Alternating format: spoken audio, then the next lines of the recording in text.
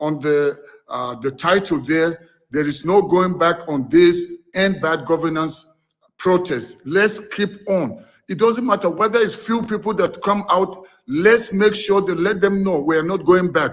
Because if you back down now, they will just think they have won, they have succeeded. So wherever you are, especially in Abuja and Lagos, those of you that are in other parts of the nation, you can even converge in Abuja instead of the small pockets. I'm not very happy with what is happening in places like Kano, where people are raising a flag. I don't know whether it's the flag of Russia or it's the army flag, whatever it is. We don't want this protest to be hijacked and other people with sinister agendas, other politicians that have some other reasons or whatever they want to achieve by destabilizing the nation, causing confusion, and they are turning it to look as if it's the peaceful protesters that are doing it. And I think there's so many points that they are expecting Tinubu to do something about now are just too many. For me, there must be an immediate electoral reform. As long as Mahmoud Yakubu, the one who was in charge of selling Nigerians out to this wicked cabal, to this wicked president, to this wicked government, if he's still there and we're saying we're waiting for 2027, it's a waste of time. People were saying, let's wait and hear what Tinubu will do, what he will say in his address to the nation. I was about to tell people it's a waste of time to wait for Tinubu. It just was a script that was written ahead of time. No empathy, no feeling, no humanity. And this is the one you think he would just allow things to go. He would just, let Nigerians breathe, as they say, let the poor breathe.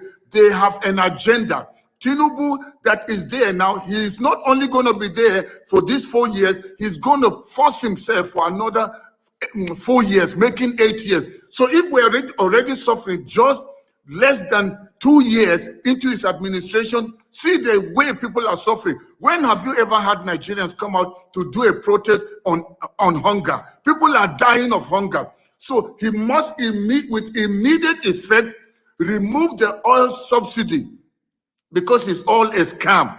And then Mahmoud Yakubu must be removed with immediate effect. And Nigerians should be involved in the process of choosing who should lead who should be in charge, or who should be the chairman of INEC. And then with immediate effect, they must make sure they reverse all the other things that are the reasons why Nigeria is where she is today.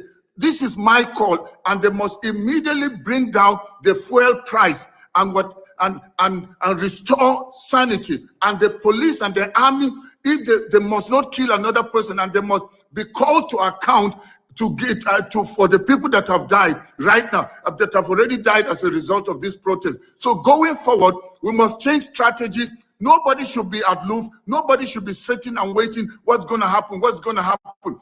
You and I have to take our nation back from this wicked, evil cabal. Tinubu has no feelings. See the way he addressed the nation. We told you people, Tinubu is evil and wicked, and he's here to let's see Nigerians die. So you were waiting for Tinubu to come and give you a speech, address the nation. How can somebody steal a mandate?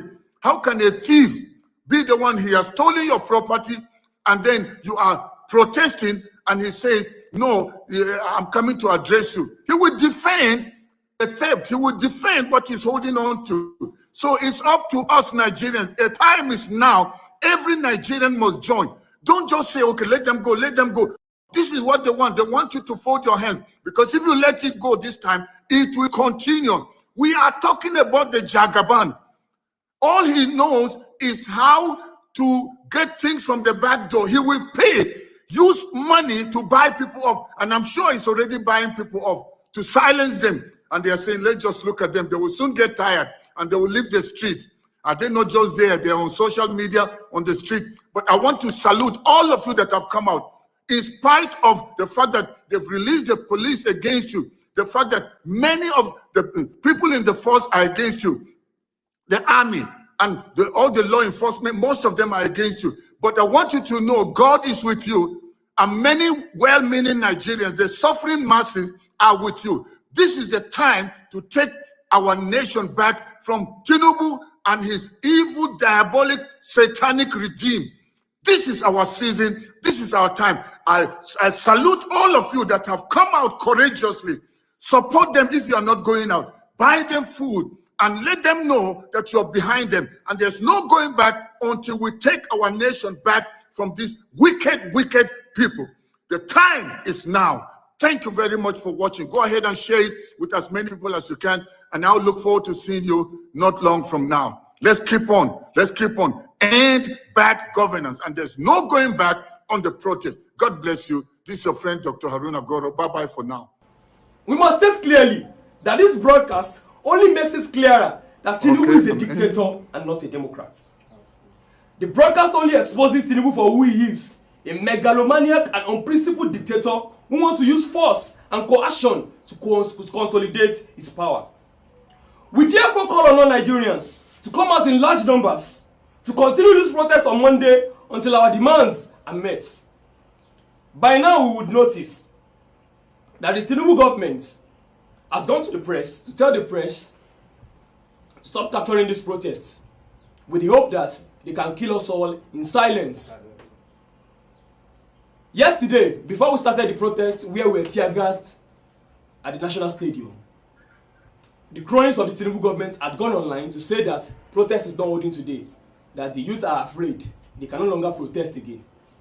But when that protest gathered momentum, they tear-gassed us and dispersed us. So this is to show that this government is only trying to use force and propaganda to stop us from actually organizing ourselves as Nigerians to demand for a better country. It is not too much to ask. The two-pronged approach of violence and propaganda has failed. The violence and repressions are just attempts to silence and control us, and the propaganda cannot sway or fool us. The struggle for a new and better Nigeria continues. We must not be tired. The future of Nigerians depend on our determination at this moment. And we use this opportunity to call on the people of Nigeria, especially those living in the FCT, to make their best efforts to participate in the protests as from tomorrow. We appreciate the fact that many Nigerians have trooped out to say that our demands are legitimate. This is the reality on the streets. And we must also point out that asking Nigerians to not protest, when that same government asking us not to protest, presently I got here late because there are 4 queues on the streets right now. So a government that is asking us not to protest but is making fuel scarce and making it very expensive, and the government would come on here and not touch on those issues and tell us that the fuel subsidy removal is still working. We want to ask, who is it working for? Is it the corrupt politicians who have built refineries in Malta? Who is the fuel subsidy removal working for? Is it working for the Nigerian masses? This is what we want to ask the Nigerian government. And this is why we are saying that please, Nigerians, do not be swayed by the fact that they have tried to keep you at home with the fuel scarcity. By the fact that they are trying to keep you at home, please come out tomorrow and protest. One thing we want to make clear is this. The court order to stop us from protesting anywhere we want, especially at the seat of power, which is the National Assembly and the 3 zone. That court order is not constitutional because Nigerians reserve their right to move on public roads. Public roads are built with public money. Nigerians reserve their rights to freedom of movement, freedom of speech, freedom of expression, and freedom of dissent. We should not have to beg the government before we assert our freedom of assembly. And so we would like to tell this government that the only way we can dialogue is what we are doing right now. We are doing this now to tell the government that this is our dialogue. We are telling the government that our demands still stand. Reversal of fuel price to what it was before May 29, 2023. Reversal of electricity hike, tariff hike. Reversal of school fees increments across board. Reversal of all of the taxes that the tax master himself, Tinubu, has introduced. These are our demands, and we are not reneging on these demands, saying that God will save us. God needs us to save ourselves. This is not the time to start saying, Shebi God saved us from Abacha now, God will save us from this one. To know, this is not a military regime. And we must assert the fact that we are in a civilian democracy and we must be treated constitutionally as citizens of Nigeria. On this basis, we want to charge Nigerians that we must continue to organize, resist, and build till we have a country that prioritizes the people of Nigeria over the profit and power of a few people. This is not a task. This is not a task for just activist lawyers. We are calling on the NBA, which is the professional body of lawyers in Nigeria. The lawyers will have nothing else to defend by the time Tinubu tears apart the Nigerian constitution. If there's nothing to defend anymore, then the lawyers have no job to do again. The people will sort out their differences on the streets, and it will be chaos. And so we are appealing to the NBA, which is the professional body of lawyers, to join in this struggle and ensure that across the country, everybody, alongside the activist lawyers who are already taking up this issue, across the country, we get all protesters and detained Nigerians released. We are also appealing, because what we have heard recently is that the Inspector General of Police instructed hospitals that if there's anyone with a gunshot wound, they should report to the police first. You don't need a Peter. Peter is just a decent guy, nice guy. Nigeria needs somebody that is coming, that even the idea of him coming alone, the idea is not even him coming. The idea of him coming alone, they've already run away and they've gone.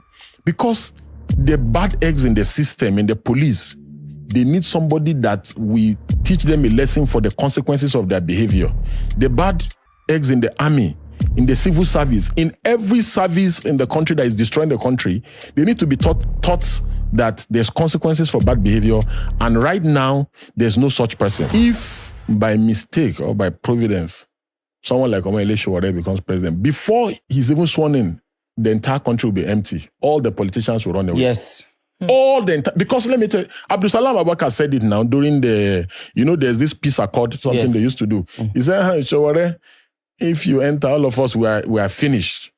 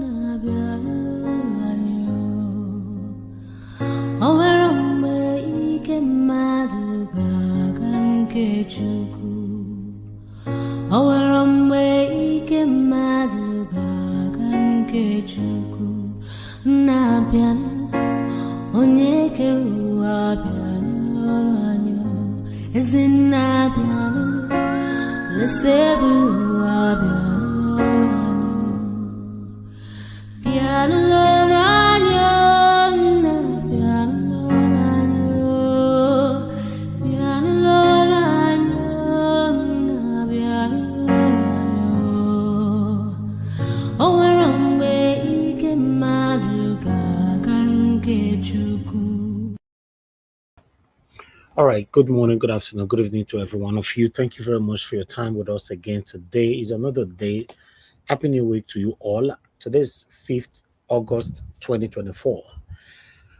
We are still here talking about the things that's affecting us. If you look at all the videos that I showcased, you will see that the situation of our country is disturbing. It's really, really disturbing. Sometimes we try to crack the joke, sometimes here on this platform. But the reality of our situation is still right there. It's very, very unfortunate that this government, or rather the previous government, inclusive, these guys don't have a heart. What we are asking for is not much. We just need a better country. I don't know why it's difficult to do. We need a better country, and the government wants us to be patient.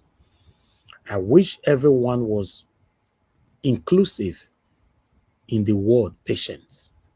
But unfortunately, it wants Nigerians to be patient while they are lavishing our resources for themselves. Today was the day 5 of the protest. A couple of people came out today. In Kanu, Kanu was actually shut down. A lot of Nigerians, Northerners in Kanu, they shut everywhere down. In fact, the police couldn't do anything rather than to join them. You see, Nigerians, for me personally, I will ask you to occupy the street continuously. I don't want to be a hypocrite to come here to tell you, oh, everybody go home. I'm not. And I'm not scared of nothing.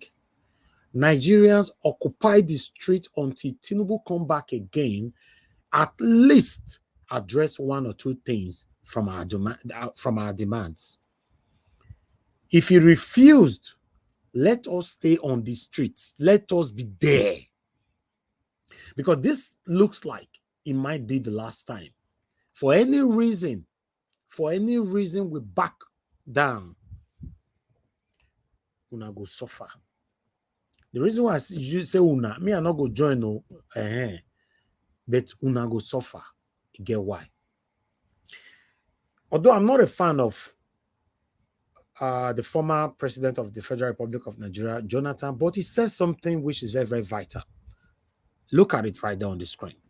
The choice before the choice before Nigerians in the coming election is simple. A choice between going forward or going backwards, between the new ways and the old ways, between freedom and repression, between a record of visible achievements and beneficial reforms, and desperate power seekers with empty promises. You see this word why I put for here, so I agreed. Even today, 5th of August, why they talk so. Some people will still say, hey, what are you saying? I beg, enter house, man. Let's move on. But this thing I'm saying today, if we are not being careful, 10 years from now, you will reference to this speech. You will reference to my efforts, the effort of my wonderful panelists, the effort of my callers, the effort of my commenters, my spectators, the effort of good Nigerians across Nigeria and outside Nigeria. In 10 years from now, 5 years from now, 20 years from now, if we failed to sort it out right now, we all will reference back to it. Because a lot of us have been referencing to the previous species, even before many of us listening right now were born. We have been referencing. We reference to the speech of Fela. We reference to the speech of some of our elders. In fact, we reference to some of the speeches of our forefathers. But today, we have not learned nothing. Even as I'm talking right now, there are some people listening to me right now. Oh, he hates the government. How can somebody hate government when you are demanding for a better Nigeria? Why should anybody hate government anyway? How come I'm not hating the government of the United Kingdom? How come those of you living in various European countries or in abroad in diaspora, how come you are not hating your government over there? Despite that, there are laws that is functioning. There are laws that works in various countries where you and I reside today. But how come we are still not hating them? If you drive and beat light, they will send you your bill at home. How come with this anger and everything, how come we are still not hating them? All we say, oh my God, they don't give me bill, oh, they don't take point for my license, oh. You are still not going to hate the government because the system is working. Why should any Nigerian hate Nigerian government? Tell me why. If not because some of you choose to be satanic, choose to be hypocritical over the expression or the look of the plight of Nigerians. Why should I, for Christ's sake, hate any government? All we demand for is just a better Nigeria. Is that too much to ask for? That is all we call for. Now, one of the leading protesters that have been arrested this morning, this guy you can see right there on the screen, you know, he gave a speech in one of the videos that I played, you know, DSS have arrested him this morning. He's already circulating everywhere. I have an article from Sahara reporter that I'm going to use to tally this up later on. Tell me why government arrested this man. Because Tinubu made a satanic and hypocritical speech, and this guy came out to dispute it, and he was arrested. All his videos, I've never seen where he was calling for violence. When he speaks, he's always saying, we will occupy the street until the government address us. He went on by saying that we don't have any dialogue. Our dialogue, we are demonstrating it right now. Answer to us. We don't need any closed-door dialogue. Then they arrest him this morning. So does it mean that Tinubu is now a dictator practicing dictatorial government? Is sickening. Upon all this, everybody, rather, some people are still blaming the protesters or people pouring out their plights. Then the satanic Oshomole from my own state. Look at him protesting there against Jonathan. Look at him. He's the one down one holding the hands of Wole Soyinka. I don't know the next person to him. But the video that I played earlier on, it was saying people should stop protesting, even though he knows that is their right. It was trying to tell the people to stop protesting. These are all the people, including the president, all of them, they were part of the previous protesters who pushed Jonathan out of power. But now, with the protest that we need good government, good country, they say, no, make we enter house. Now, what about your satanic pastors? They're already calling them out. DJ Switch was one of the figures in the NSAS. While they were looking for her to arrest her, she flew all the way to Canada, according to the sources then. Now, she's now living in Canada. Many of you remember DJ Switch. She was very, very popular in the NSAS. She called out Adebayo. If not Adeboye, I don't know what they call him.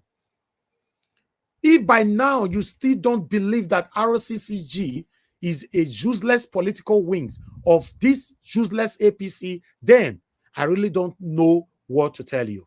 One day, I hope Nigerians will find for themselves what they are looking for in churches. This man have protested in the past, but now he's silent. Many of our pastors, major pastors, from 1 to 6 or 1 to 10, all of them are quiet right now. Tell me why. Then somebody will not be telling me that the Bible say, the Bible say, the Bible say. You are just being hypocrites. All of us are Christians, but I don't want to be stupid. I don't want to see the truth and be painting it to something else. I don't want to see white and be calling it black just because I'm a Christian. And I've said it before, and I've used myself as an example. You cannot be following me today and you see me practicing satanism tomorrow. Then you say, because you love me, Mr. Najawash, I don't want to talk. You are satanic, you are evil. Because you saw me doing something wrong, you refuse to call me out, you are satanic. If you see my mom doing anything wrong, you refuse to call her out, you are satanic. You don't need to reach out to me privately. Come on the panel and expose all of us. That is how you can have a better country.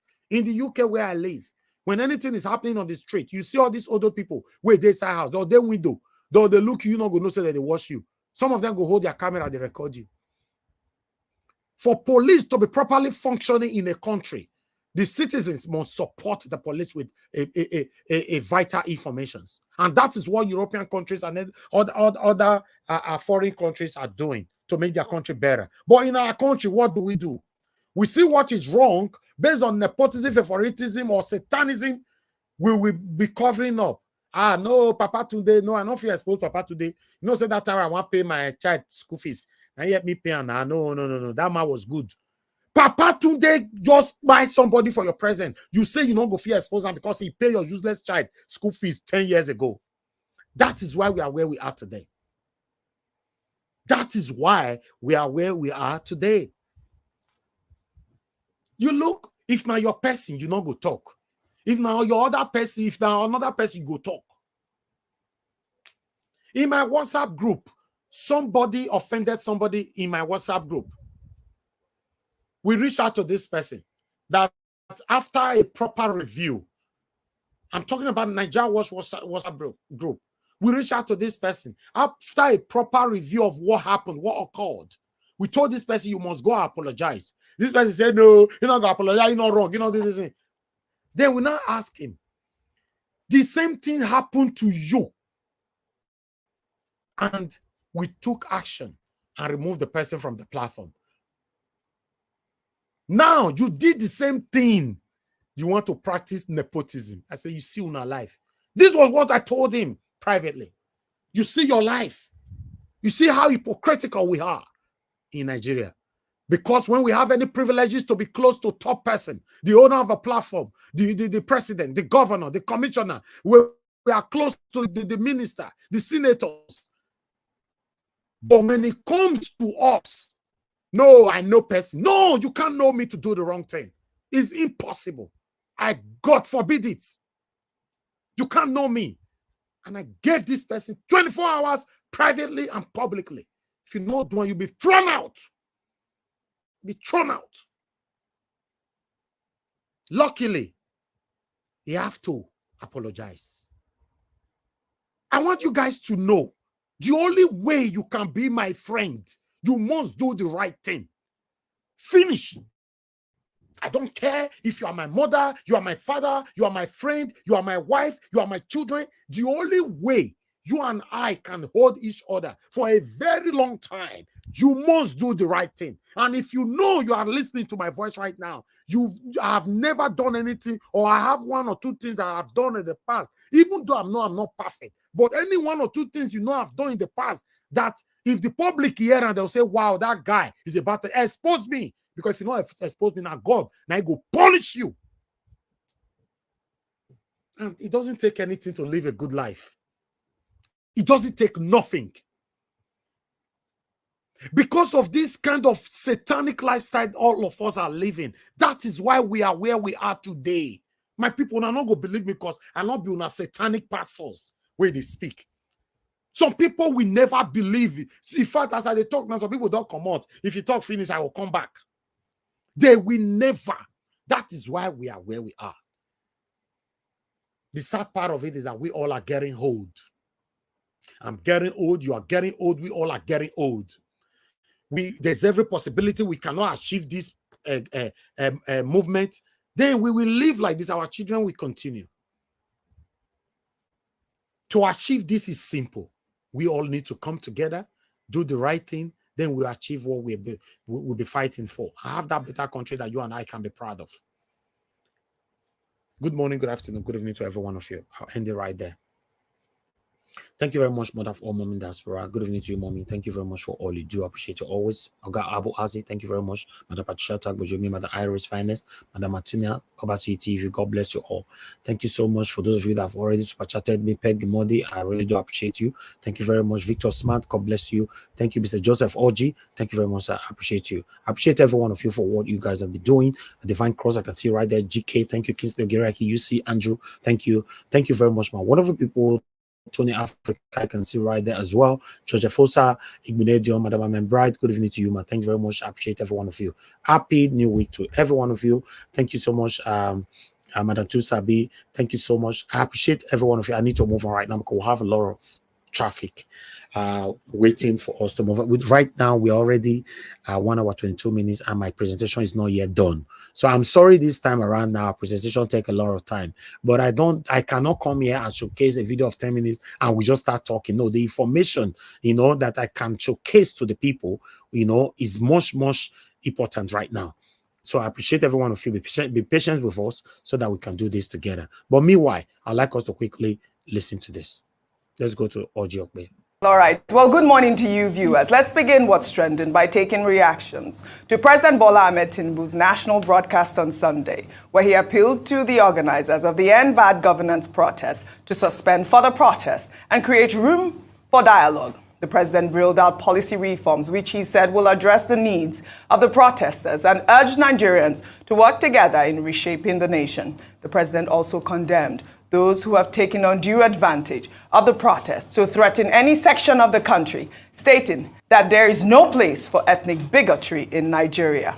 Nigeria requires all hands on deck and it us all, regardless of age, party, tribe, religion, or other divides, to work together, reshaping our destiny as a nation. To those who have taken undue advantage of this situation to threaten any section of this country, be warned. The law will catch up with you. There is no place for ethnic bigotry or such threats in the Nigeria we seek to build. Meanwhile, the hashtag Igbo Must Go protest continues to fester on social media. A recent X Spaces conversation tagged Yoruba Ronu Space, led by purported Yoruba influencers, called for an Igbo Must Go protest. One of the contributors stated that Igbos are disrespecting their traditional rulers and have no right owning land in Lagos. We need to come out and protest. Igbo are disrespecting our institution, they disrespect our traditional ruler, they disrespect all our headers, and they can't take it in their own space. Therefore, we must not fold our hand. I just have to tell everybody this. This protest, Igbo must go, and the scrap of a unitary system is a must, and it's coming, and it's going to be loud. It's going to, whoever that want to die should go and die. It's in our space. This is our heritage. This is the land our father fought for. And we will not allow anybody, no matter how many acres of land you buy, it is our land. And your land, your purchased land have expired time. Therefore, you cannot claim ownership.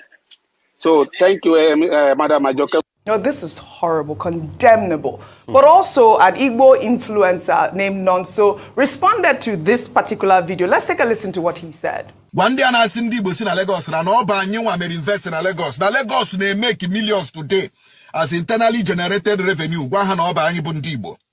One estate in when Lagos or the 100 Igbo when 99.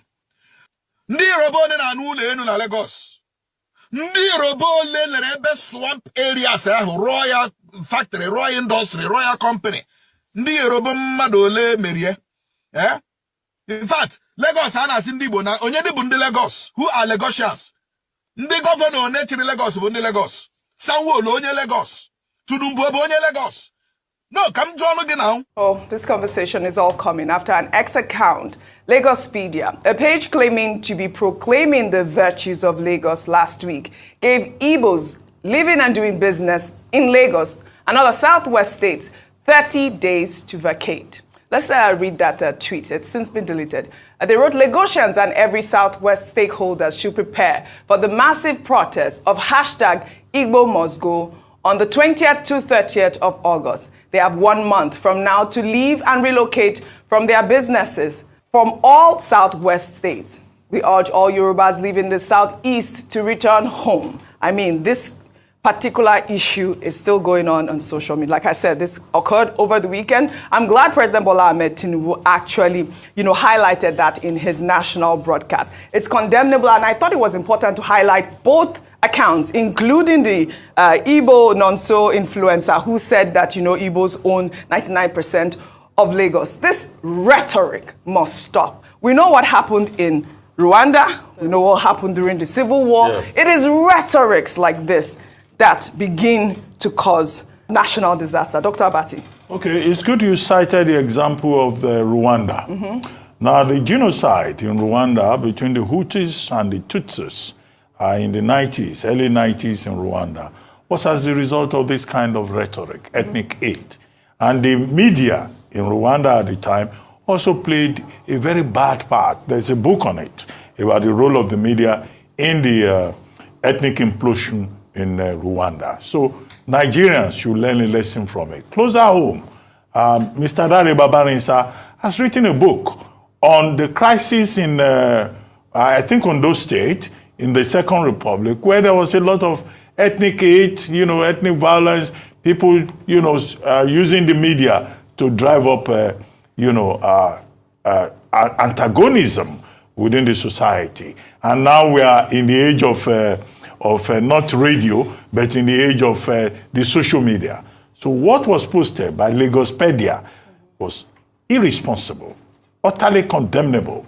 And I think it's important that Governor Sanwo-Olu of Lagos has already condemned it and has said that the Lagos state government has nothing to do with it. Now, President Tinubu in his speech also struck the right note by addressing ethnic bigotry. This is a country that is built on the beauty of its diversity, on the beauty of its sense of inclusion. But politics, religion are some of the centrifugal forces that have divided us. So the president said the people who are behind this, the government will make sure that they face the rule of law because it is unacceptable. However, let's make this point, that this is a note of caution to all of us in Nigeria. Ethnic hate brings nobody any good. Absolutely. The gentleman, you called him the Igbo man or something? Nonso, his name Nonso, is Twitter influencer. Nonso, who spoke and said that, look, Igbos are part of the building of Lagos. Is it not in the same Lagos that in the First Republic, Igbos were in the Lagos, assembly? In the same Lagos. Lagos House of Assembly, Lagos House of Chiefs, Bonu Jike, and many of these Igbos, they had their career in this Lagos. Is it not in this same Lagos that Chief Emmanuel Nwanyanwu, now of blessed memory, set up businesses? Is it not in this Lagos, same Lagos, that Chief Odimegu Ojukwu of the Velasca Lodge had a thriving transportation business? In other words, it would be wrong to say that in terms of the economic prosperity of Lagos and of even the Southwest generally, that is only the effort of the Yorubas. When it is convenient, Yoruba people will say, oh, the West is developed because we are liberal, because we are accommodating. The people who are now saying Yoruba for the Yorubas, Igbos for the East for the Easterners, they are absolutely wrong. Yeah. If Igbos leave Lagos, you will not be able to repair your car. All right. Because there will be no spare parts dealers. Yeah. If Igbos leave Lagos, you will not be able to buy electronics. If Igbos leave Lagos, half of the banks in Lagos will leave. So we are interdependent, and people should just be careful. And they should remember the rhetoric that led to the Civil War of 1967 to 70. I love that you raised that. And you also raised a very valid point, which is the people that are behind this ethnic bigotry should be pointed out and they should be arrested. They need to be made examples of. But also people are saying, I mean, you remember during the 2023 elections? Yes, we do. That's last week. We have people in President Bola Ahmed Tinubu also stoking these ethnic bigotry. People pulled up by Ononuga's tweet from 2023 where he said, let 2023 be the last time of Igbo interference in Lagos politics. Let there be no repeat in 2027. Lagos is like Anambra, Imo, any Nigerian state. It is not no man's land, not Federal Capital Territory. It is Yoruba land. Mind your business. We have to continue to call this out. This is unacceptable. This is wrong. And we cannot afford a nation at war at this time. Absolutely. I mean, the protesters are out on the street. President Bola Ahmed Tinubu need to make an example of these people that have been stoking ethnic hate in Nigeria. Let me take another reaction. Well, many Nigerians have reacted to President Bola Ahmed Tinubu's national broadcast, including Nobel laureate Professor Wole Soyinka, who in an opinion piece titled The Hunger March as Universal Mandate, said that President Tinubu's speech on Sunday failed to address the continuing deterioration of the state's seizure of protest management, adding that the use of bullets and tear gas on Nigerians protesting against economic hardship is an abuse of state power.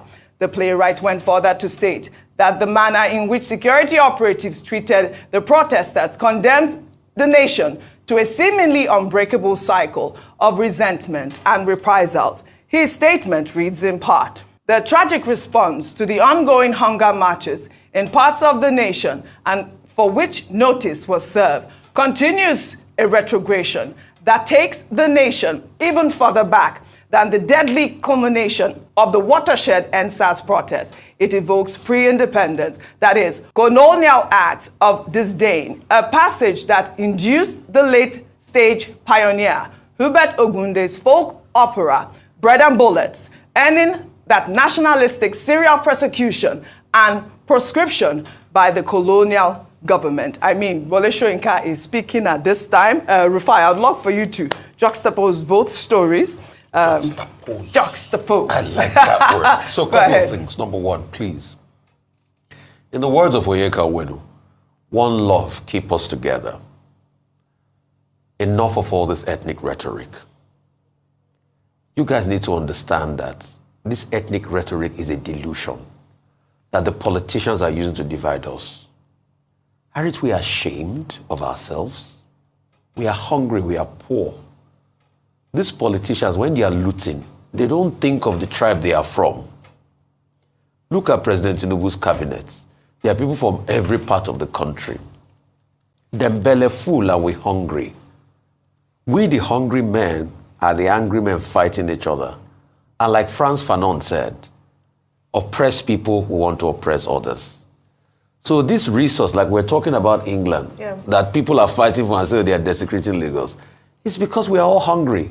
So why don't we just coalesce together and fight the bad government that is destroying our lives, rather than fighting each other?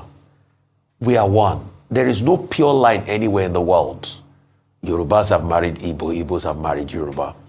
Yorubas have invested in Igbo land, Igbo people have invested in Yoruba land. One way or the other. I have seen Yoruba people that speak Igbo like no man's business. They say I've been there for so many years. I have seen Igbo people that speak Yoruba like no man's business. How can we come together and fight our real enemies, which is the political class that steal our commonwealth every day? Igbo man, the Yoruba man is not your problem. Yoruba man, the Igbo man is not your problem. Are the political class that are destroying all of you and using this tribe and religious sentiment to destroy you, those are your real problems. All right. Please come together. Secondly, as regards Professor Wole Soyinka, what he said is spot on. Right. And kudos to Professor Wole Soyinka. Nigeria has built a state where violence reigns supreme. You know, they were talking about violence happening. We are now seeing this role the state is playing in violence. You saw how people were tear gassed. Yes. You saw how bullets were shot. People were marked. Till today, you don't know the people that are shot in Abuja. Live bullets on the ground. And it's a mindset where we think you use violence to usurp the other person. So that's what the state believes in. And Wole Soyinka is saying we've built a state where we cannot manage protests without using violence. It's a sad reality. We all saw the UK here where they were using batons and horses to charge at people. Did you hear that anybody, they fired live bullets? No, but you know, we have enthroned a state that has no respect for its citizenry. You impoverish the people, then you are so quick to use live bullets on them. Not even hot water cannons. So that's the kind of state we built. And that's why I'm happy Wole Soyinka is saying it. Because if when he protested with them Tinubu in 2012, Jonathan had said police officers on the street and army should go out there and shoot them, maybe some of them will not be alive today. Absolutely. But you know, he because, made so many valid yes, points and too. that's why he made that point. And that's why he said it's a replica of the play of Alberto Gunde, Bread and Bullets, which was exactly how the colonial used to treat us. You see, the sad thing, OJ, I can't understand is that we complain that the colonial masters treated us so bad. We are treating ourselves worse than the colonial masters. All right. You know, he made so many points. He even said that hunger protests are not peculiar to Nigeria. The nation's security agency should emulate alternative models in civilized and advanced security intervention. But I would like to also, you know, touch on protests in the north. If I take this tweet, I'll go to that. Protests in the north. This is a response to Soyinka's message. Josh wrote, Soyinka's criticism underscores the importance of peaceful protest management, the need for security forces to exercise restraint and respect the rights of citizens to peacefully express their grievances. His comments also serve as a call for the Nigerian government to learn from international examples and to prioritize the well-being and safety of its citizens during times of unrest. We have seen, said they were calling off the strike. They've said they are meeting today at 11, the Congress. All right, guys, thank you very much. That is the end of my video presentation. I'm just going to take headline of articles, then we can start talking. Good morning, good afternoon, good evening to every one of you, my people. I appreciate every one of you. Madam Patricia, I can see you already. We'll be waiting for your camera to be turned off. Thank you, ma'am. You know, all right, guys, please help us to press on the like button, help us to share, and let us continue to do this together. Okay, let me quickly take this article that I have for you guys here so we can take it from here. This is the guy I was talking about that they arrested this morning. Nigeria's secret police DSS arrest and bad governance protest leader Michael Lini in Abuja. You know, Lenin was reportedly arrested by the DSS at around 2 a.m.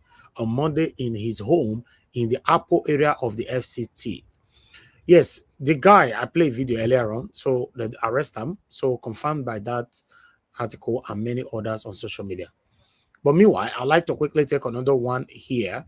Dino Melaye don't finally talk. And bad governance, you don't have special market. Dino conscious security officers harassing protesters.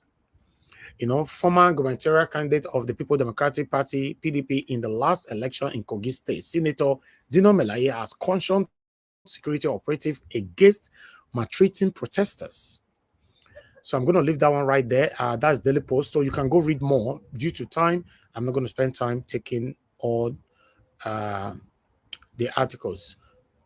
Okay, you can see that one right there. Flashback. How Tinubu Wike orders Nigerian political leaders led protesters in the past without being shot or tear gassed. That's why I said they are hypocrites. Sam, but it reached our turn and they say make we enter house. See Tinubu for this, Sam. Anyway, let's take another one quickly. Then I have this one here for you as well. Then DSS arrests Taylor suspected to be mass-producing Russian flag in Kano. The Taylor where they sold this flag, they said they don't arrest them. And we have kidnappers everywhere, Boko Haram everywhere, insurgency, everything is happening, and these guys are not active like that. Anyway, let's move on. Just listen to us and let everybody come. That's all. Reduce fuel. You say no. IPOP calls for referendum, says Igbo ready to leave Nigeria amid Igbo must go campaign.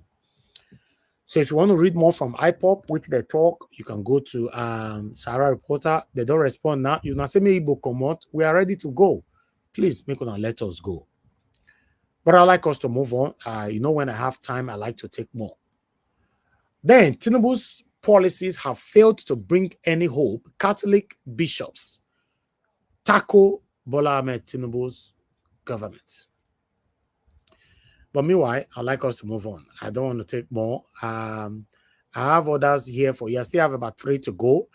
Then this one is coming from Sahara Reporter as well. Tinubu's directive on food importation ignored by Nigerian customs status quo on import duties, maintained importers. Anyway, I don't talk anything for that watcher. Anyway, I'd like us to take this. Let's recapitulate back to Tinubu, the same Tinubu who led protesters in the past. You know, what he talked in the past? Protest. Tinubu called for revolution against Jonathan. Can't complain. Afenifere don't tackle Tinubu. Let me take 1 or 2 paragraphs here.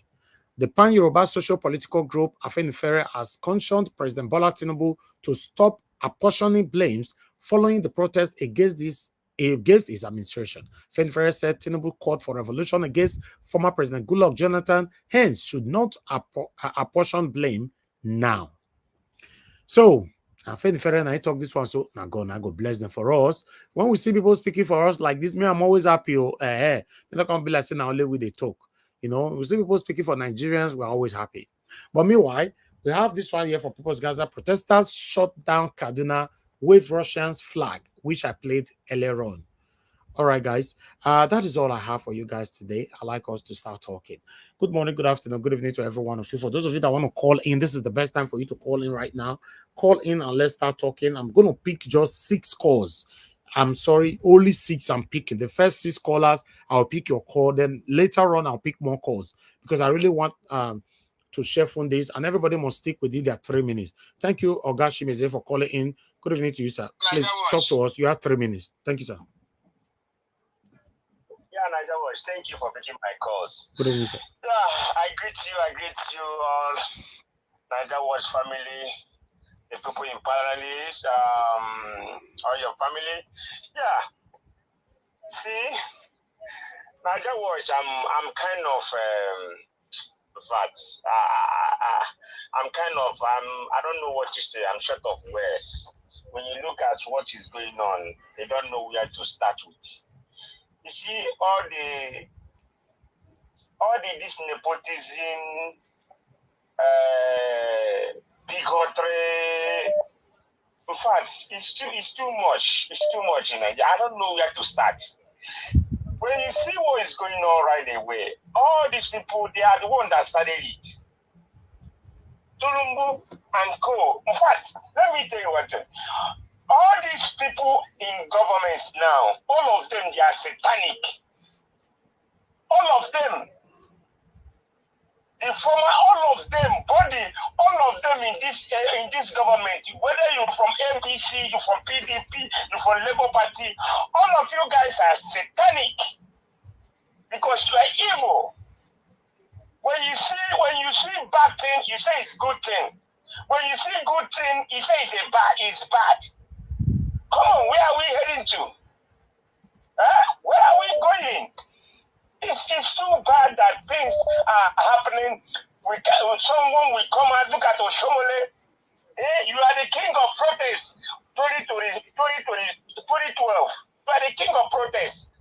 You came out every day. Now, everybody should go inside. If this protest die down this way, Nigeria are going to suffer. I tell you, if this protest just end this way, it won't be good. If it won't be good, because all these people, they are satanic. The police, the army, both the Senate, the House of Representatives, all of you guys, you are satanic. The president, the governors, you guys are satanic. You guys are devil. You don't want people to breathe. All of you don't want anybody to breathe. Look at nepotism, tribalism, bigotry everywhere. Igbo must go, this one must this. What for? What for? That's why I keep when you put things out there, I will say it the way it is. I like people that say the truth. I will continue saying, put it the way I will continue saying it the way I will say it. You know, yesterday he said something. Okay. Thank you. I called him Thank out. you. I said, no, it's not right. Thank you, sir. It's not right. Thank you. You have to put it the way. Oga. Someone will come. Oga, please, you don't ever keep to your time. That's the problem I have with you. Good evening to you, sir. Please, I would like you to talk to us. Your name and where you're calling us from. Hello, sir. Continue to give me the strength to Thank you, sir. do this. It's not easy. I wouldn't want to take my time. Let me say this first and foremost. I just want to remind the Yoruba group, the bigots among the Yorubas, that they can now see that Bola Tinubu is not one of them. This is a man who has come for conquest. But before I go into that, let me greet the professor for coming out. God bless you, our professor. Don't be offended about what your children say to you when you kept quiet. You have spoken now, and people are telling you that yes, what you have said is pleasing to Nigerians. Keep it up. Bola Tinubu is not a Nigerian. What he has come is that him and the fake Buhari conspired against Nigerians, and they want to sell Nigeria and share it between two of them. The people those who are saying the military should take over, is it the Nigerian military or the contracted Fulani herdsmen and the Boko Haram that we are giving uniform? Can those people represent Nigeria? No. We should please be careful what we ask for. Nigerian military is not what we have today. That military is corrupted, badly corrupted from top down. And I want to beg the police. These people standing out there, crying for hunger. You people are more hungry than them. If they succeed, you have succeeded. Are you people not sensible? Are you not sensible? Are you not Nigerians? Are these people doing it for themselves or doing it for everybody, including you, Mr. Policeman? You people should be very careful now. Help us, help your children. I don't know whether all these things Nigerians are saying about you in that uniform doesn't get into your ear. And we are still doing the same thing. Change this narrative and help Nigerians to become what Nigeria wants to be. All right, thank you. Nigerians are so anxious to have a good Nigeria. Thank you, sir. Policemen in uniform are messing us up. I have much to say, but I'll put it here. God bless you. Thank you, sir. Nigeria Watch, please continue. See, this thing you started, when the result will come, you will know that yes, you are the star of all that is by happening. God bless you. God bless you, sir. Thank you very much. Amen. Okay. Good evening to you, sir. Your name and where you calling us from? Talk to us. Hello, we lost you, unfortunately. Okay, let me see. Okay, you're calling back. Good evening to you, sir. Your name and where you calling us from? Hello. Off your TV now. Hello? Yeah, this is Prince Jamal calling from United Kingdom. Go ahead, sir. 3 minutes. Yeah, 3 minutes, sir. Yes, yeah, sir. Thank you. Well done for your righteous work. We appreciate you. You see, the Bible says in the book of John 10 verse 10, the thief cometh not but to steal, kill, and destroy. When Tinubu was coming, he told you people that he's going to snatch it, he's going to steal it, and he's going to run away with it. The power, okay? And you people knows what happened during election. $25,000. That's what delegate was given to every delegate just to vote for him. We don't have proof of that, sir. We don't have proof of that information. Okay. Today he has fought Nigeria. That's why you see everybody is protesting. He doesn't care. He doesn't even mention of anything in the audio request that the protesters are asking of. Okay? What do you do to a thief? You don't beg a thief for. You can only run after a thief and collect your property from him. So the second stage is revolution. If Nigeria wants to we don't preach that here, sir. Please. Thank you. We don't preach those. We don't preach that here. Then in conclusion, yeah, they say Igbo must go. We accept that with all dignity. Let them give us referendum immediately, and let's leave the hell called Nigeria. God bless you. Thank you, sir. Thank you very much. Okay, Mr. Efe, thanks for calling in. Good evening to you, sir. Talk to us. Good evening, sir. Thank you, Mr. Efe. Go ahead, sir. Good evening to you. Well done. Nigeria Watch, see, if you watch me, since when this protest started, if you watch me, I know they do the call, not be say I know they put effort to. I they put effort. I know other platforms they contribute, you know. But one thing, it's just like Nigeria is joking. We are just joking. You see, this man, he will finish Nigeria to the extent Nigeria only. It will come be like one kind of small country. Where you say they all the style, just like Nigeria will be like country where they all the year of the game. You know why? Because the same Nigerians, we don't know. It's like we don't know what they do.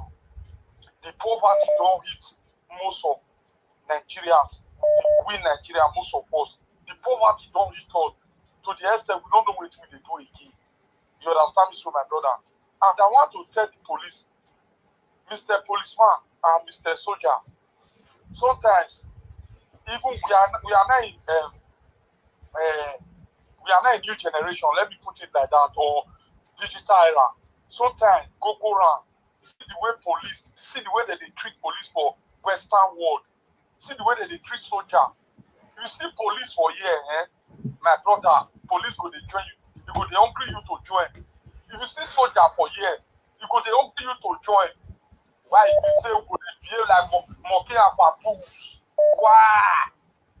They go tell you say go they fight people, go they intimidate you, see carry gun, AK-47. Okay, you don't go use your overseas. You don't go use your overseas for the peanuts where they give you. Peanut 10, where no reach about €40 every month for 31 days. You don't go use your overseas. Now the police and soldier line they talk to so. What they happen? How we take get ourselves? But what did they solve? I don't understand. This if I tell you answer, it's just I'm just fed up because I dey see it. What I dey see for media for line, you see they chop it. It just make me tired for the whole thing. What did they solve for Nigeria? This man not come to repair. He come to destroy, and he go succeed for a mission. The way I dey see things, so this man will succeed now. No one to see ourselves. This man will succeed. When I go see her, Nigeria go change to one small village. The whole Nigeria, giant of Africa, become the giant of corruption, giant of poverty, giant of hungry, giant of nothing. No with the shame, for Christ's sake. No with the shame. Nigeria was thank you, sir. Thank you, my brother. Thank you. Thank you, sir. Thank you. Okay, we have Madam Origin on the phone. Madam Origin, thank you very much, ma, for calling in. Good evening to you. Please talk to us. Hello, everyone. Hello, Mr. Niger Watch. Thank you for all you do. Thank you, Mama Diaspora. Thank you, all our panelists. Thank you, every good Nigerian that comes out here to keep the vigil. This is more like keeping vigil. We are waiting for the day to break. This civil duty is important. Thank you for all your hours. You're donating for a good cause. I just want to go straight to address this issue. Anybody that is talking and trying to gaslight, and I use the word, I borrow the word of the gaslighting these people that say Igbo must go. They don't like Igbo people. I beg whoever that is shouting Igbo must go, please, because Igbos are disconnected. You see all these this thing Nigerians are woken up to. Now they do and they scream, say this thing no go work. This thing, the way they look at, now the more you look good. Now few people just hijack, and let me tell you all the truth. These people know, they know what they are doing. They know that it is not working. And when you listen to them, look aka Tinubu, when he was talking, when he led whatever he led, everything we are saying now was what he was saying then. When he put Buhari, what he sold to Nigerians was that they were going to ace all that we said. Everything that we were talking about was what they said. But when they got there, what did they do? Now the quick question is, why did they stay on the status quo?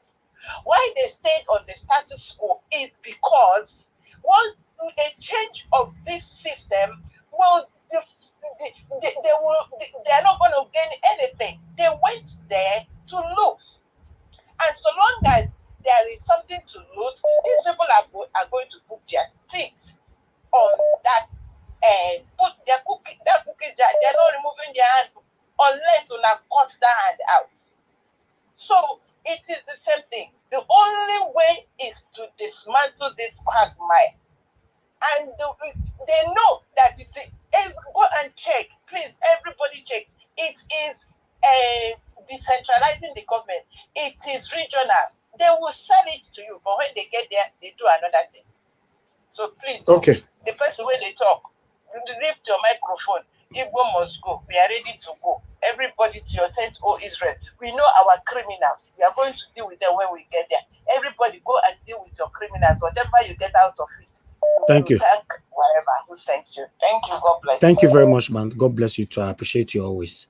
Okay, we have law of God is my strength with us. Good evening to you, man. Thanks for calling in. Please talk to us. Hello. Hold on, we can't hear you. Hold on, man. Okay, go ahead. You are good now. Can you hear me now? Yeah, you are good. Yeah. Can you hear me? Yes. Talk to us, man. Thank you. Okay. As I just want to apologize yesterday. I didn't know you are the one that was talking over me. I thought it was somebody. No, it doesn't matter. I'm not special than anybody. Yeah, if you can counter others, you can counter me. That's fine. Thank you, man. Okay, I want to apologize. Now, good evening to everyone on the comment section, panelists, and Niger Watch, and our mommy, our great mother, Mommy Diaspora. Thank you for all you do for us. We appreciate you. You might not see us, but I pray for you every time. The Lord will keep you strong. Now, I want to bring everybody back to Tinubu after Abiola. Tinubu has never believed in one Nigeria. He is not a man. He has never believed in one Nigeria. He said he's against one Nigeria. Now, I am coming to look back and I'm seeing that what the people who are agitating for Duduwa, what they were doing, they were set out by Tinubu to cry for Duduwa, to use it to threaten the Fulanis, to say the Yoruba people want to go. I'm not looking at it that everything was a plan.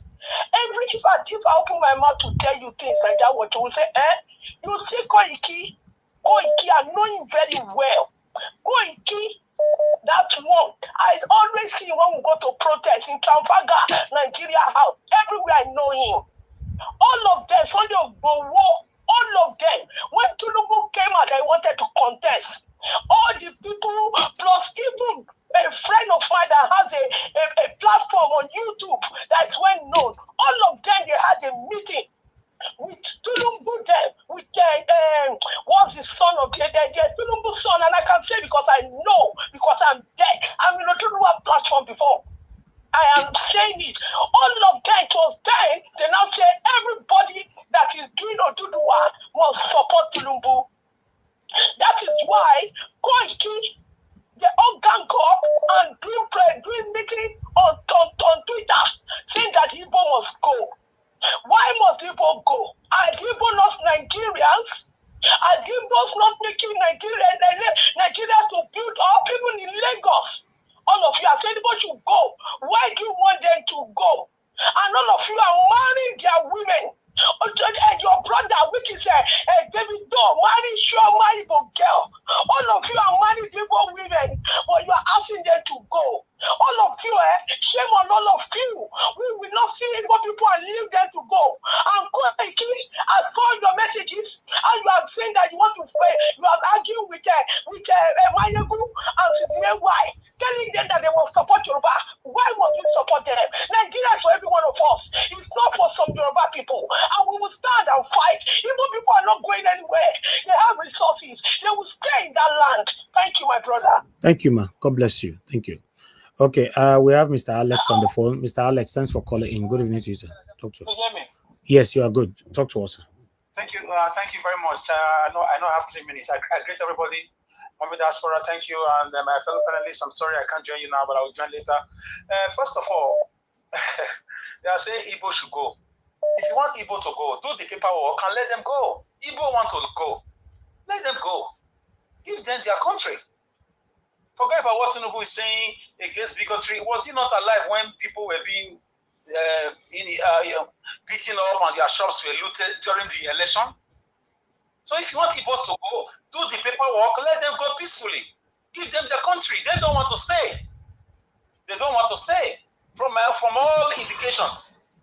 So if the Yorubas and the Fulanis want the Igbo man to leave Nigeria, let them go, not just Lagos. Allow them to go make their country as they've always wanted.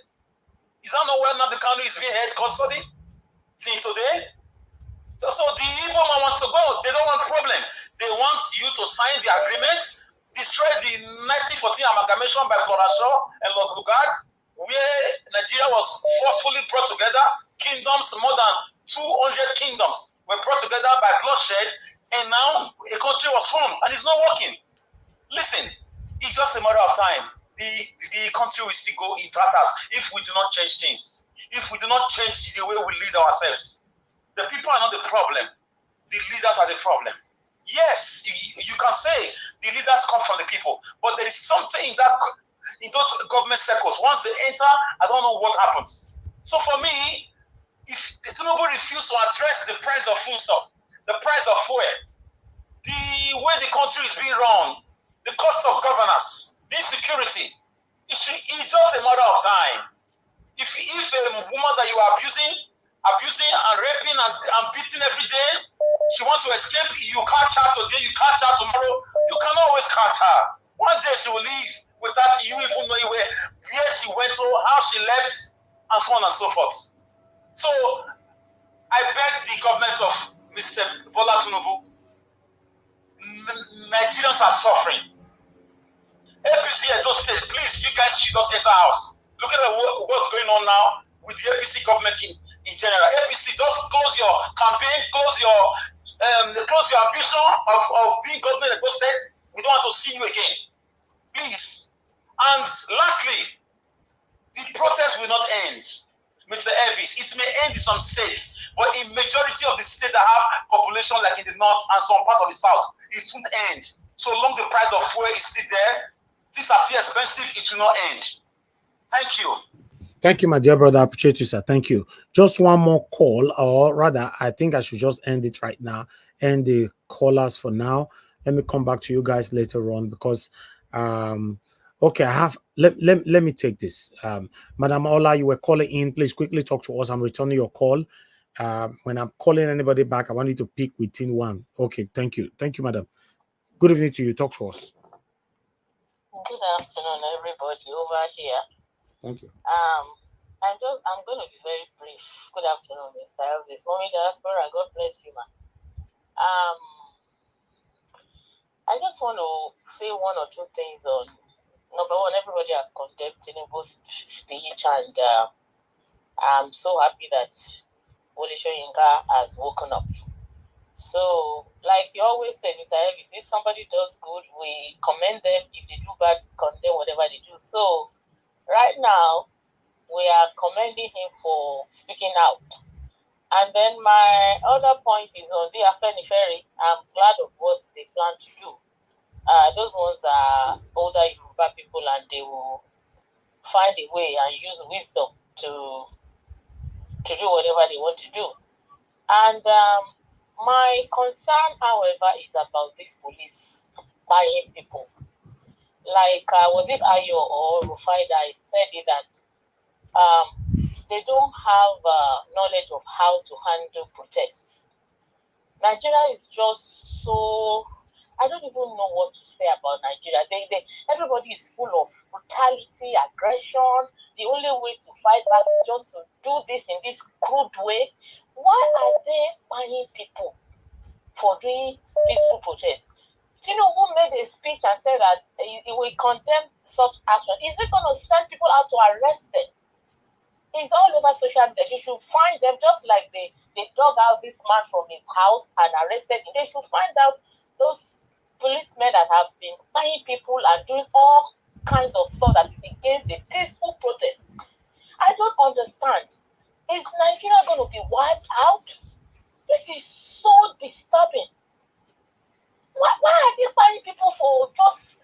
I don't really know what to say. It's so disturbing to me. sometimes I feel like just carrying my bag and going home and standing. I say, okay, if you want to buy me, to buy me. What is wrong with us? God bless you. God bless you, my dear brother. God bless you for what you are doing. Thank you, ma. God bless you. Feel good. Thank you, ma. Thank you so much. Okay. Please, my callers, let's do this later on. More people are still calling in. Okay, Madam Osai, please talk to us quickly. Let's take this. I don't know if I have to take this course today. Sometimes I might just sleep here. So thank you very much, ma, for calling in. Good evening to you. Talk to us. Good evening, Mr. Najawatch. Good evening, everyone. Good evening, Mama Diaspora. Mr. Najawatch, congratulations for your 100,000 sub. Thank you, ma. Yeah, I just want to encourage Nigerians not to give up, just keep going, because we are getting somewhere. We will get there. It's a collective effort. 5 hours ago, Bangladesh Prime Minister has been overthrown. In fact, just 5 hours ago, people were eating in his palace, in his or her palace. I believe it's a woman. So all these corrupt leader worldwide, they are getting in. You are aware they have been protesting here in the UK for how many days now? Between UK and Nigeria, we have something similar. When they are about to do election in the UK, immigrant, they push it to our face, poison the people mind. Then when they are about to do election in Nigeria, tribe, Igbo, Hausa, Yoruba, Igbo, all those things is going to come to an end. So I just want to encourage all our people across the globe in Nigeria to keep going. We are behind them. We are behind them. Thank you. We are getting close, very close. So good evening, everyone, and I'm watching. Thank you, ma. God bless you, ma. Thank you. Okay, callers, please hold on. Let me come to you guys. Good morning, good afternoon, good evening to every one of you, my wonderful people. And God, I will bless you now. I'd like us to quickly start with my panelists. I really need to hear from them as well. They've been so patient right there. Let me start with the first person on the panel, which is Madam Patricia Tagbojumi. Thank you very much, ma, for joining us today. As usual, good evening to you. You have the floor. 8 minutes. Talk to us. Good evening, Mr. Elvis. Thank you, ma. Thank you. And good evening to all the panelists, the ones here. And of course, good evening to Mommy Diaspora, the comment section, gurus. Thank you for all you do. Nigeria. Anyway. Sorry, Madam, I thought this was maybe the first person, Mr. Elvis, but don't worry, carry on. But since the person is already talking, you shouldn't come in like that. You always do this. Somebody's already talking. When he finishes, you can remind me if you were the first. Do you want you stop here now? What does that stand for? Go ahead, man. Thank you. Okay, so yes, Tinubu's speech, we are still there because it doesn't really make any sense what he said. It's still the same thing that I've said before, because his statement or his speech didn't address anything. And I think Nigerians at this time, we need to re-strategize of what we need to do. Yes, the protest must continue. It cannot stop. Why we are strategizing on way forward? Because as far as these people are concerned, I don't see them, giving up. I mean the government. I don't see them giving up. Even as we are here, they are strategizing of what next. So Nigerians too should be strategizing too on what next. Because the suffering is really much. We cannot say we don't know what's going on. I was in Nigeria, in April, March to April. I saw what was there. From then till now, the inflation has gone up again. To in the app I use, I think the dollar, $1 is about 2,300, something like that. Almost, like my krona, which is maybe like 1.7, That's what he's saying. 1,007. That's a lot of money when we are so dependent on import. We don't produce anything. We are not a producing country. Even the one we say we're producing, they take it out and bring it back for us. So what are we talking about? It's just not working. So Nigerians, the thing you need to do is we have to stay in this protest. We cannot back down now. No retreat, no surrender. That's the word. And that's the mindset. Because if you do, what is going to come next is going to be total, complete destruction of everyone and and our posterity. So we cannot. We are fighting for our posterity. We are fighting for our generation yet unborn. It's our mother's land. God gave this land to us. Everybody, every human being that God created, God gave them a place, an environment for them to stay. That's our common, what is it called? Commonwealth. That's the commonwealth God gave people. That you have a motherland where you came from, where you were born, where your parents have been living in generations and generations before now. That's where God has given you as your inheritance. So if anybody wants to say you are not you because they think they are very smart to outshine you or what's the word, to cheat you off your inheritance, then no, we must fight. Everyone must fight. Nigeria must work. Nigeria must work for everybody. They come to Europe, they come to America, they come to different places where things are working, and they enjoy their life and go back. They see all these good things there. They'll never think to reproduce them, to replicate them in their own motherland. You see, so these are not what's it called? They are not patronite. They are not Nigerians, I would say. I can't find the word at the moment, because if they are, I mean, come on, you should be thinking of ownership, sponsoring, advancing your own, not putting your own down. So these people, they are sellouts. So Nigerians, this is the time for we to say no. We have said no. We must stand our ground. We must make sure that what we have started, we'll finish it. There's no point going to a fight if you are going to back off after how many days. This fight, we are in a long haul. It's a long one. So stay put. Anyhow, stay. Whether it's one person, two people, three people, stay.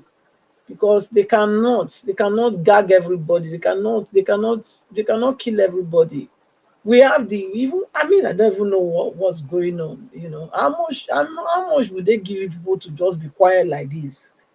Okay, the money they give you people, would it be enough for you to survive till this December? I don't think so. I don't think it will be enough for you to survive till this December.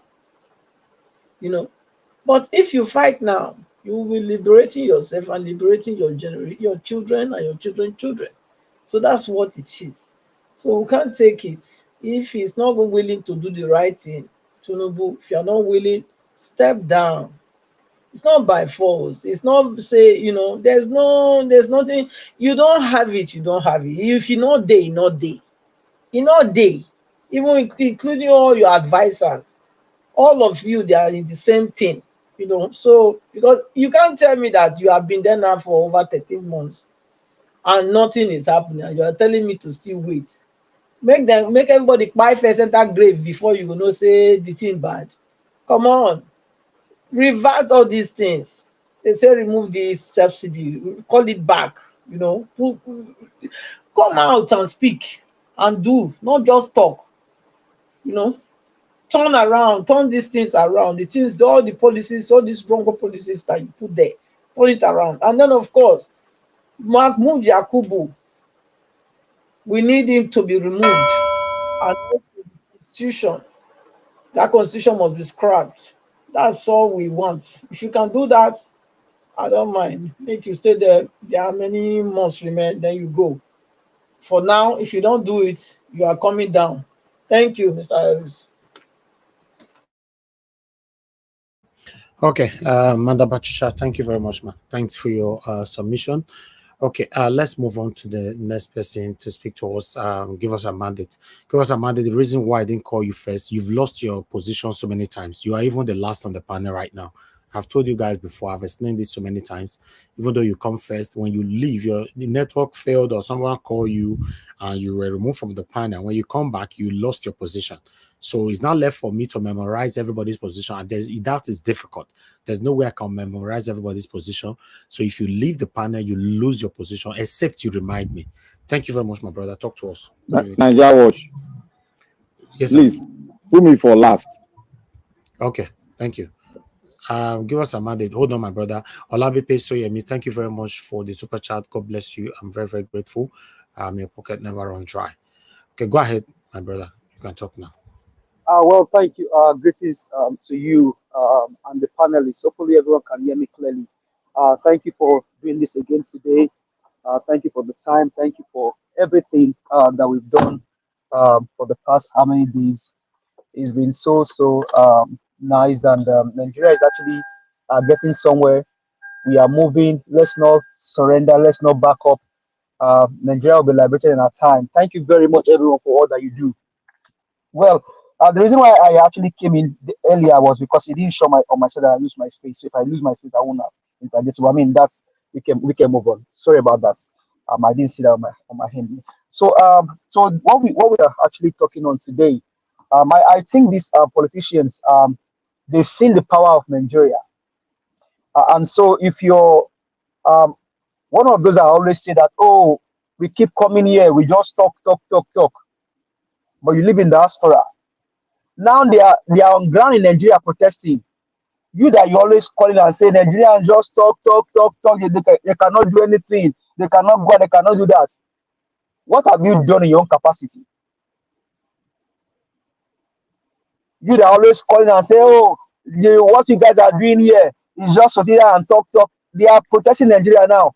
What are you doing in your country? What are you doing? Have you created your own T-shirt, your banner to go to? I saw a video earlier. It was even a white lady with a cardboard paper telling them in our country about bad governance in Nigeria. She even told them how much they sell a tuber of yam in Nigeria. A white lady. So if you're in Nigeria and then you are just sitting there in diaspora and just fold your hands, hey, continue. But make I remind you, say if you get better, you go chop inside.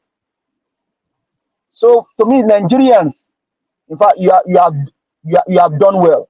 All of the curses they rain on you, saying that Nigerians are this and that, you are proving them wrong. You are proving them wrong, and I applaud you.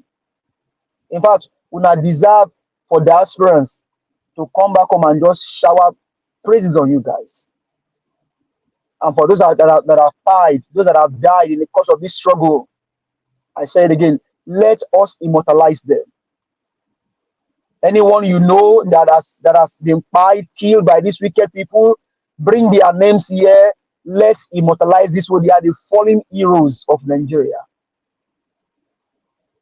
The road will not be easy, but Nigerians, like Mr. Ivy said earlier, let's not back down. And the only way we'll not back. See, this is now on CNN Live, the real CNN, no correspondence now. Black Panther know what I'm talking about. The real CNN, the real one. Where you see Anderson Cooper, he was being here live today.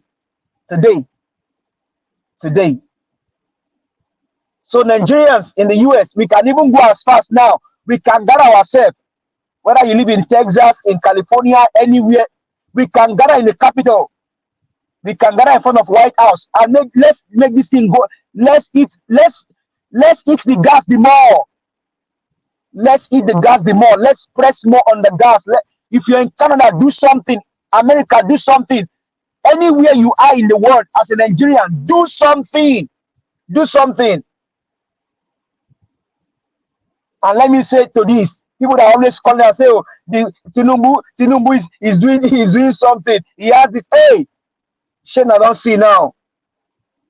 The wife said, how far in your backyard? Where is the wife? Where is the wife now? Remy, where are you? Where is Remy today? Where is Remy? These guys are evil, they are satanic. In fact, there's an Hausa video that was done about the mortar refinery. So that they can see, everybody can now see the evil of this man. Tinubu has nothing for Nigeria. And so if you think that Wole Soyinka, he says, hey, leave Soyinka until you protest, until you come outside, carry your own placard, you have not done anything. Are you not Nigerian? Wole Soyinka, carry your placard, go to Ojota and tell Tinubu must go. Go there, Wole Soyinka. What will you call Remy today? Is Remy Shibotebo? So what will you call Remy? Soyinka. Soyinka said, hey, leave Soyinka. Let's face our fight. Let Soyinka be saying until he come outside and tell Tinubu face to face that you are not doing this well. You want until he leaves this, until he join this protest. Hey, forget it. Pastor Adeboye, until you come outside and join this protest, forget it. All of you men of God, Adeboye, Kumuyi, Oyedepo, all of you come out. You are human being. As soon as you leave the altar, you are a human being. Come down, you are a Nigerian. Pastor Adeboye, come outside, come and lead this protest. Come and lead this protest. You led against Jonathan. Adeboye, come outside. Oyedepo, come outside. Kumuyi, come outside. Please, Okotie, come outside. You are Nigerians. You are Nigerians. Your children are Nigerians. The churches that you guys build up, we go. We are also members of some of these churches. Come outside and help us. We are your members. Come outside. Adeboye, Oyedepo, Kumuyi, come outside. Come outside. Come outside. Come outside. You guys sit down there. You did your evil against Jonathan. What are you guys doing against Tinubu? Prophet Isa Eruba, God bless you. Prophet Isa Eruba, God bless you and keep you. You have been a voice. You did against Buhari. Just to show that it's not tribalism. During Buhari regime, Isa Eruba was almost going to be tied during Buhari. So just to tell you that Isa is not doing it because of tribalism. He did against Buhari. He spoke against Buhari. Among them all, Isa Eruba was one that spoke against Buhari. Among them all. Now it's so that he won't say because it's a Roman. No, Isa, it didn't start today. Isa Eruba has been doing it. He has been doing. There was a time he was supposed to come to the US. They shut him down because they were going to arrest him. So, Prophet Isa, you have done well. Your church was on the street yesterday. Oh, these are men, just like Elijah did against Ahab. And when Mr. Christian protest was in the Bible, Elisha, these men, they protest against wicked leaders, against Ahab. Elijah told Ahab that until the dog lick your red oil, I am not a man of God. And it came so. It came to pass because Ahab was a bad king. So, all of you prophets, bishop, Gio, all of you, come outside. Come and speak for your people. Because if they bring tithes, you collect. If they bring offering, you collect. False fruit, you collect. Come outside and speak against these wicked people. Come and speak. So Nigerians, we have done a great job. Let's keep the fire burning. We will not surrender until fuel price comes to 99. In fact, 19 naira. Until fuel price comes to 19 naira. Until our schools are returned back to free education. No backing down. The refinery mortar, sell it. It belongs to Nigerians. Private jets, go back to where you come from. Revitalize our health sector. Build our road. Give us light. That's what we are asking for. Is it too much? Nigerians are crying for hunger. And the police are buying them. What kind of wicked policemen are you guys? Are you not Nigerians? When you pull your uniform, you are going home at night. They don't see you as policemen. They know you as Nigerians. Until you bring out your ID card, that's why you are a policeman. All of you wicked police people, your barracks are dirty. Your children are suffering. You are helping these evil politicians. Policeman, don't point your cold irons on Nigeria. Point it at the politicians. Policeman, Oga Army, Oga Naval, Civil Defense, Air Force, point your cold iron to the wicked politicians, not Nigerians. Nigerians are not your problem. They are your brothers. They are your brothers. They are your brothers. They are your brothers. Oh, Oni of Ife, come and speak. Oh, come and speak. Baba Oni of Ife, come and speak. Come and speak. Yorubas are being paid in their numbers. Come and speak. Come and speak. Afenifere, until you guys come outside against this evil that you first supported. Baba Fasanati, where are you, sir? Come outside and speak. Come outside. Come outside. Come and protest. Come and protest. Nigerians, no retreat, no surrender. Let's keep the fire burning. We have to continue. This evil must end. This evil has to stop. If Nigeria will separate, then it's separate. And none of you calling for Igbo must go. Are the Igbos your problem? And Yala and Nironu, Ara Garapia. Allah and Nironu, are the Igbos your problem? First, Tinubu told you during election that the Igbos don't like you. After election now, he's facing fire and he said nobody got you. Nigerians, don't be deceived. These guys are evil. They are evil. You will not back down. And I challenge you, Nigerians in diaspora, please. We are the one that can help this thing to go viral the more. Let us do something. If you can organize a protest in your city, please do it. Do it. It is not hard to do. Do it. Do it. For the sake of your children and my children, let's do it. Let's keep the fire burning. Thank you very much, Mr. Elvis. You are a candlelight. You are a star. You are truly a star, Mr. Elvis. Oniedigi, you are a star. Mommy Diaspora, God bless you, ma. Mr. Abuaze, Emmanuel Johnson, all of you, Madam Annie Finance, God bless all of you all. Nigerians, fight, fight, fight. Let's keep fighting. Mr. Jonathan Kingsley, thank you for your analysis. Give us more on what they can do. We have told them, can they even do it? How much have they spent on the last budget? And Nigerians, let's add our demand on the budget. The last budget, they must tell us how they spend that budget, figure by figure, and the contractors. If not, no next year budget. These guys must end their evil. Thank you very much. God bless you, sir. Okay, my brother. Thank you very much for that speech. That was deep. All right. I'd like us to just move on. Thank you so much, everyone listening to us. I appreciate you all. Do your part. Press on the like button, please. Let our voices go far. I'll call on Oga Jonathan. Thank you very much, sir, for joining us today. Good evening to you. As usual, please, you have the floor. Talk to us. 8 minutes. Thank you. Thank you very much, Mr. Elvis. I greet you once again. And God bless you. I greet fellow panelists. I greet you all. Welcome. And all those on the comment section, Mommy Diaspora, I greet you, man. God bless you, man. And those that are listening, I greet everyone. Welcome. Yeah, when you listen to people with passion, sometimes you want to just call it a day.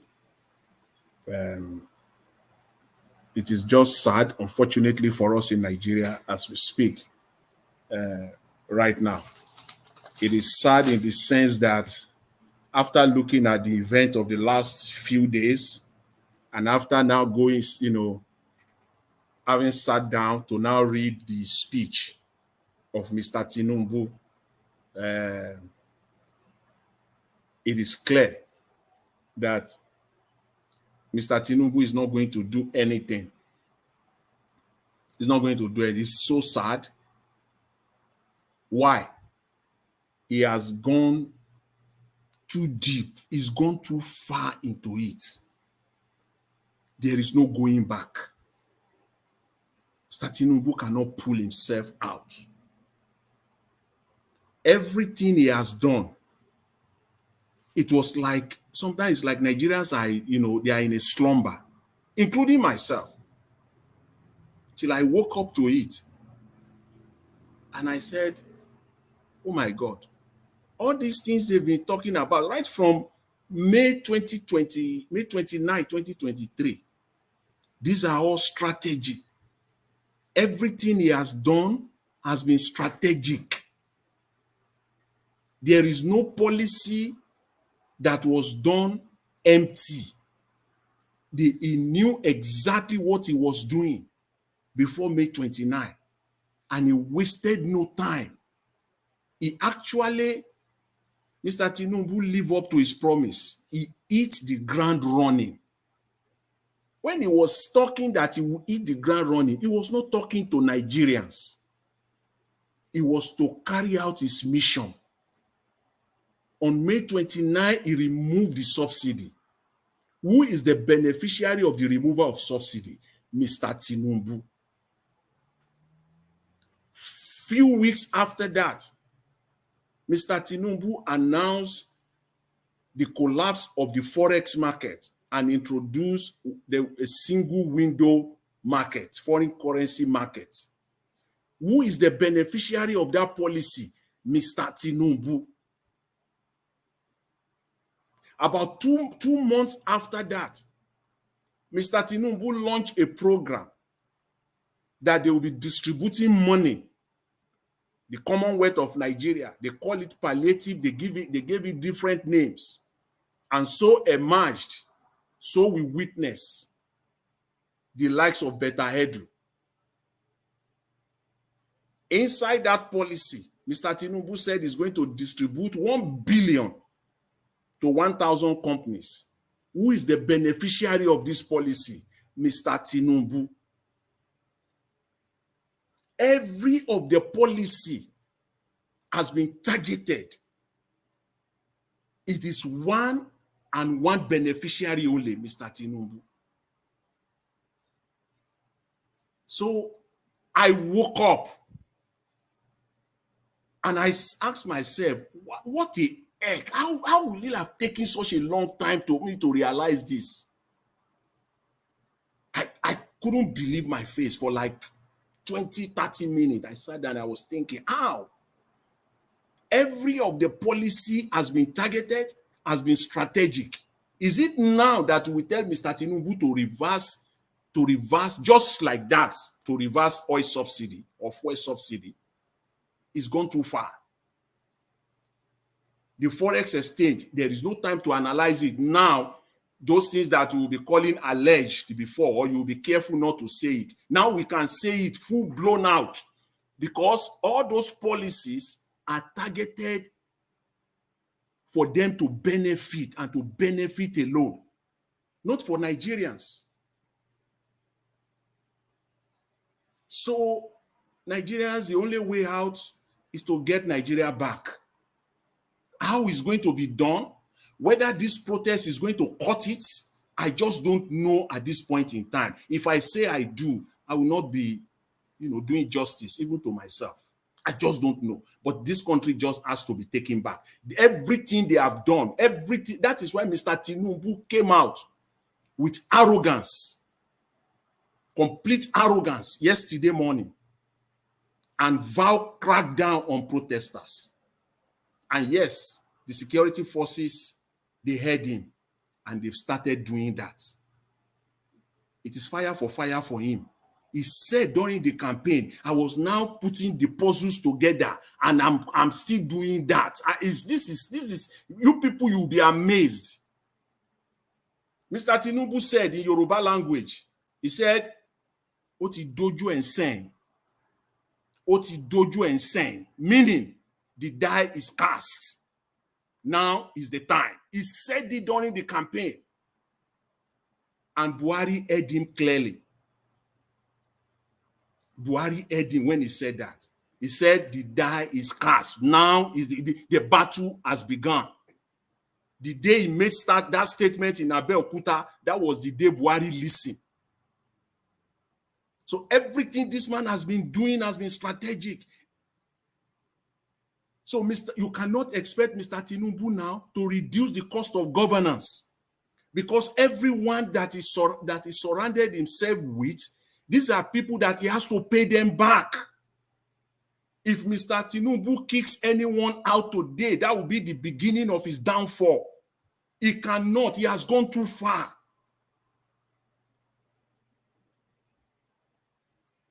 if Mr. Tinubu meant it, if it is not just mere talk, before the end of today, Mr. Tinubu, I dare you, sack Bayo Ononuga. If what you said yesterday about ethnic bigotry is not just mere talk and rhetorics, and you are outrightly lying and deceiving Nigerians, before the end of today, I'm not even saying tomorrow, today, the 5th of August, 2024, sack Bayo Ononuga.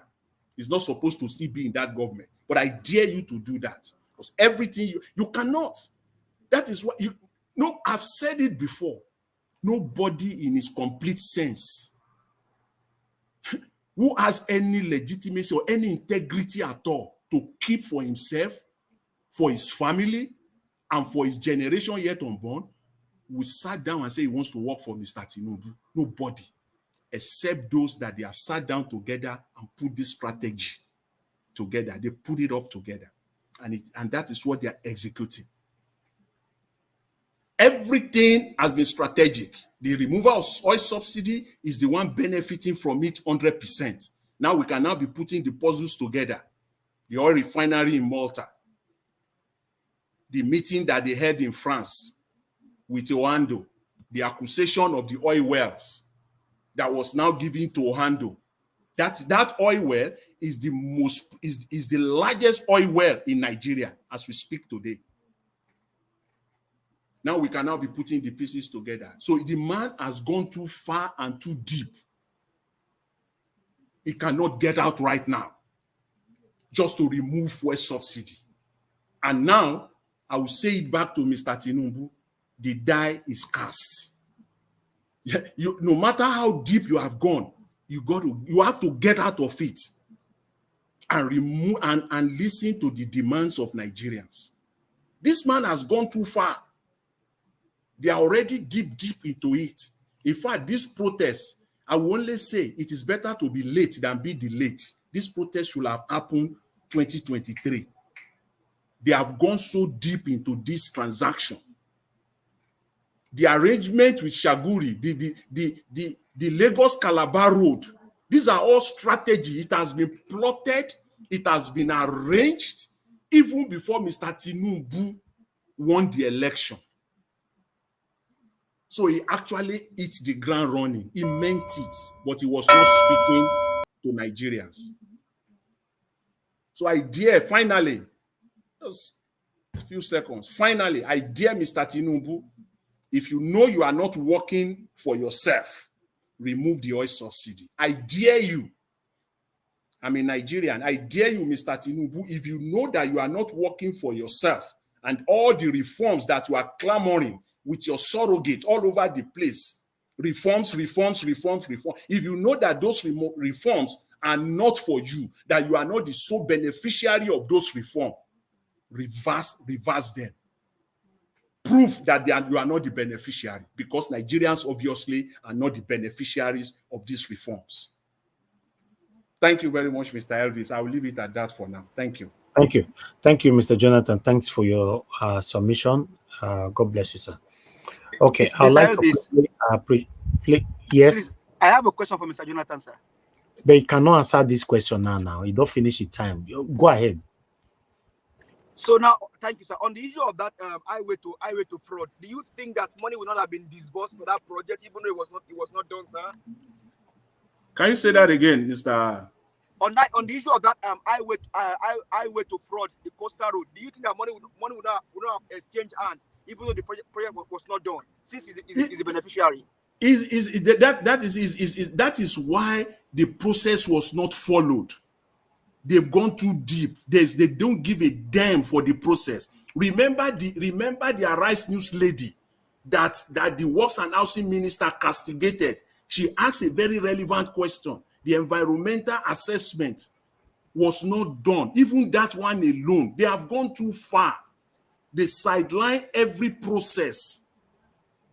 They have dipping so much money into it, they cannot go back. So whether Nigeria can, if we like, go and hang yourselves, Nigerians. This thing must be done because we have invested so much already into it. Every one of those projects, Mr. Tinubu and Mr. Tinubu alone is the sole beneficiary. It's not Nigerians. Thank you. Thank you, sir. All right. I would like to appreciate Friday Ewido.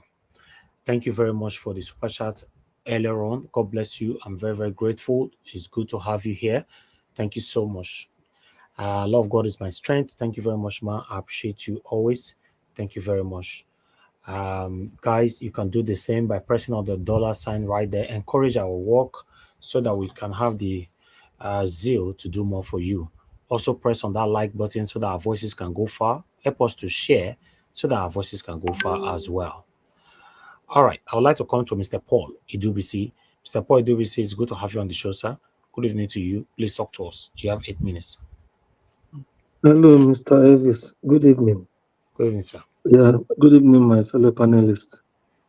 I saw all the articles you brought out. It's all still about the protests. I still want to commend our people back home for coming out and keep the pressure on the government. You see, it's so painful that we have a man who doesn't listen to anyone but himself, who wants to do things his own way, in disregard to the yearnings and needs of over 200 million people living in our country. So this is enough for everybody to know that he was just there. He is just there to enable himself and his people. Throughout his speech, he didn't even mention anything about the cost of bringing down the cost of governance or the cost of running the government, that which is one of the major demands of the people, and see what is going on with the fuel subsidy. Just like Mr. Jonathan just said a moment ago, this subsidy is all aimed to benefit him and his family and his associates. It's very, very clear. We may not know the full details because we are not in NNPC, but from what we've been hearing, that is what it is. The Oando, his company, taking control of one of those big oil wells, and that means so he planned this thing all along. And just as Mr. Jonathan equally said, for him to just come up the first day and say fuel subsidy is gone, he knows what he's doing. It's all about him to steal as much as he can before whatever will happen. So we are in a big trouble, bigger than the trouble we had when Buhari was in power. Because this man is a master, he's a master trickster. He knows everything. He has been in this game of conning for a long time. So it's sad we are speaking about somebody who calls himself the man in power, but that is the Nigerian system for you. It's a criminal enterprise by almost all of them in that ruling class or in the political class. So I will keep urging our people to keep protesting, and the police too. I hope people will be taking cognizance of what is going on. The police have been brutalizing people. All these people that have been reported killed during the course of this protest so far. Majority of them were killed by police, unnecessarily so. It's so sad.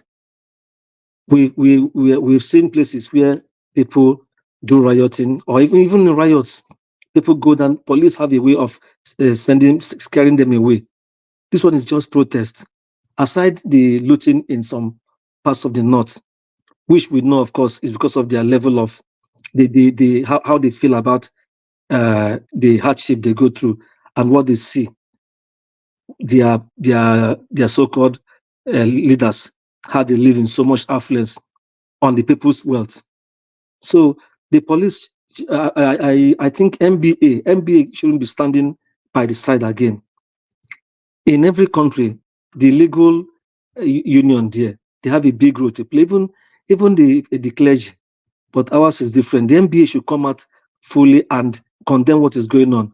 Maybe by time some of these big pressure groups like the NBA, the lecturer, what is their name now? The lecturer body, the lecturers body, and some others come out and speak out. Probably this thing will get more traction. But unfortunately, some of them will not come because many have compromised. Is it not some of these lecturers that they appoint as returning officers during elections? The NBA, I don't know why they are not speaking. This current NBA chairman, The man appears to be a pro-government man. He hardly speaks. I don't know why some of his colleagues in that among their leadership don't speak, but I know some lawyers have been speaking, yes, and I salute those of them who have been speaking. And that young lawyer, Mr. F. Young, the young man is really a firebrand. He has been speaking. I just hope that our the policemen and the soldiers who equally have families that they cannot fend for very well because of the harsh economic situation realize that this fight is for them too, and be professional in their actions.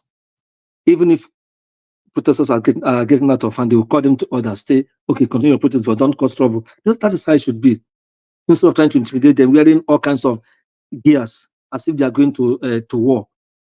Whereas the main war the country has been fighting for over 14 years or 10 years or more now against wicked terrorists and kidnappers. They can't go after them. Just this morning, okay, you have reported it already. I had it on one network earlier that they invaded the house of one of the protester leaders in Abuja, Michael Lenin, overnight, 2 a.m. They bundled him out, they tortured him, and they took him away. Are we in a military regime? This is not military rule. That is why the civilians, that's why people will keep fighting. We're not even during military era too. It was not even as bad as this. The army, the military listens when people protest. We know what happened during the Babangida days. Even before June 12, people protest. They will be high-handed sometimes, but sometimes they will calm down, and people come out and condemn them. But here we are. These people just take laws into their hands, and nobody, and the MBA is not saying anything. Some so-called clerics who say they have a large followership, they don't say anything. But I commend those who are speaking out, like Pastor Ebuba in Jos and some others in down south who are speaking about. Those ones who are well known, many of them are not speaking out. Some of them are part of the APC people themselves. They even call them the political, the religious arm of APC. This is so bad. I want to talk about this student loan. I'm completely against that student loan because it's not necessary. Our country has enough fund for this man to open a student grant system that will be very transparent, through which some substantive grant can be given to students from their first year to their final year to help them.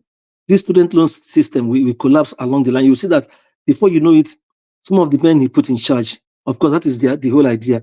They will embezzle the money. Students will complain, and it will just end before you know it. But our press, they are equally, they have a blame as well. They don't do anything government just tells them. A government man gives figures. They don't go and do their own investigation. They just rule it out, say it out, and then put it out there on newspapers and on TV and on radio, and say this is what government is doing, deceiving the people. I just hope that our people keep this protest on, even if it's one person doing it, and the people in front of their houses doing it. It is to let the world know that things are not well in the country. And this man must be accountable for all this. The president must be accountable for all these people that have been killed. Himself and his security chiefs. They are responsible for those killings. You can't just brutalize and shoot at people just like that because they are protesting, or even if they are looting. There's a way you can stop them. You don't need to shoot them. It is so sad. I saw one, I think it's on the rise this morning, where they were asking a little boy, he has some stones in his pocket. I think he was condemning the Katsina state governor, that if they see him, they will stone him and all that. For that boy to be saying that kind of thing, you know, that shows that it has really gotten that it is really that bad. Many of them are just left without any skill. They don't train them. They give back to them. They just keep them they just allow them to move around, and the boys are really the children are suffering. Our farmers can't go back to farm.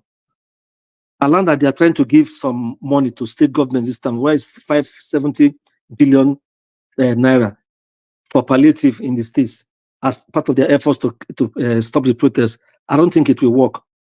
One day meal cannot stop this. The government, the man needs to make fundamental actions first by bringing back the fuel subsidy the way it was before he came to power, and then giving room for a holistic look at that fuel subsidy situation. Many countries that produce fuel, they do subsidy in their country. Even here, there is subsidy here in the US. Saudi Arabia, they has it as well. Let me stop so far. Thank you. Mr. Paul, thank you, sir. Thank you very much for your submission. God bless you. Okay, let me move on to the next person quickly. Oga Chris. Oga Chris, thanks for joining us today. Good evening to you, sir. You have the floor. 8 minutes. Yeah, good evening, sir, Mr. Nanjawaj. Domosa, it's good to be here with all of you Nigerians. The people in the comment section, let me quickly say good evening to you all. Thank you for all you do.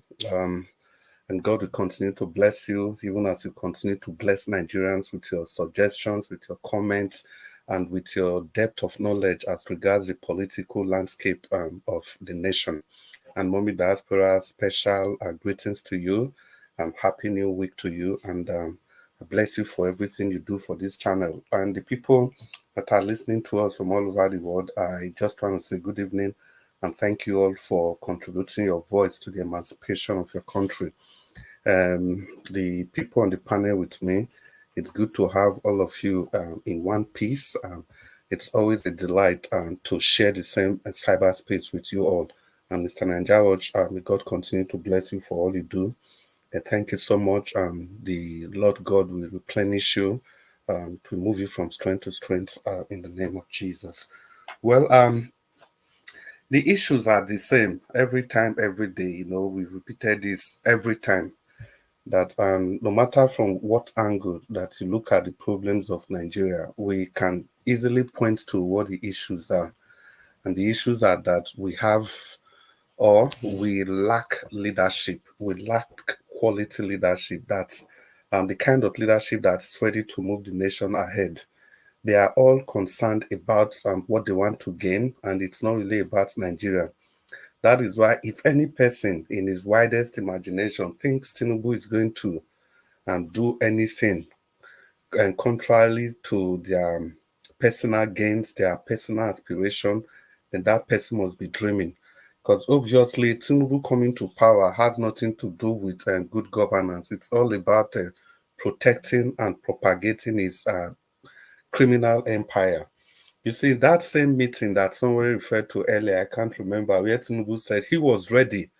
That was before the APC primaries, that he was ready to tackle any person down. Also, earlier before that meeting, he went to one of the traditional rulers and told the traditional rulers in the Southwest that, look, no matter what they do, I'm ready to fight dirty like the pig.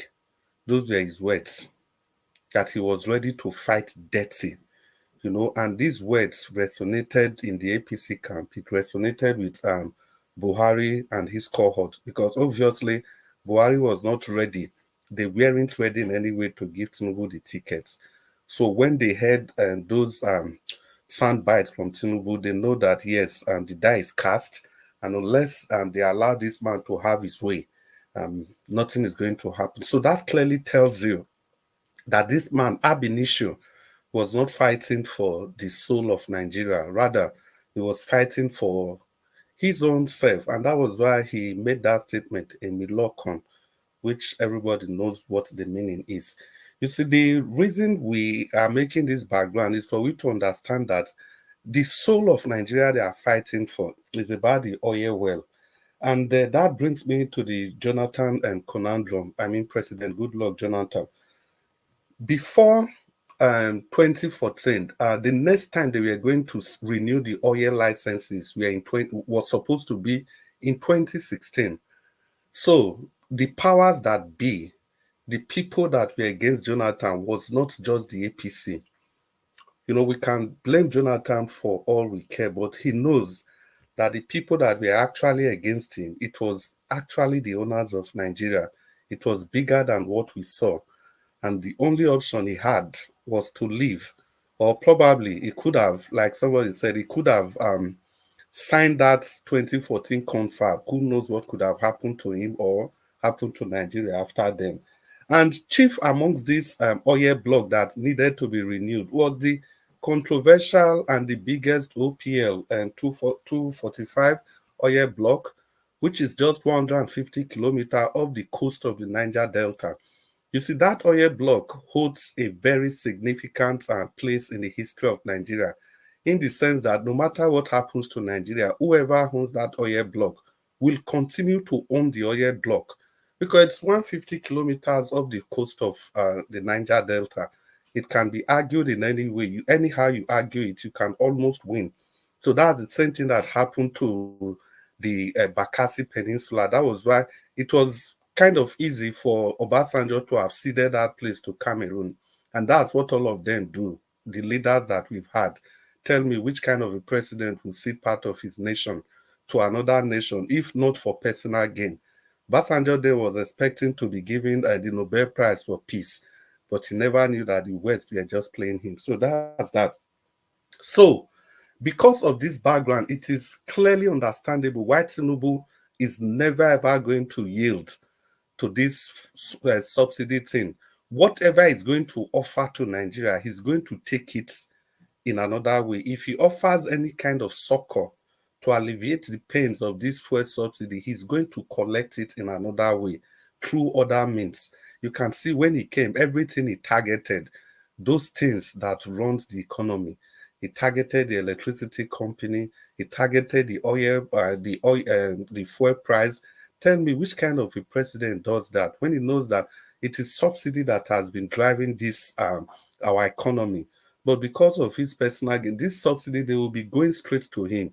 That was why he was able to, because he could have, even though Buhari didn't make provision for continuous payment of subsidy, it was his prerogative to continue the payment. After all, when Obasanjo was leaving, he increased fuel to 100 naira because Nigerians didn't vote for him. But when Yaradua came, the first thing Yaradua did was to bring fuel price back to the normal price. I think it was 16 naira then. So that tells you the mindset of our leaders. It's about themselves.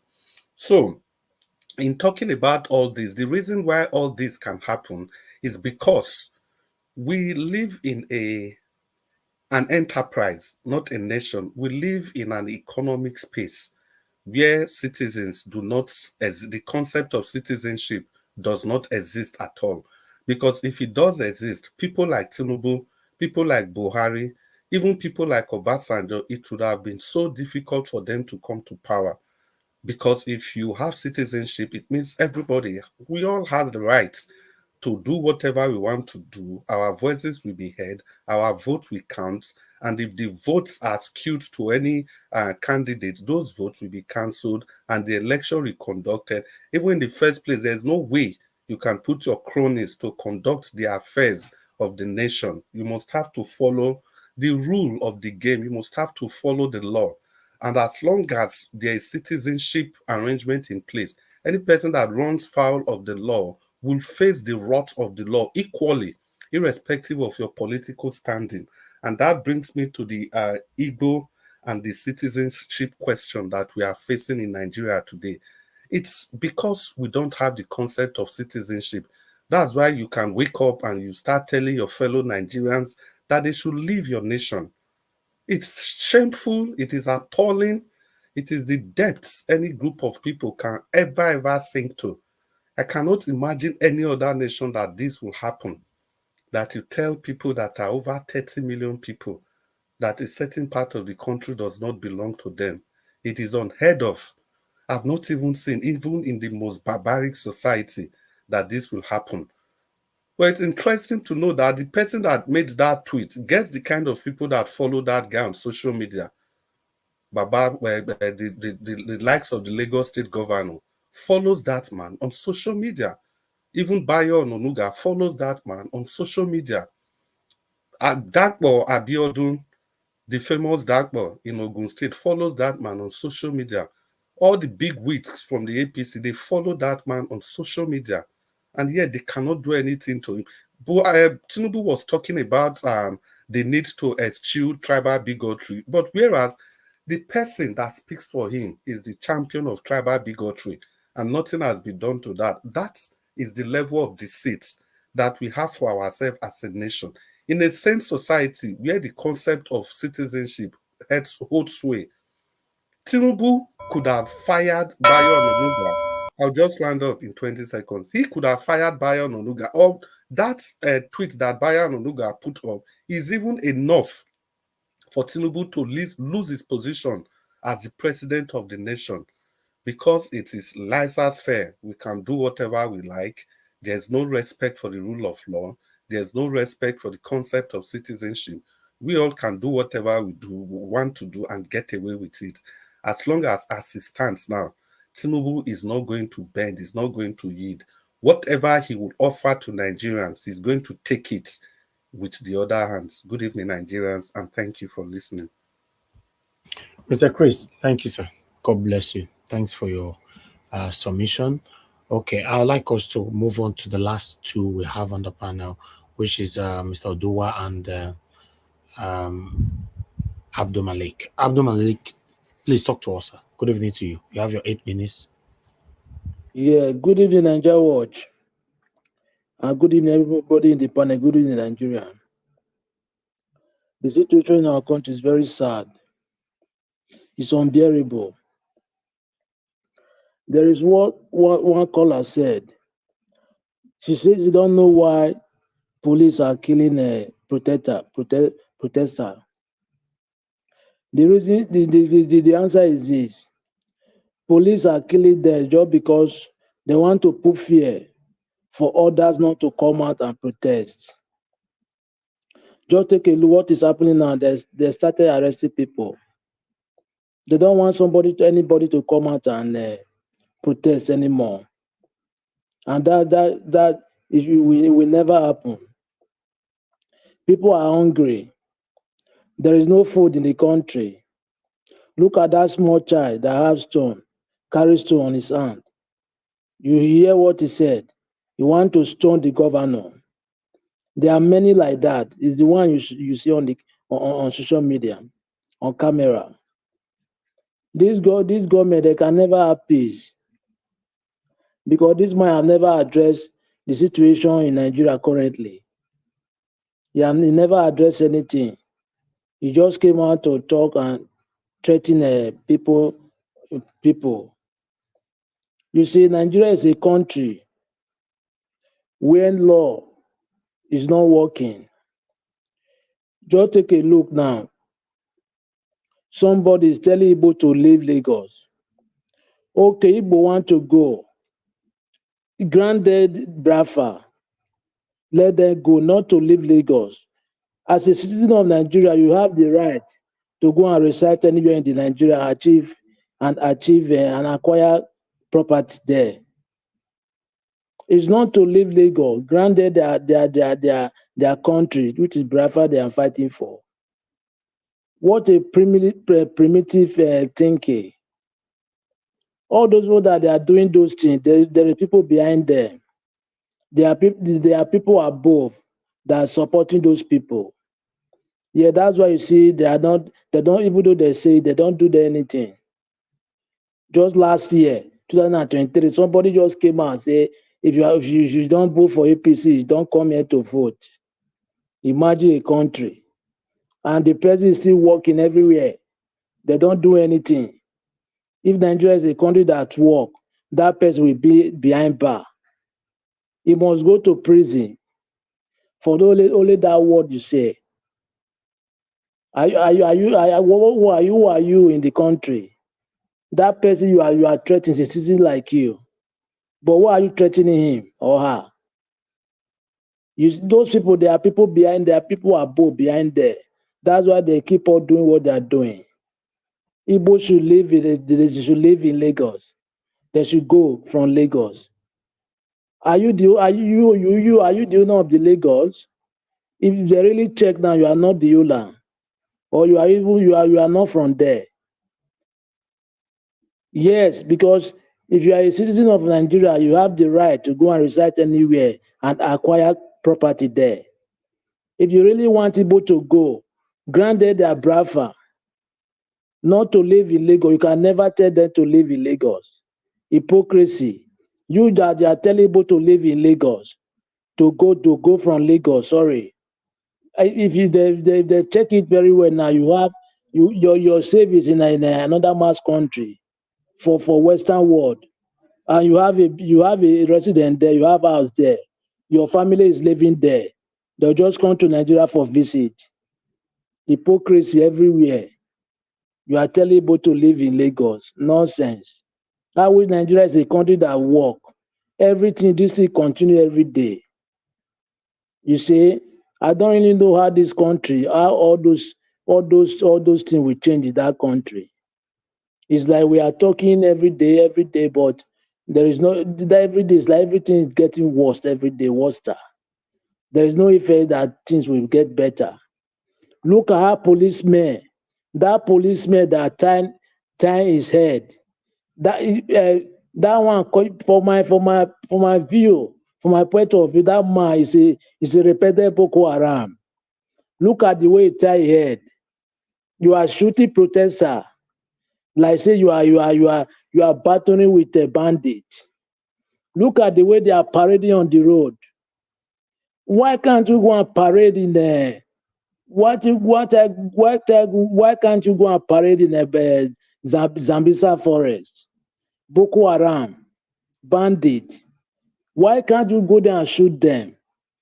Protesters that they are not arms, they are with their water bottle. Just because of they are hungry, they came out to express their right. Now you order IG, you order police to shoot a protester. Imagine a country. Even though they give you order from above, why can't you restrict that order that you will not do? Because you know it's not right, it's not normal something. Those people, they have a long way to go. And they are the most people that are suffering there. If you take a look at their barrack, it's not there is nothing, there's nothing. Look at the one you showed last time, where somebody is living and the food they give to him to eat. Even 5-year baby cannot satisfy with that food. After you are sure you are, instead of to protect your protester, people that do peaceful protest, you are shooting people, killing people. Imagine what a country. Now they are arresting somebody, tailoring who is showing a Russia flag. So you are afraid of another country to come in to go and help our citizens. Why can't you do the right thing? You are afraid not Russia to come into Nigeria, right? Okay, do the right thing. Do what the protesters need. People are suffering. Do what they need. They are suffering. They cannot eat anymore. Yeah, the hunger is too much in the land. Do the right thing. Only you people are enjoying. Just because you have privilege, you are in the top. Others are suffering. Almost how many millions people are suffering? Because your family is not living there. You have everything abroad. Why can't you do the right thing, Mr. President? You bought yourself there. Nobody tell you to bought yourself there. Now, do the job. Do the job. You are the one that are willing to bought yourself there. Still willing to do the job. All everything about this government is propaganda and lies. There is nothing good will come out from those people. They need to chase them out from there by force, because without that, there is nothing will change. Look at what is happening now. How many people have been killed since when this protest started? But the guy don't even care.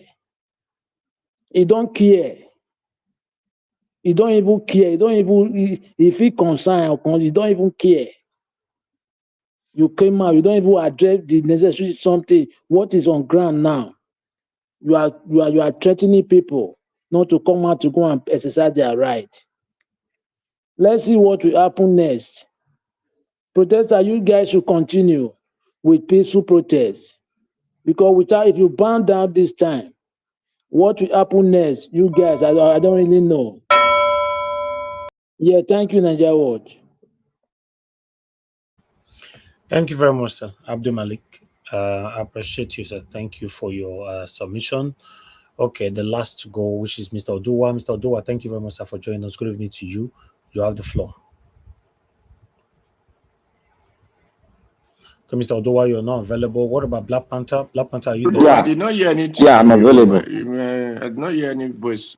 Okay. I heard Andrew Malik. Can you hear me now, sir? Okay. Yes. Can you hear me? Okay, yes, go ahead. Yes. Good evening to you. Thank you. Good evening, Mr. Nigeria Watch. Good evening, all the panelists. Good evening, all the commenters, all the listeners, and all the viewers. Good evening to everyone, all Nigerians. Well, thank you, all the panelists who have spoken before me, and the one that will still speak after me. Well, let us say a professor that is sleeping, maybe he's trying to wake up, because I said when the child dance well, you praise him. When he did not dance well, you encourage him to do more. So since the professor, as a friend of Tinubu, those who protest against good government, which they call bad government, and is now saying that what he expects his friend to tell Nigerians that he did not say it, we should know that the speech of his friend known as Tinubu Emilokon will soon make hungering to increase. So they have just spoken the words that Tinubu speech on what they call speech on Monday will increase the hunger in this country. So, well, Professor, you try. That is the right thing to do, but not just on writing. You need to say it on television, on the broadcast, because the one you did against Goodluck Jonathan was broadcast, not writing. So that is what we expect you now to do, so that Tinubu will hear, because Tinubu cannot see your writing. So when you talk, he will hear your voice. Well, Nigerians, I thank you all that are protesting. And I still urge those who have not yet come out that you people should join, because I think it's Sri Lanka. When hunger catch them, they have to go to their parliament houses and let them know they are hungry. Then the parliament have to go to the president to let Sri Lanka know, to let the president of Sri Lanka know that the Sri Lanka are hungry. So the Nigerians' hunger maybe is just starting. That is why the market women, they can still go to market. And that is where the office people can still go to office, because they are not hungry yet. And that is where the police can still throw tear gas, not just only to throw tear gas, and still shoot bullet on people. So it is because the hunger has not yet catch ground. So because when the hunger catch ground, according to Edo, that don't want me. When the hunger catch ground, I believe the police will be the one leading the protest. This is why when people talk about Nigeria police, they are suffering, I tell you, Nigeria police are not suffering. Because any police that is suffering has to be the one to lead protests against bad governance. Because the police are the one risking themselves. Stay in the day, in the night, patrolling here and there, taking his risk in the name of calling protection. Why the one who just came to office known as legislators or legislators, not less than or more than 14 times a month, we collect millions and millions and millions of naira. Why the policeman who is protecting him, they are going to give him thousands, highest 100,000 in a month. The policeman supposed to have sense and rethink that I work more than you in this country, and your tenure is, your time is just at least 4 years or 8 years or highest 12 years time. Me, I will use all my life to work day and night. When you are asleep, I will be awake. When you travel, I will be on the street. When rain is falling, I will be there. When the erosion is taking everything from the ground, I will be inside. But these are the police people who did not have brain to think. Instead of them to arrest those so-called legislators and whatsoever the executive that is stealing Nigeria future, then they will not start attacking the protesters. It is because the people of the country are lawlessness, because I might look at them as nincompoop. Because if they are not nincompoop, they will have known their right from their left. They will have known who is their enemy, that the protesters are not their enemy, but those ones that they are protecting are their enemy. Now, if they give you, let's say they will give the policeman 100,000. With that 100,000 or 140,000, how many years will he get that money to buy a house or to build a house, to buy a vehicle, or to talk of he want to travel to any other places, to go and learn something or see something? How many years? Because he will feed from that money. He will pay transport. He will take care of his children from that money. How much will he remain left of him to do things? But they don't have sense to think.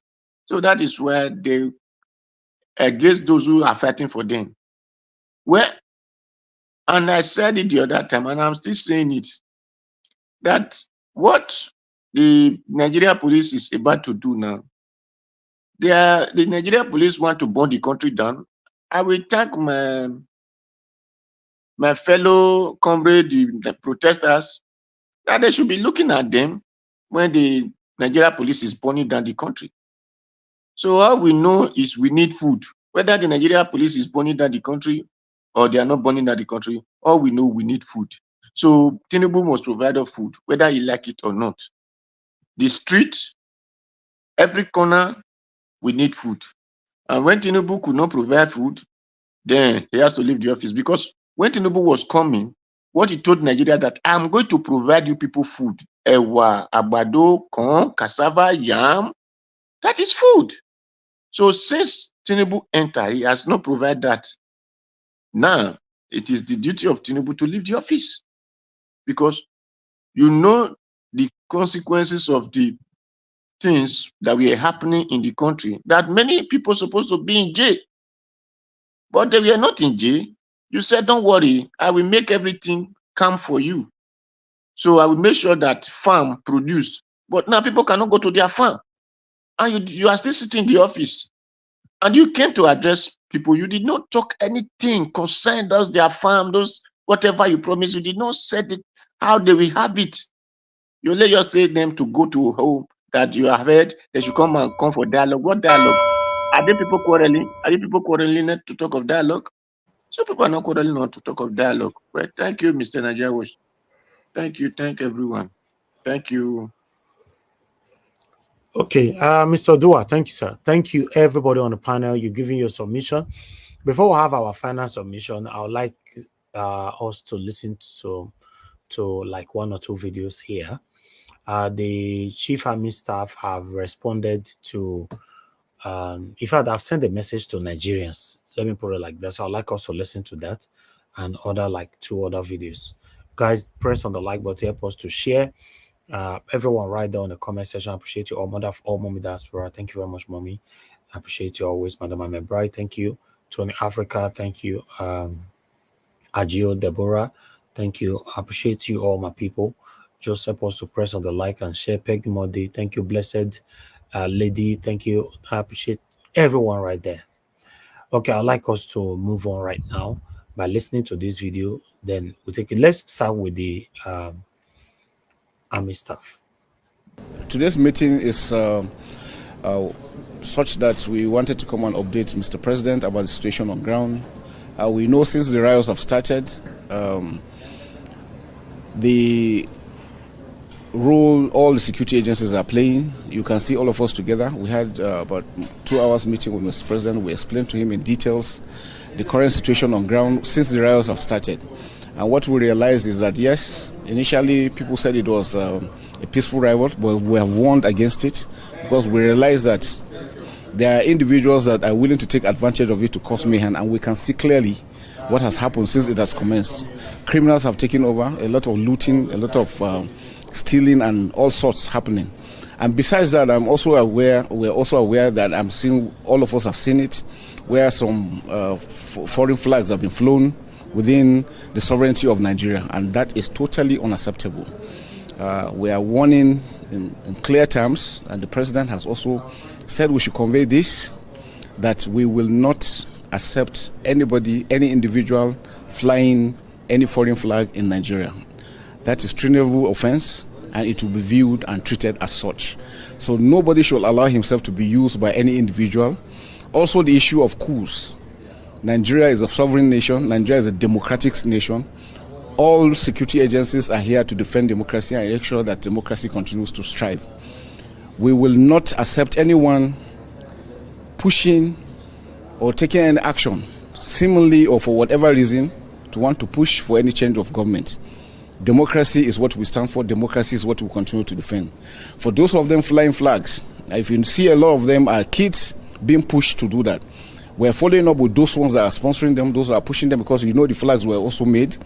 We identified those areas and we're going to take serious action against that. The president is clear on his instructions for us not to accept anyone that wants to disrupt the peace and tranquility of Nigeria. And we are all standing here together to show Nigerians that we're working closely, we're working together in synergy to ensure that there's peace and tranquility in Nigeria. That we have assured Mr. President. I think we have cleared that. It has been cleared. I think it was just a misconception. They actually have seen those things and they wanted to clear them away from that area, and that's what was done. We have investigated thoroughly. The Chief of Army Staff is here. We have investigated thoroughly, and there is nothing like such. No member of the armed forces will fall into doing that, and it's very clear. Yeah, I think we've said that clearly, that the military is going to step in when it is out of bounds. And we can see that for people, subversive elements, to push individuals to carry Russian flags in Nigeria, Nigerian sovereignty, that is crossing the line, and we will not accept that. And those ones who have done that will go in for the books, and they're going to be prosecuted. I'm sure you have seen. You have seen them on TV. So the TV will show, because that's enough for you to see.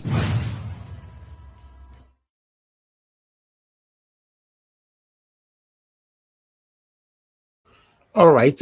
There's a sound warning there to those carrying the Russian flags across Nigeria right now, most especially from the northern side of Nigeria, that's a treasonable offense, because you can see a lot of people, although I saw it that most of them were children, obviously there are people behind it. Yes, but Tinubu have responded immediately to that one. Say, no, not democracy with they will not use this one to remove me from power and all that, blah, blah, blah. But still, that is a chief of defense staff sending a sound warning that those of way they behind them, they're gonna wait for me, I go here win. But meanwhile, Asari Dokubo does send message, go meet my Igbo brothers and sisters. He said they call him thief. Say, how dare I go call me thief? Then he responded with this. Igbo man, they call me thief. Igbo man. How ironic. Igbo man go call another person thief. Onyochi. Igbo man go call another person thief. Onyochi. Igbo man. Igbo man weighing DNA na thief. Me where to escape, enter a job. Say my DNA 50% or don't come out. You will be 100% Igbo way. Your DNA na thief. They call me thief. For this world, who thief pass Igbo people? For the whole world. Oh, Igbo man, they call me thief. You people have no training. You have no training. So you behave like that you are. You claim the victim. Asari said this one. Asari said that one. You know, bother me. Okay, now Asari Dokubo with that one. They say they call him thief, and they call the people back thief. But meanwhile, we'll come back to that. I would like us to quickly listen to what VDM have to say. Tell Nigerian youths, please, I beg, nobody should come out and protest again.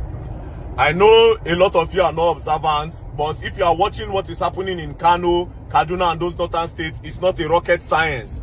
Something is about to hit this country if we are not careful. No be cruise. I just watched one video now where we said that they burn Nigeria flag and the whole Russian flag. It's not cruise. How they got that Russian flag is not a coincidence. Something is happening that we all may not know about. To the point where we say they sold the Russian flag. They hold and plenty. They held it in Kaduna. They held it in Kano. They held it in Katsina, and they held it in Jos. Do you understand? It's not a coincidence. Somebody somewhere is doing something. more they calculate, more they use our brain. I beg, Mona no come out to protest. I beg, Mona y'all leave this thing, this protesting. You don't they get out of hand, for real. And I see another video where they say they want military, they want military, they want military. Something is going on, and now between them, I don't know what they do, but I want to appeal to the youth. I beg, in all states, you people should shut down this protest. It is for our own good. We want to end bad governance, yes. We want to stop hunger, yes. People they suffer, protest of war and all that, yes. But we don't want to burn Nigeria down. Now, me, I don't do for Christian and Muslim fights before. And I know now this kind of gathering, one person go just talk one thing, one person just talk one thing like this, boom, that smoke don't start like that, fire don't catch. They don't turn into religious crisis. Do you understand? Before you know it, they don't pack themselves, Christian and Muslim, it don't start. From there now, you don't know where it go escalate to. Kano, no far from Kaduna, Pra, they don't come. From Kaduna to Abuja, no far. It start going like that, and problem don't escalate. It is not funny. It is not cruise. It is not rocket science. It is not coincidence that these people are holding Russian flag in Nigeria and burning Nigerian flag. It is not a coincidence. Don't take it as these people, they know the year word. No, it is not a coincidence. I am appealing to Nigerians. Do not support any protest anymore. It has gotten out of control and it has gone beyond hunger protests or whatever protest. Please. And President Asiwaju Bola Ahmed Tinubu and all the security, chief of army staff, chief of air staff, all the chiefs, Mona go shut down that state down. You understand? For those of now don't they Sharia before, we're not going to know it's how they try talk. Mona go shut down those states down. Mona declare state of emergency, shut down that state. And any boy wanna see said they protest. Mona try. Mona just look for a way take end them. I beg. Mona, I beg. And Nigerian youth, please don't be party to any protest. Because think about it. How did we go from we are hungry, reduce fuel price, to we want Russia, we want military to take over? What do you really want? You understand? It means that somebody somewhere have been waiting for an opportunity to move smart. Like I said, some mumu and some goats and some cows go they talk say now APC don't pay them or they don't pay them, may go talk. Think about it very well. It's your country, it's your country. If what they talk they wrong, then you people should continue. But I'm pleading with you people to please not protest again for now. And mind you again, the protest was already hijacked from the starting, because how do you want to protest and when I go announce dates? Announcing dates don't make everybody prepare now. That date when they announce, both the bad people don't prepare, both the good people don't prepare. Do you understand? And even the government too don't prepare. Because there's no way they will tell me that, there's no way government will tell me that their hand, they don't sponsor one or two hoodlums when they go scatter somewhere. There's no way they will tell me that. There's no way government will talk, say they don't get hand for one or two scattering. You understand? But even the people said they do their own. All those looting, you understand, breaking people's structures, scattering things, going to go and carry it. No. It has gotten out of hand. So please, I beg, for now, this protest should be shut down. And to the military and to the presidency, please go and declare a state of emergency on all those states, secure those states, and make sure everything is calm. I beg, medicine no get out of hand past like this. Thank you very much. And don't play. If you play, you learn. And you will learn the hard way. Okay, before I will take this, because you can see on the screen right there, just in Russia disassociate themselves from Nigerian protesters waving its flag. So Russia just, they have responded to all this now. The Russian Federation has distanced itself from Nigerian protesters holding its flag and other symbols of the Russian state to show their anger against the policies of the President Bola Tinubu amid the ongoing ends the bad governance. Protests that hit Nigeria cities from August 1st. The state issued on Monday by Russian embassy in Abuja denied involvement in the use of those symbols, stressing that Russia does not interfere in the internal affairs of any country. Part of the statements read, unquote, the embassy has noted that the report in Nigerian media and the circulation of videos and images in digital media depicting protesters in northern states of the country carrying Russian flags and chanting slogans to Russian President Putin, the government of the Russian Federation, as well as any Russian officials are not involved in these activities and do not coordinate them in any way. As always, we emphasize that Russia does not interfere in the domestic affairs of foreign states, including Nigeria. The intentions of some protesters to wave Russian flags are personal choices of individuals, and they do not reflect any official position or policy of the Russian government in the issue. We respect Nigerian democracy and believe that peaceful demonstrations in conformity with the Nigerian law are in a manifestation of democracy. However, should this event lead to any disruptions or acts of violence, we strictly condemn them. So now Russia, people now talk. So, but meanwhile, before we move on, VDM video, I don't want to say much about it, but my dear brother, hi, now wow. You see, when we don't blow and we don't make name and we don't opposition, most Nigerians, once, you know, when we are trying to climb, we pretend we are the better, we are good, we are that. But once we don't get that fame, then some of us will not be waiting to be contacted. Then immediately they contact you, you get carried away, collect your money and move on. Like normal slogan, people normally say, collect your own, not die for Nigeria matter and all that. This is why we are here, we are where we are today. I'm not accusing anybody of anything, but this video, I'll leave my comments there. But meanwhile, I have the last video to play. This video, Nigeria Watch doesn't have anything to do with this video. We have a 100% disclaimer of this video that I'm going to play right now. So whatever they say here doesn't have anything to do with Nigeria Watch. We are only playing the video based on every other videos that we'll be playing every day on this platform. Yes, you might see this one as, okay, you will say that, say me, they try to support violence or what have you. I don't want to know what you will call it, whether it is supporting of violence or not, not on Ayusapi.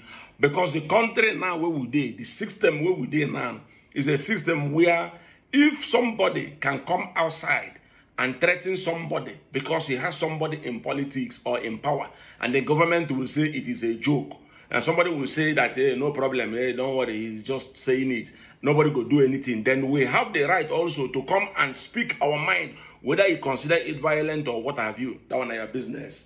Because like this now, everybody need to air his or her own grievances in any way.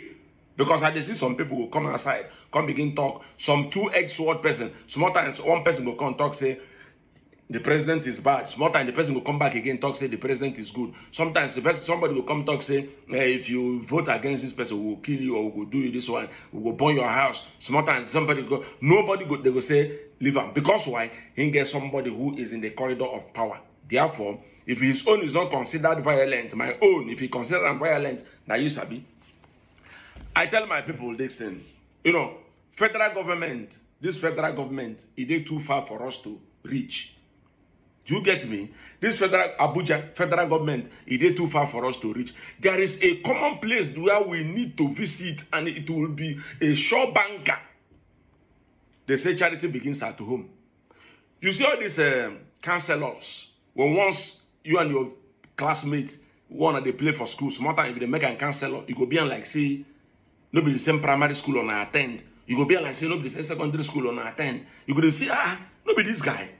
You see those councillors, House of Assembly members, House of Representative members, senators that came from our constituency, where we say we know where their house today. Where we say them from our, we know where they live. All of them, we know where their house today. You see governors, we say now we elect you to go represent us. Now we sent you people to go to Abuja, to go to government to represent us from our own constituency, from our own village. When I reach there, instead of you to do the needful, tell the government, tell that president where they there, where we know they see, where we know we are in house today. Tell him that the 7 kilometer or 1 kilometer road that leads from your local government to so and so person village or community, or say the road no good. Tell him that our community primary school they leak water. children no dey go school again. Tell him that our infrastructure, our hospital, no dey function again. People are dying. Pregnant women are dying in the hospital during childbirth. Una go there. Instead of to tell him all these things, tell him that we will not get electricity. For the past 20 years, your community will not get electricity. Tell him that we will not get pipe-borne water. That one, I know say that one is secondary. When we cannot get the primary, and secondary we'll get. But tell him we don't have pipe-borne water. Instead of you to reach there to go tell him, when I go that place, come go begin to patronize the man, even carry our money from our state, we're supposed to take live well. When I carry the money, go to patronize the man, go to even the dashing wife, go to even the dashing children, just because you want to maintain relationship for second tenor. While your people, their house, they die. My people, I say, the best thing we should do is to go and visit all those people all those people who I mentioned their names now in there. Go their house, begin to scatter burn the house to ashes. But in there, Abuja, they hear say their house for village, don't they catch fire. By the time all the constituencies, those people they represent all the constituencies, including ordinary councillor, by the time all their houses begin catch fire, they go assemble themselves and then put senses into themselves that we need to do the right thing. And then it will enable the next person when they come up as senator or as House of Assembly or House of Rep. The next person will come again, go there caution. No say, if he no do well, if he no go represent us well, what thing happen to his predecessor? What thing happen to him? The person will come up before go happen to them. You see that person will begin to apply caution in his actions. And then all these politicians picking them, all these politician children them, both the male and the female ones, who do not stand out to say that what their father or their mother or their uncles are doing is not good. We need to catch them, castrate them. Because why? If they know they agree, complain, say what in their people they do no good, that means they are also going to be product of the same challenge when they become politicians. So we need to put them in order. They go say, how do they feel the pain? After all, then they go community primary school. So whether the roof is leaking, it's not their business. Then they go our health center, go treat themselves. So whether people are dying there or not, concern them. But I tell you, you politician Pekin, that do not see any error in what your father, your mother, your uncle is doing. Now you. Don't forget, say one day your papa will die. One day your mama will die. Now you go face the challenge. So let us visit these people. By the time we begin to treat them the way they are supposed to be treated,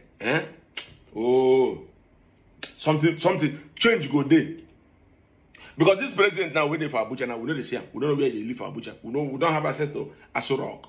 Because going to alone, threatening the president or fighting or agitating or doing it be like when Pekin and Papa they quarrel. When night come, Papa go enter inside the room, lock door, sleep. But when that quarrel is between Papa and Mama, when they enter that same room, Papa no go rest. Papa no go sleep, because that same room where they enter, now their wife they enter too. So let us begin to attack these people where all of us they enter the same room, where I don't mention their names, where we know their way from our constituencies, way from our ward, and then they even cancel up. Moku begin to show them, say, we are angry. We are angry. How can so? This country, is it not for us? Now one person get this country. This country not be for Nigerians. I mean for Nigeria. Why they call you? What makes you a politician? Some of these politicians where they see so. Some of them they do 419 before. Some of them are armed robbers. Some of them are thieves. Some of them they do different kind of bad business. So what them born you call you politician? What made you a politician? If not be say you just wake up, decide say, oh, this is where people are chopping money. Let me switch myself into it. You can't become politician. Does it make you inhuman? Does it make you not all of us go primary school, community primary school, not all of us did there. All right. You see on that one, please mute yourself. Mute yourself. Why is everybody unmuted now? All right. On that last video, I'm not supporting anybody, but I would like to say this. You see those people where you mention, say, go ask them question before you go, they talk about Tinubu at all. most of our youth don't collect bribe, collect rubbish. For example, from my own state, it not go fit happen because the front runners, all of them don't. Now these people that they worship now those senators, those people now that they worship, all of them are hungry lions. Yes, go at those states. If you are from a those state, let me focus on my own state. You will know that our front runners, 99.9% of all of them are hungry lions. They come on air to say, Senator so-so-t the best, Commissioner so-so-t is the best, Speaker of so-so-t is the best. These guys, they know what they're doing. In fact, if you look at Nigeria issue, we are the problem of ourselves, to be honest. That's all I want to present to you guys, my people. That's the second session. I'd like us to have our final submission. I never talk. Oh. Okay, yes, you never really talk. Okay. Talk to us. You have your 8 minutes. Then Oga CM, you have your 8 minutes. Then we'll have final submission. Go ahead, sir. Thank you. You don't make me one laugh over ground there. now you supposed to be the director of indisciplined people for the Edo State. You know them well. I want to thank you for doing a great job. Mommy, God bless you, man. And I want to thank everybody that has spoken. It's a great time again. And we are so glad that we are all alive today. And we are witnessing a new change in the dimension of Nigeria. I want to say this. There's going to be a change in Nigeria. We are getting there. You see, Nigeria Watch. You see, the last person you played, the last video you played, though he did not put it, it was a little bit violent on the violent side. I made mention of something like that at the beginning of this rally, before this rally took place. I said, the most effective way we can get into Aso Rock to speak to the president is for us to visit these senators, House of Rep, governors, you see, and draw our ear like this. We go there for street for 10 days. They must see that man. We must see them for video. Then go there, sit with them, talk and come out. They'll be our what they call negotiating officers. Somebody came up and said, "Oh, you be like say I don't divert to Agbado." I said, "No. In a struggle, there are so many areas, any road if you take come, but the most effective road is through those people because our politicians they are so deaf, they are deaf. Until you hold I made mention of octopus. Until you hold one or cut off the legs, he no go surrender. He go do you go try to resume go. When you cut off the leg, he will not surrender and hear you very well. So that is it. And I want to say something here, Mr. Jonathan. You hit it very well. You hit it very well. You hit the nail very well. You see, this man is a game player, and the code of conduct is that you don't submit yourself to the will of anybody. You only submit yourself to yourself, and whatever you want to do, you must plan it. You must get to the end. And I want to also buy the idea of one of our mommy that spoke from UK. That when he spoke concerning Yoruba Ronu group, I want us to put that one aside, meditate on it, research on it, and make a link to what is happening now. And for the Russian, whatever, when the military man said, "Oh, if anybody wave a flag, is treasonable," all those one are lie. Let him bring the law that said if you wave a flag of any country, it's a treasonable offense. That's a lie. He's just trying to buy there. Nobody's going to be caught. Nobody's going to be. You cannot go to the Nigerian court and say because he waved the flag of the Russia, he committed this treasonable offense. That is not obtainable in any book now. In America, here in normal country, they do carry flag of countries and wave it like this. So what's so treasonable about it? Did he tell you want to take over the country? Let us throw that one aside. I was expecting the military to calm all nerves down, but they are still speaking the same language of Agbado.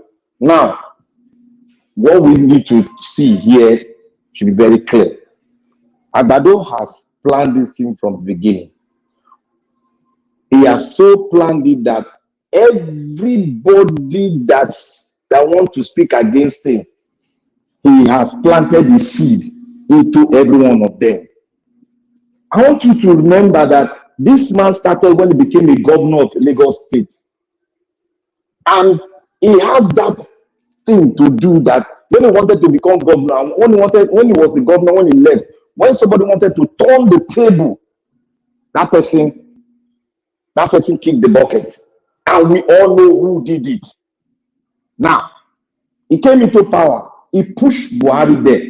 He knew what he was doing. And he made mention one thing. He will rather scatter everything if you don't follow what he's doing. That man will scatter it. And this is the mindset of a baron.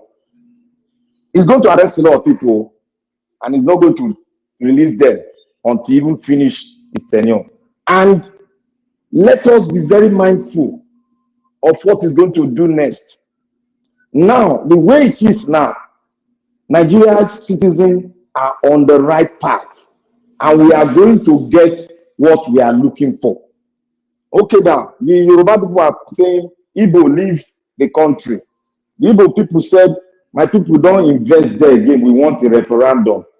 The Nigerian people say, we are hungry.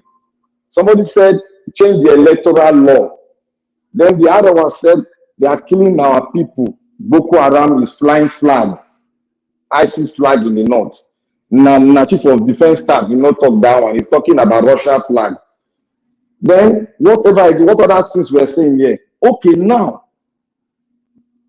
why has it not deemed it right for us to know that all the things, a lot of people are frustrated. Our brother called, he was angry.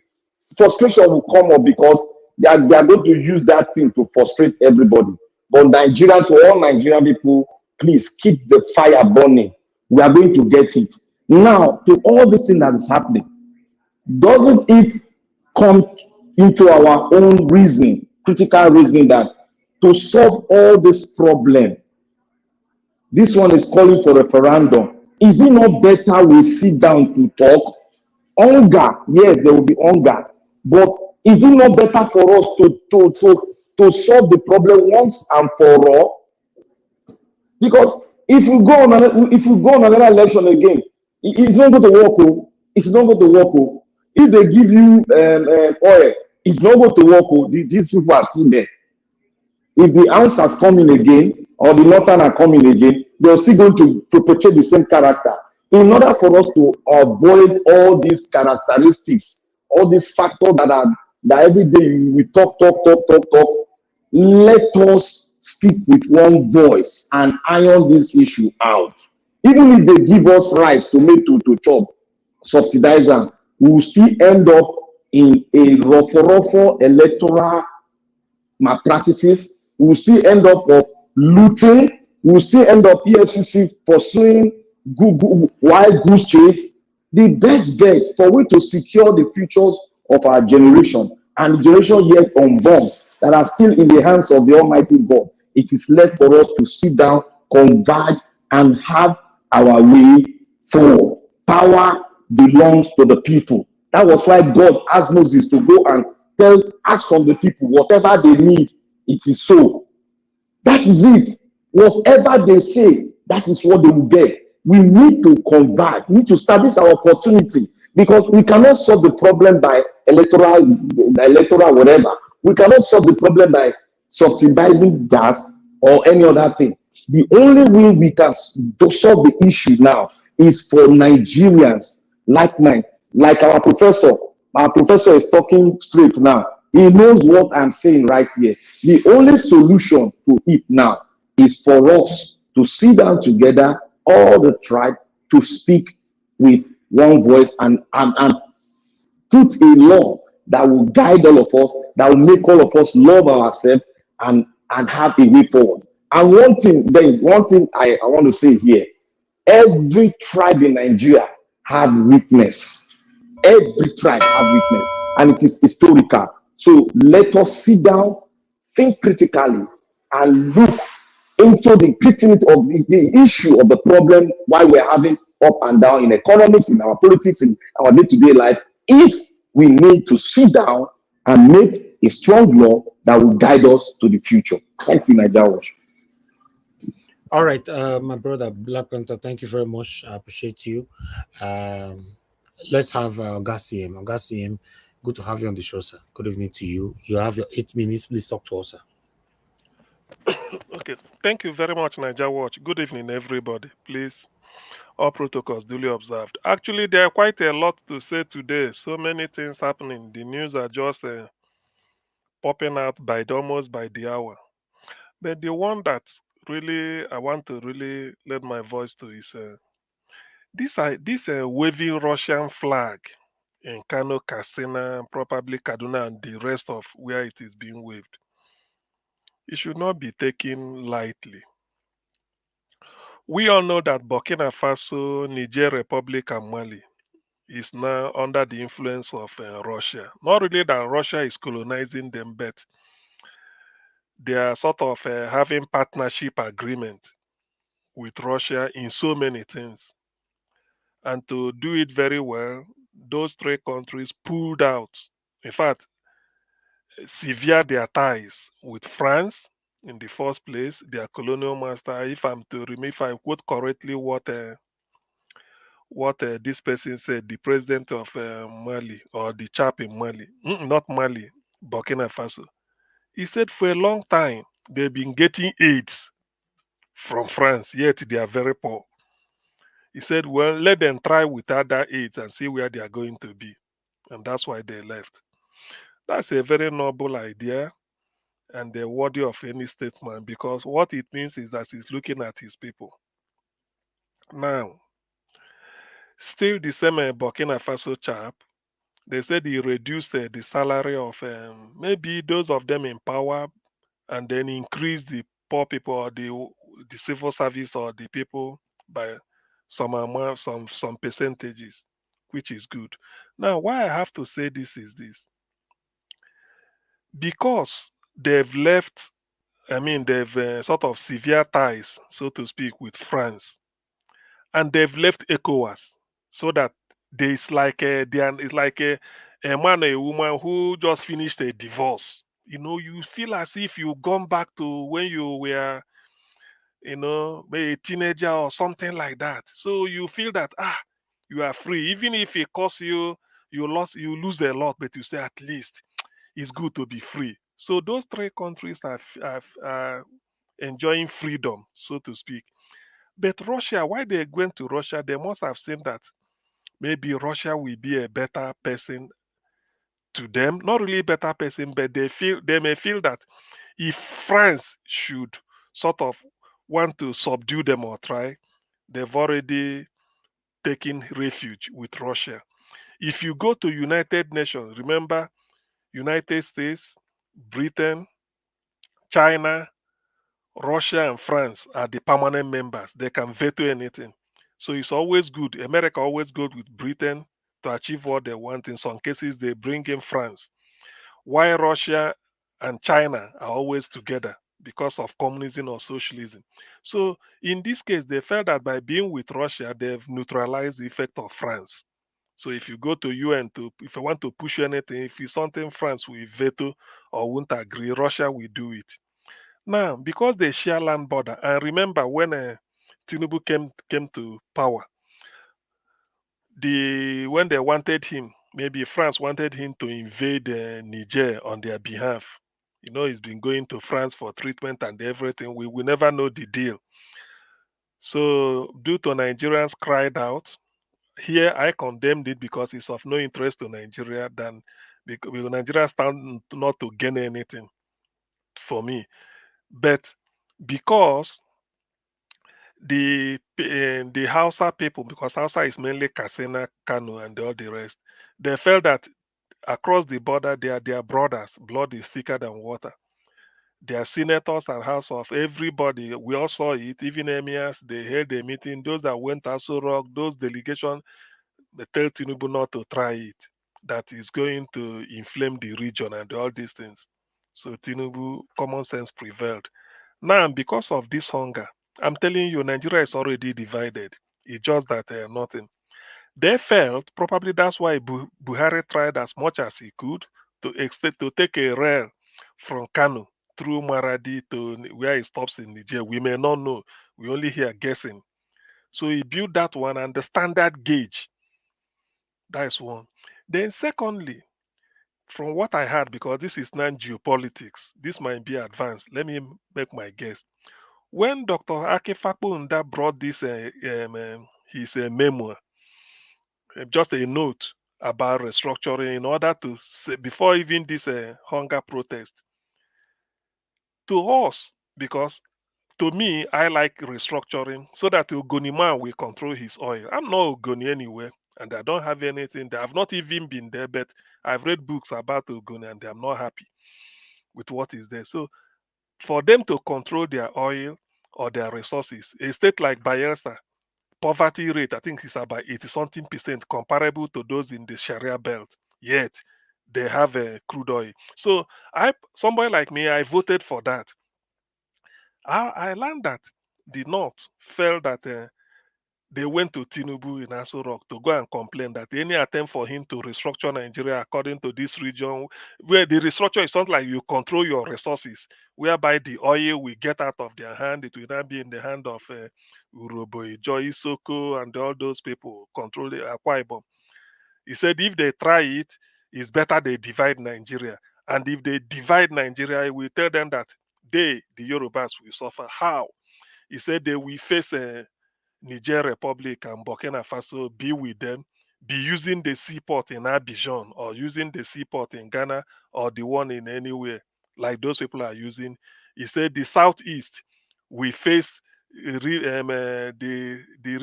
seaport from Warri Sapele, all those ones. He said Lagos will crash. I don't know whether that, but that is what I heard. So all these things are playing out. Now, as at then, maybe they felt that this thing Tinubu is doing, and with this Dangote, the thing about this issue of Dangote being a rich man is not that Dangote is like Dangote is like a clearing house for them, whereby so many money is going into it. Everything Dangote suddenly become Africa's richest man, and then so many monopoly. So this idea of Dangote building refinery in Lagos, Dangote said he bought the land, $100 million. Remember, and then they want to frustrate him because of this mortar something Tinubu is having. So therefore, this type of people, they will go back and then be engineering this type of. I'm not saying that I'm sure, but it cannot just go like that. This is a battle of big men. You don't know what is happening. So for them to be waving Russian flag, they must have looked at, yes, there are certain things you can move. You cannot move the sea from the south. You cannot move the oil well from the south. The only thing you lay pipe. So what do they stand to gain? And if they go it like this, after all, that country with Russia coming in, or with with Russia coming in, they had better carve out and then be part of it. So that is what I see playing out. But in this case, I don't know how it's gonna end in the end. But waving Russian flag by all those kids is beyond that. Suddenly they are now sewing it. I think I saw one machine. They are now sewing it white, blue, red. White above, blue in the middle, then red. They just be waving it. And the army man coming to say if you are waving, they know all these things. Why can't they go and they arrest them? Why are they coming to tell us? When army talks like this, it makes me lose interest in Nigeria. How can you come and say we are warning anybody waving for what? But you see them. They are there. Tomorrow you will still see it. If you go to Kano, you will still see them, even on the street, waving, moving. So many things are taking place. But it's only those in Aso Rock that will be having this intelligence. I don't know what is going on. But to me, Nigeria is going to divide. It might be like a kerosene attitude, whereby it will be going gently. It might not just be bam. It might just be going gently like this, because this protest will really will sort of reveal a lot of things. Now look at Russian flag being waved. Russia being waved. Although Russia will come out to deny it because it's nothing, just to show that sovereignty, they are not interfering. But we know if you ask them now, their leaders will say they are joining Russia. So there are a lot of things that is taking place. Now, the last thing I would like to touch on is, I know people have said it before, is that one dangerous thing game Tinubu, because when I want to mention, I don't believe in lumping the entire tribe together or a nation and they say something. This game Tinubu is playing with maybe Oluomodem and the Bayo Nonoga, ndị Igbo should leave, ndị Igbo should leave. Let me tell you, my father's generation, they fought the war, they lost. They came back, they stopped. They said, my father told me during the war, he said they were ready to fight till the last man. But when they now found out that when they look back, their kids are being starved to death. The children, more than 1 million, starved to death, no food, despite United Nations provision. He said they quickly held a meeting and said, these are the people we will hand over. If we die and they die, who are we going to hand over? That was when they started talking of if it stops, then Anteli. So this generation they are seeing, the pride of Ndibo has gone. All right, thank you. Oh, sorry. Okay, let me stop here. Thank you. Your minutes is up, sir. Thank you. I already gave you a long time. Thank you, sir. Give us a mandate. Thank you. Please give us your final submission. 4 minutes, sir. Thank you very much. Thank you very much, Mr. Elvis. Well, I think all well said, and Nigerians are still on. We keep the fire burning and no backing down. We'll just continue to fight and keep pressing on. That's what I was saying. Nigerians will not give up. Let's keep fighting and then we get these things right. I think allegedly I heard that the Russia flag was being sponsored by El-Rufai and Yabilo, from what I heard, allegedly. So we don't know how true that may be. But maybe in the coming day, we'll see how all of this is unfold. But Nigerians, continue with your good work. Appreciate everyone. Have a good night.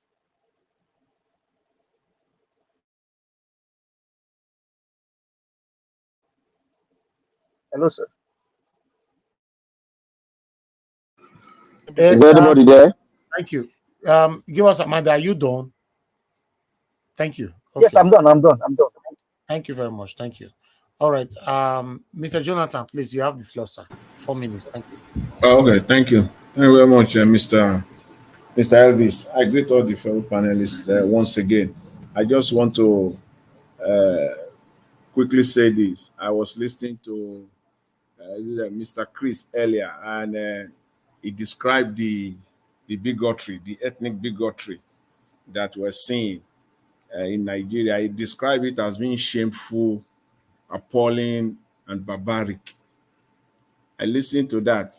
I just want to add one other thing to it. It is not only shameful, appalling, and barbaric. It is also psychopathic, because that's what it would take at this stage in Nigeria for people to be putting this out in Nigeria. You will know that they are not in their normal senses. The people that are actually playing the game, they are underground. The people that are coming out to say it, aside from one or two, they don't even know what they are taking. They are not, their senses are not there. They don't even understand what they are putting out, what they are saying. So that's why it is not only shameful to them, it is a mental thing as well. It's a serious problem. And I will go further also to add on to my earlier submission, today. Why I did mention that what we're seeing in Nigeria, that we should not expect anything from Mr. Tinubu. And I think it will be appropriate also to go deeper, especially now, during this protest. But before I do that, I must say that I hope that this protest will not be suspended, and the method of announcing the date and time, I don't think it brings any strength for the protest at all. But again, I must kind of expand on what I said earlier, that everything that is happening in Nigeria is for the benefit of Mr. Tinubu only. Because people might be asking how, why, or maybe there is no clarity. I think we need to bring clarity to that in a very clear terms. You see, everything, one by one, when you look at it, it is obvious. It's all a game. Just call it what it is. Nigeria to them is a game. They are playing a game with Nigeria. Where do you want to start from? The Binance, the whole Binance saga. I can tell you now, it was a game. How could it have been that Naira will have dropped from 900 Naira to 2,000 Naira in a space of 4 weeks? That is over 120%. And you think it is Nigerians that just went bizarre. They just got into the market and then they started buying dollars. Do you know how much billions of dollars that you will need to get Naira to move from 900 to 2,000? So we now know where the game is coming from. We now know the game now, that the customs, now in Nigeria as of today now, to clear a 40-feet container, you will need between 15 to 20 million Naira. 15 to 20 million Naira.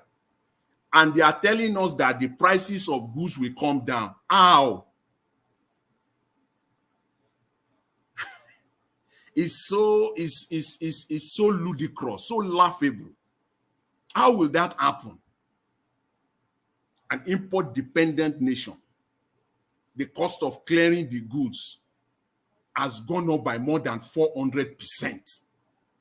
And you are saying the cost of goods is going to come down. How, Mr. Tinubu? How will the cost of goods comes down? Now it is clear to us now the reason why to even clear the goods that they are bringing into Nigeria, they have to use dollar. You are using dollar rate for it. So we now know now why the Central Bank of Nigeria is coming out to tell Nigerians that they have raised almost about $4 billion.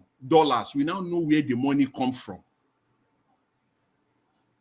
The money that you stole, the Nigerian people, I'm coming and I will make it clear. The money that you stole, you and your cronies from Nigeria, first of all, you steal the money. You use the same money that you stole to rack up, to run up Naira dollar, up to 2,000 Naira. And then you brought it down again.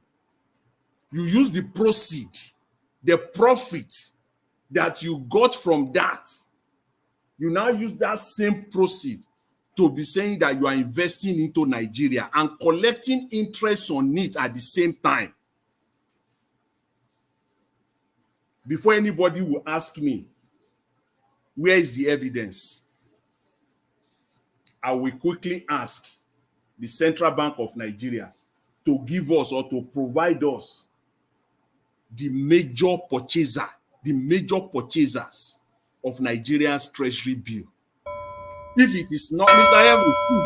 Evans, please let me quickly land on this so that it can make sense. Just stop. Let them come out and tell us who are the major purchasers of Nigeria's treasury bill.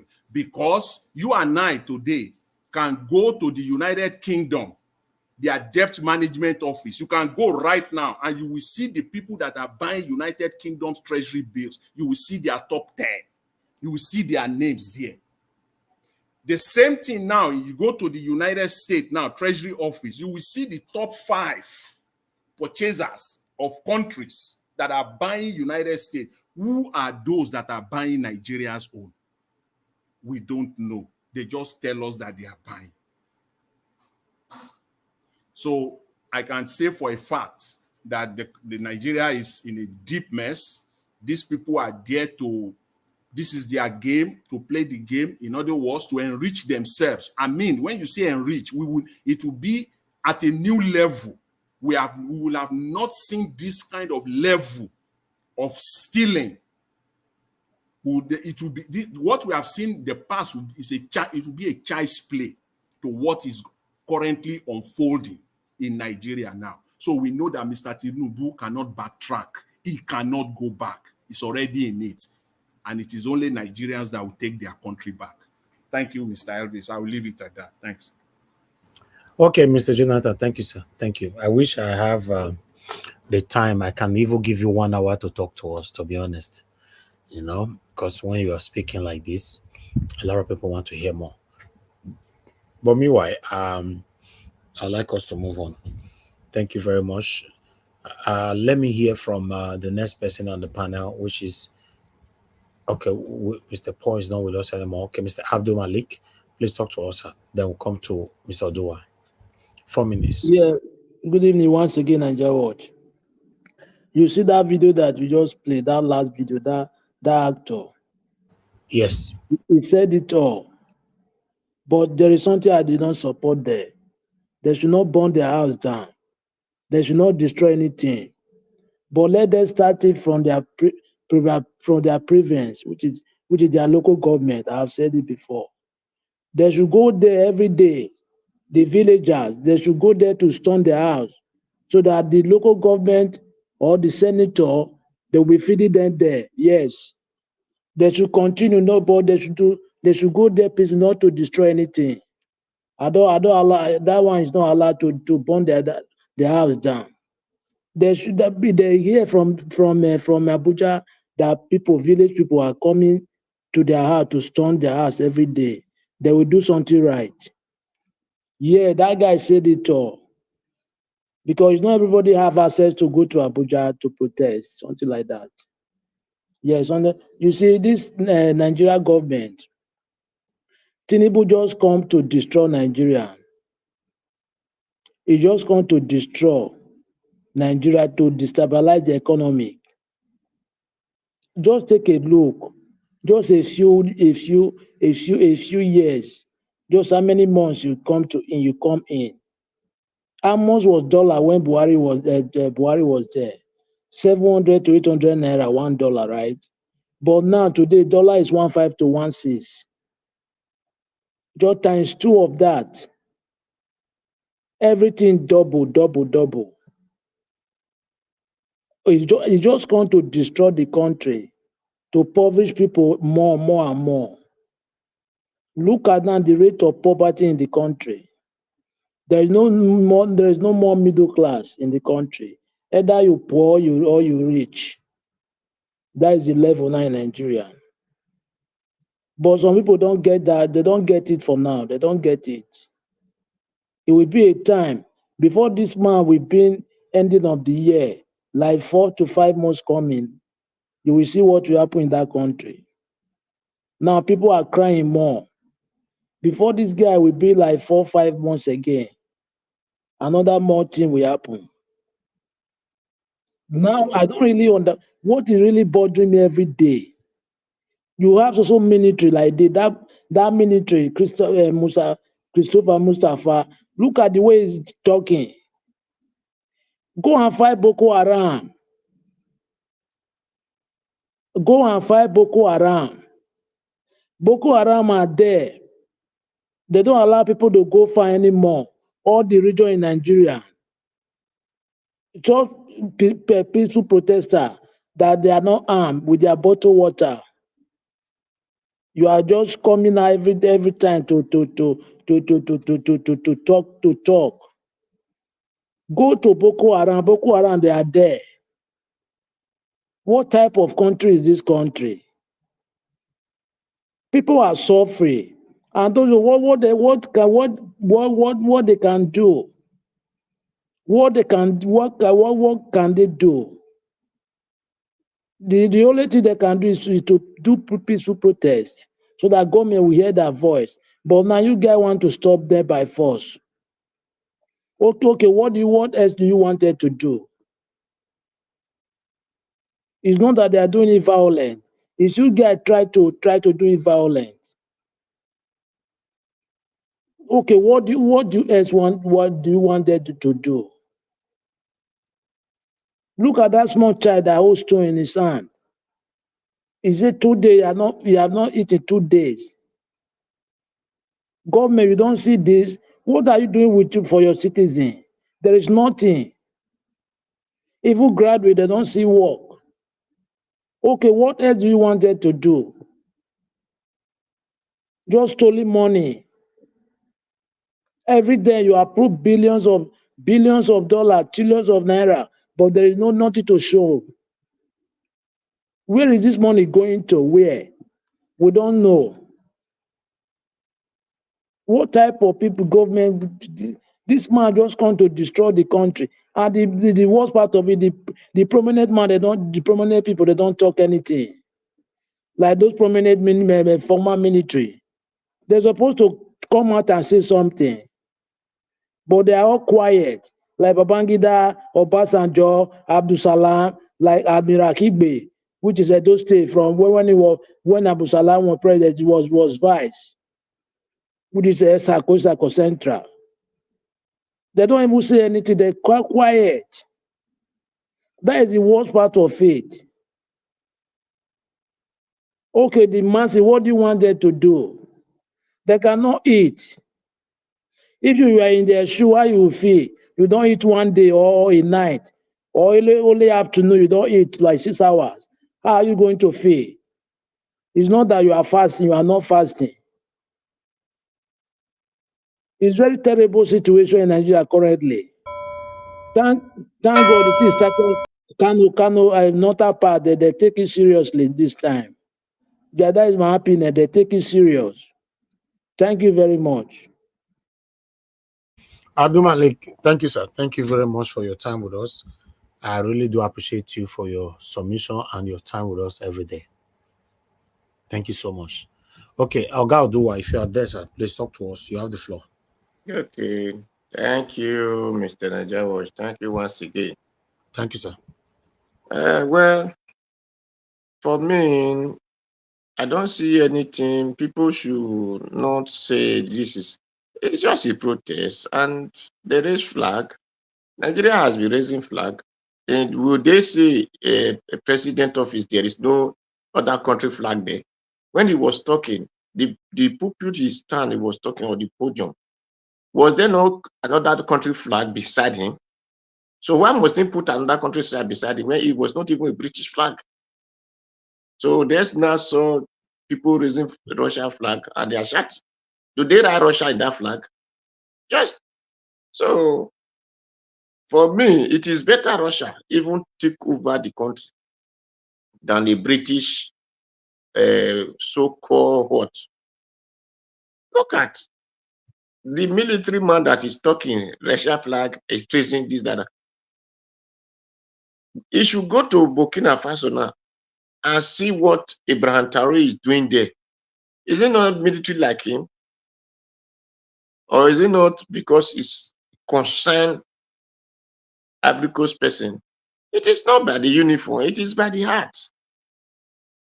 This Mustafa Christopher is demon like Tinubu. So that is why they doesn't care about the people's life. Because if he care about people's life, it is his own duty to tell Tinubu, make sure you address people. It's just they address if the country, who hijack it? Is it not the police that is hijacking the protest? Now, when people are hungry, what food has Mustafa Christopher provide for them? That child who holds stone said, if he did not beg, he cannot eat. With Tinubu, children beg before they eat. With their governor, children beg before they eat. Then Mustafa will not say he want to go and fire that boy because they give him a cloth to wear or they give him one iron to hold. Is it not stupidness of him to protect the protesters and say it's your civil right, do it? They are not the ones despising the protester and he's shouting that the whole flag, they will not tolerate it. He should not tolerate nonsense.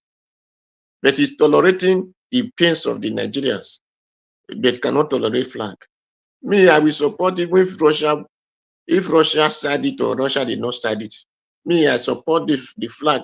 As many flags, even if they want to go and hold Iraq flag or Kuwait flag, let them hold it. What matter is Tinubu to give Nigeria food that he promised them. Tinubu should make sure that those jets he bought with Nigeria money, Tinubu will die in it. Because if not, Nigeria are dying. Tinubu are killing Nigeria physically by not letting them have access to fuel, has access to living, has access to farm. That is dead. That is what the other boy said. What is he still living for? Is it not there already? A country that keep person talent. Is it not dead? So I don't see anything special in it. And this is the other way, that the other brother who said senator, House of Rep, assemblies, and councillor. Yes, exactly what I'm saying. This is where I always ask, who are the federal government? Where is the federal government? Can they show me any state and say this state is the federal government? Everybody are the federal government. The federal government come from my state, it come from your state, it come from that person that is representing federal in my state. Because it's not concerned about our life, that is why the federal government is not concerned about us. So they should be the one to show example with, so that other person coming will learn from me. Thank you, Mr. Najawa. Thank you, everybody. Mr. Dowai, thank you, sir. Thank you very much. I appreciate you. Thank you, sir. Okay, Mr. Paul, it's good that you came back because I called you earlier on. I didn't know you already left the platform. Please give us your final submission of 4 minutes. Thank you, Mr. Najawash. Let me just speak briefly on the flag raising. If the military is worried about the flag raising and the protests getting out of hand due to people being violent, they should carefully pick out those who are causing trouble, arrest them, and allow the peaceful protesters to continue their protests.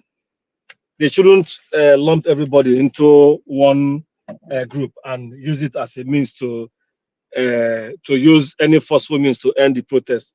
They should just go after those who are raising flag, who are raising a Russian flag. And yes, it's a sovereign country, yes.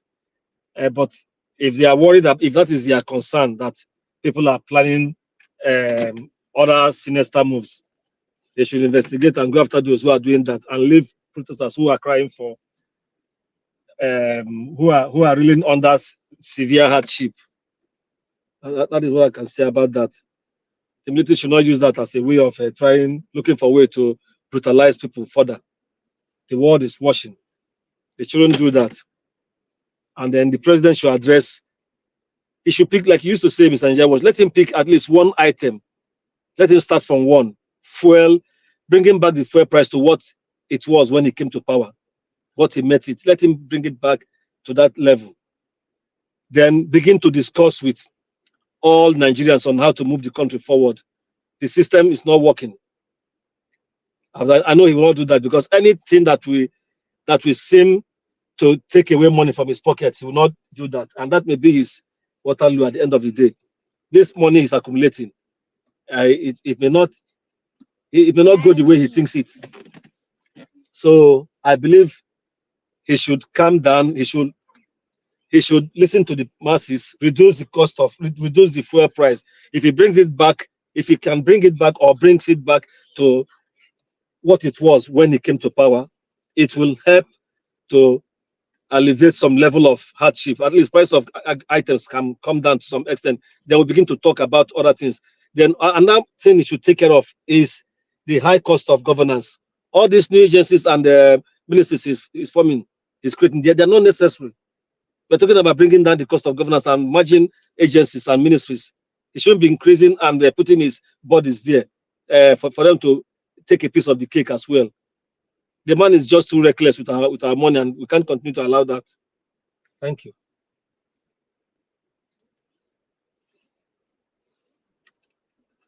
Mr. Paul, thank you, sir. God bless you. I appreciate your time with us today. Thank you very much. All right, let's continue to move on. Oga Chris, you have the floor, sir. Please talk to us. Final submission. Yeah, good evening, sir, Mr. Najawa, and good evening to everybody that has glued on to this station since the past 4 hours, getting to 5 hours. Thank you all for being a part of this show. Well, as for me, I think all the participants, we have extensively um, dissected and the issues that bother the country, and I think we've all spoken well. There are some snippets that I would just like to speak on. I think for the most important of them all is the raising of the flag. You see, our military, they are so funny.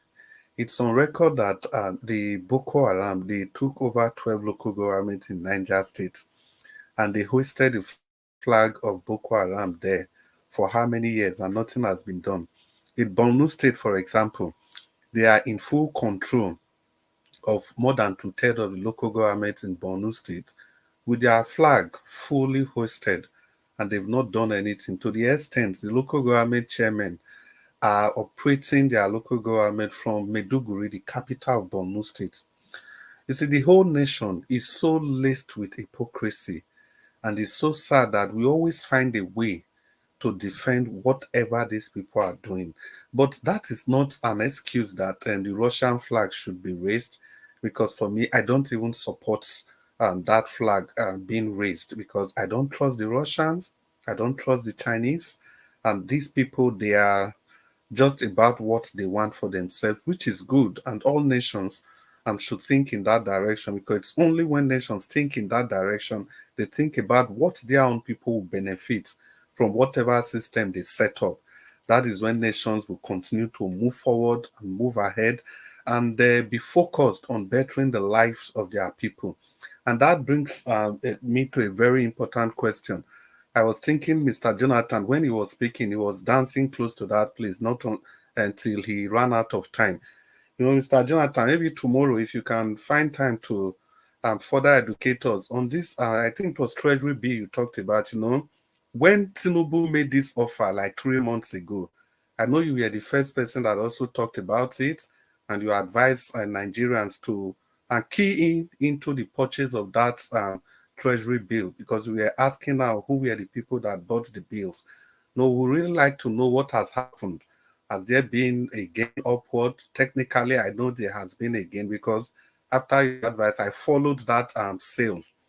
I know there has been a gain, but I don't know the details. So this is how nations that care for their people, they ought to have sold those bills to common Nigerians. They will make Nigerians to invest, businesses, state government, local government, to invest on bills like that, so that when the profit accrues, the whole nation will benefit from it. But no, they will never do a thing like that. They will sell it to goats and spirits, like Mr. Jonathan highlighted, and a few Nigerians that are economically aware enough that things like this are going on. So if you have a nation that is being run as a cartel, there's no way the people will benefit. The people will keep feeding off from the crumbs that the leaders, the rulers, the reigners of the nations has bequeathed to the people. You will never have access as a citizen to whatever good is going on in your country. It becomes a case of the mightiest warrior prevailing. And in a democracy and in a country like Nigeria, it ought not to be like that, because these are the common patrimony of everybody. So on that basis, I want to continue to encourage those people that are protesting, all of us, in any way we are doing this, please, let's not give it up. It is our nation. We have to keep speaking, because gods live by speaking. And how do they die? They die by killing themselves. And how do they kill themselves? By not talking, by not protesting. You can see when the heat was turned on Dangote, he protested, and he got his own piece from the cake. That is how it ought to be. Protest is our fundamental right. It's not just only a right given to us by democracy, but by God himself.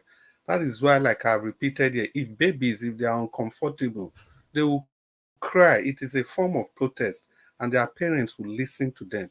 If you don't cry, nobody will understand whatever is going on with you. With what we have said now, with this protest, Tinubu cannot come tomorrow to tell us that, or his handlers, none of them can come tomorrow to tell us that Tinubu was not aware of what was going on, like they were saying during the Buhari's time.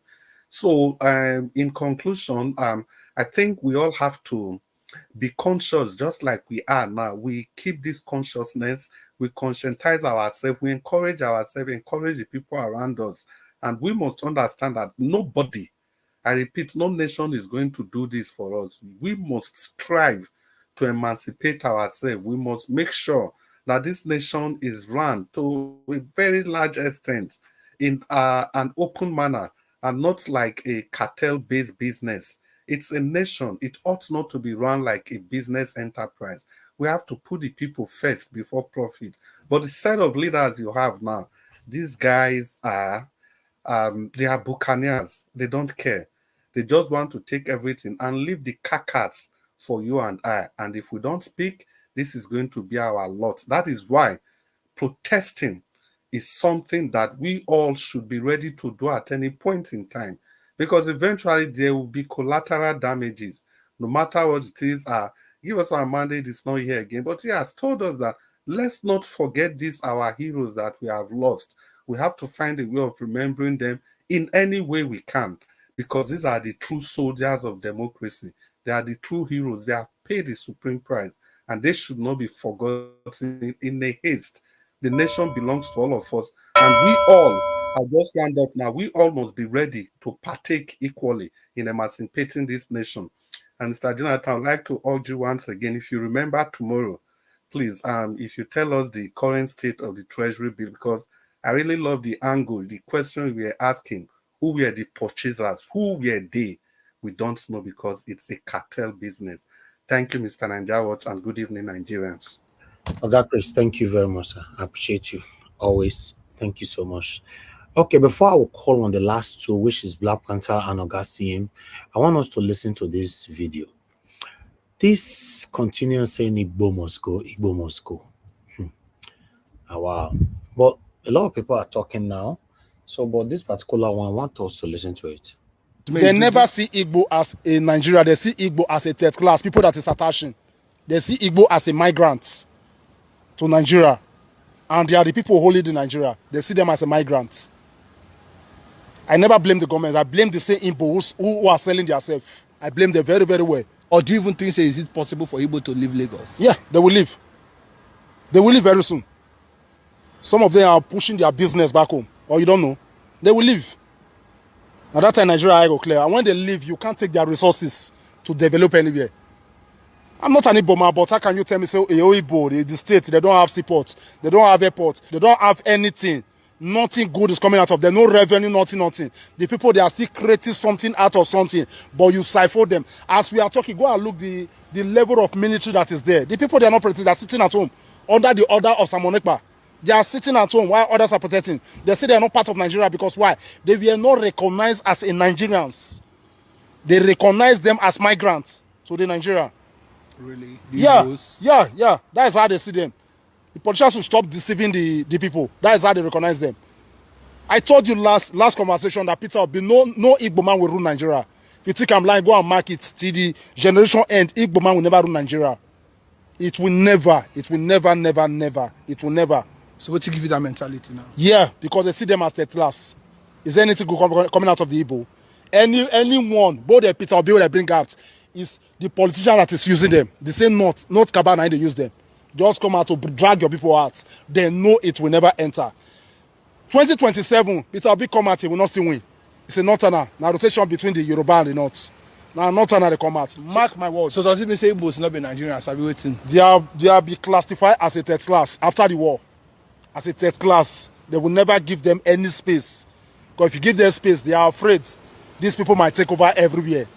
That's just the only problem. So they see Igbo as a threat or what? They are threats. The Northerners see them as a threat. UK see them as a threat because Igbo can create anything from anything, which they don't want. That's just the truth. Then if they can finally come up for that Lagos, how do you say Lagos go be without the Igbos? Lagos go be Yoruba state. Lagos is a Yoruba state before. You go see it happen like the way business. Nothing. Everybody's going back. What thing are they going to do for Lagos again? I never think of going to Aba or Nisha, go start business or do something. What did they go to for Lagos? What is there so special in the Lagos? Is it not the celebrity and the houses and the international airport and the seaport? That is all about Lagos. Is there anything there? Go look Lagos. Now there are people in the suburb plenty pass. Beggars now there are plenty pass. Right from international airports. Go there and see with your eyes. Go there and see. My brother, these people are not needed. Stop killing them. Give them freedom. Give them permission to live as a human. Give them an opportunity to rule. But since you refuse, okay, let them go, you say no. Let them be, you say no. So why are you holding them? Is it because of their oil and one or two things? Brother, let them go so that there will be competition in all the states. But let's say that if Igbos now get this seaport or the international airport from that eastern part of Nigeria, so you say at least things go do more better for that. If Igbo get all these things, some of your business when they go Nigeria, no go land for Lagos. If you the same motor go Nigeria, no go land for Lagos. It will land very close to your state. The place will develop. Money will be coming. Many things will be happening there. Or you don't know? Give them the British space. Let them, these people, they are the China of Africa. They are the Japan of Africa. Give them space. Is there anything Nigeria is importing that Iboma cannot do? Is there anything Nigeria is importing today that Iboma cannot do? My brother, let's be reality. I'm not an Iboma, but I'm telling you, the hatred and the way they are doing these people is too much. It's too much, brother. It's too much. So you wait till you try to make them let them go? Make them let them go since you not agree, allow them to be in Nigeria. You don't allow them to rule. You don't allow them to be any of the position. Let them go. Let them go so that there will be peace. Let them go. But it's in the constitution. Let them go. It's in the constitution. Let them go. But you know, say some of these Igbo elders and politicians, they not support the division of Nigeria. Yeah, because they are eating from the bad governments. They are eating. Just for example, you have the opportunity to be eating. You don't go want to make anybody scatter every you for the heat. They are already eating. They don't care about killing. They don't care about anything going on. They don't care. But does it make a sense for you to tell an Igbo man waiting for Lagos, make come up for Lagos? Is it not in Nigeria? Did they classify them as in Nigeria? Anything Igbo man talk for Lagos, at last say this will not be no man's land. Omo Igbo, go back to your Igbo lands. You'll be referring to them. But he's a Nigerian. Did they refer them as in Nigeria? Answer really Igbo man. Are you Nigeria? I go tell you no. I'm a Biafra. Forget say all the one that Peter Obi, all of them they do, all of them are Biafra. He did their blood. Forget say they talk, we are Igbo, we are the Southeast. He did their blood, he did their blood. The government is aware. Say this thing are blood day, this Biafra matter and our blood day. They know the government is aware. What is Biafra? What is IPOB? IPOB means indigenous people of Biafra. It's the old Biafra. Why do you label them as terrorists? For crying out sake. When bandits and Boko Haram, they free. Or Monteku they there. Nobody labeled a terrorist, but he labeled IPOB a terrorist because an Igbo man. The rest has been free, but Nnamdi Kanu is there. It's an Igbo man. My brother, I'll not be waiting one count here. Go any state when you not see Igbo person for Nigeria. More than 50, 20, waiting happen. You don't ever see Awusa man inside once. My brother, if this marriage not work, may they let the marriage divide. I'm saying it to the whole world to those who will see it. All right, that was a very deep video right there. Our Edo brother, the guy that was talking is an Edo guy. You know, the guy with the interview and still Edo boy. So, yeah, but still, now where we find ourselves with this, so country where tribalism have eaten us so hard, a country where two particular region have been ruling Nigeria since God knows when. Some of you that will argue with yourselves now that, oh, Jonathan Doru, now mistake it that they still pursue and come up for them. So it's very, very sad that this is it. You know, I to be honest, Nigeria, man, the matter get as it be. Country where we not get value for some kind of people. Some country where some people they feel superior more than others. Country where Nigeria what? Very sad. Yes, sir. Use your minutes now. Your minutes now. You are one call, so you use your minutes. Don't call they cheat me for here. Use your 4 minutes. I know that's how they catch you. Go ahead. Thank you. We are using human and native intelligence now. Not the AI again. And thank you very much. You see, I've said something here. If now me talk this thing where this man talks, so some people say I did tribalistic. But the guy is saying the truth. He's saying the truth. When that lady talk about link, some link, we are some link. That is the language the lady used. She's saying the truth. If you cannot face the truth, we will still remain in this quagmire of talking. We have to face the truth. The guy, the lady that you video here yesterday, 2 days ago, He said, in my tribe is we are one of the weak link. He didn't say we are the link, we are the weak link. He said we are one of the weak link. I know why you brought that thing, but we did not deliberate on it very well. We were looking at it from a tribal side of it. Look at it. Yoruba and Igbo, they never fight before. They never fight before. From the history of Nigeria, Yoruba and Igbo never fight before. It was Yoruba versus Yoruba that will be fighting. It is the Igbo and the Hausas, even their fight self. It's a matter of something that they would have been solved during the Ojukwu time, but they escalated it because they did not agree with what Ojukwu said. Ojukwu was very plain. That is history, by the way. Now, I want to say something. I've said it here before. I've said the tribe that hold and execute the economic policies of Nigerian government, it is from the tribe called the Igbo nation. But when we say they'll say we talk tribe, and they talk the truth. Now they talk here. Make we open our mind, talk throw away where you come from, talk the truth. These people are like the Israeli. I'm not saying they are Israeli, they are like that Israeli. There's nowhere you put them, they will survive. It is not a gift that they gave themselves, it is from God that created you and I. Everybody has the gift of what God has given to us. They exploit that gift that God gave to them, and they made it very bold to say they will survive. Yes, they can do. Yes, we can do it. That is their mindset. But he says something here. He says 60% of the bank in Nigeria, not Lagos, in Nigeria is owned by the Igbo. And the remaining 40%, Igbo man is an executive in those big banks. It's in Allah talk, Mukuna go look at. Then, in terms of commerce, international trade, 90% of it is being run by the Igbos. Abati said it, and even that place where Abati they work, now Igbo man, I get them. That place where Igbo extract, now get them. He come from Delta State. That place where Abati they work, so. You know, see as Abati talk, he laughed. I laughed when he said it because Abati said his mind there. Say it is the truth. You that people that are saying that Yoruba should get out. The day where Igbo can come up for that Lagos, you will see the skeleton that is in that place. You want to take the house? You can take it. After all, they've taken the house before. They gave them 10 pounds. They survived. Look at what they are today. With 10 pounds. They built an estate, industries all over the country. You want to take anything from them? They have hope. They have what we call the audacity of hope. That is what the Igbo have. And I have to talk about Bangladesh. I have to relate it to VDM. VDM is my brother. You are influential. But I know say they don't give you money, but you define something. That thing is equivalent more than money. That is influence. From the cabal, that is what you are looking for. So that when you bring forth a case, they will listen to you and solve the case. That is what you are looking for. And you have gotten it. Because it is not from your mind. Go and look at what happened in Bangladesh. If you are doing a rally all over the world, you can never have 100% peace in a rally.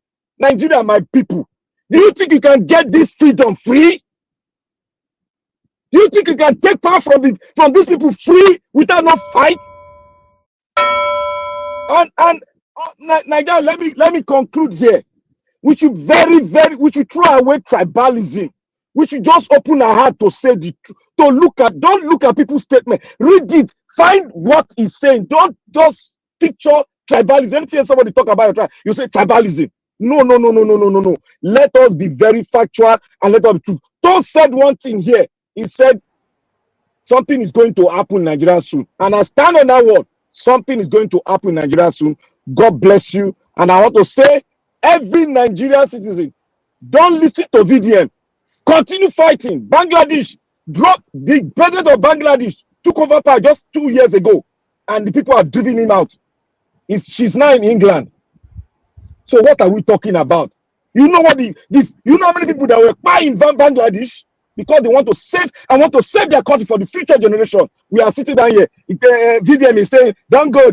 Is that how you're going to take Nigeria? It will get worse, and nobody can change Agbado. Agbado will rather go down to see Nigeria become the best country. Thank you, Nigeria. God bless you. Thank you, my brother. I appreciate you. Thank you so much. You see, Tony Africa, I'd like to respond to you. Thank you very much for mentioning the Azikiwe right there. Yes, everybody knows the Azikiwe is, those ones now first class name, now be that. Those one are people who rule, where we to see people like that again would be difficult. We are talking about since Azikiwe ruled since 90. When Azikiwe take come off for office, not be 1966, if I'm not mistaken. Abi, not he ruled that time 1966, if I'm not mistaken. He was just a head. He did not even rule, just a ceremonial leader. Yeah, Nigeria was, yes, Black Panther just said it. Azikiwe was just a ceremonial head. Okay. And he was also one of the leading, one of the people that worked so hard to give Nigeria independence, right? Of course. Yeah. He was the one that said we should give we should wait for the northern people before we get our independence. That was the one now. If you talk about uniting Nigeria, Azikiwe was in the forefront. That's why when they talk about the Igbos want to divide Nigeria, I go just they laugh. Exactly. Azikiwe fought hard to ensure that Nigeria become one nation. And yeah, these people are pointing hands to the Igbos. Since that time till now, they're not allow Igbo to rule. And we are here justifying rubbish. It's very sad, man. It's very sad. Me, myself, I don't tire to the talk all these things. Tony Africa, you said till 1983. What do you mean 1983? I think we're rooted 1983. No, Oga Idubisi, if your camera cannot be one place, off your camera, please.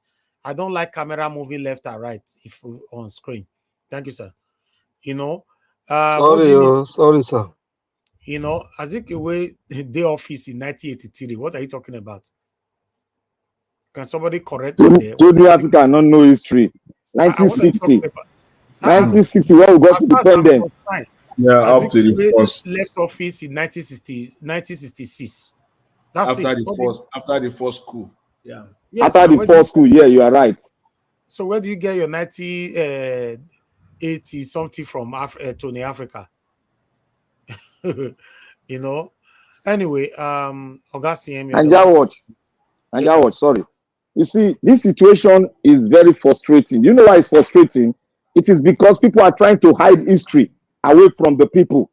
That is why it's frustrating. Because the Igbo man is a good person, but they try to pen them dark. That is why people like us, we everly stand with them. If you like, come fight me. I will fight you back. Thank you. Augustine, you have the floor, the last person on the panel. Okay. Please talk to us.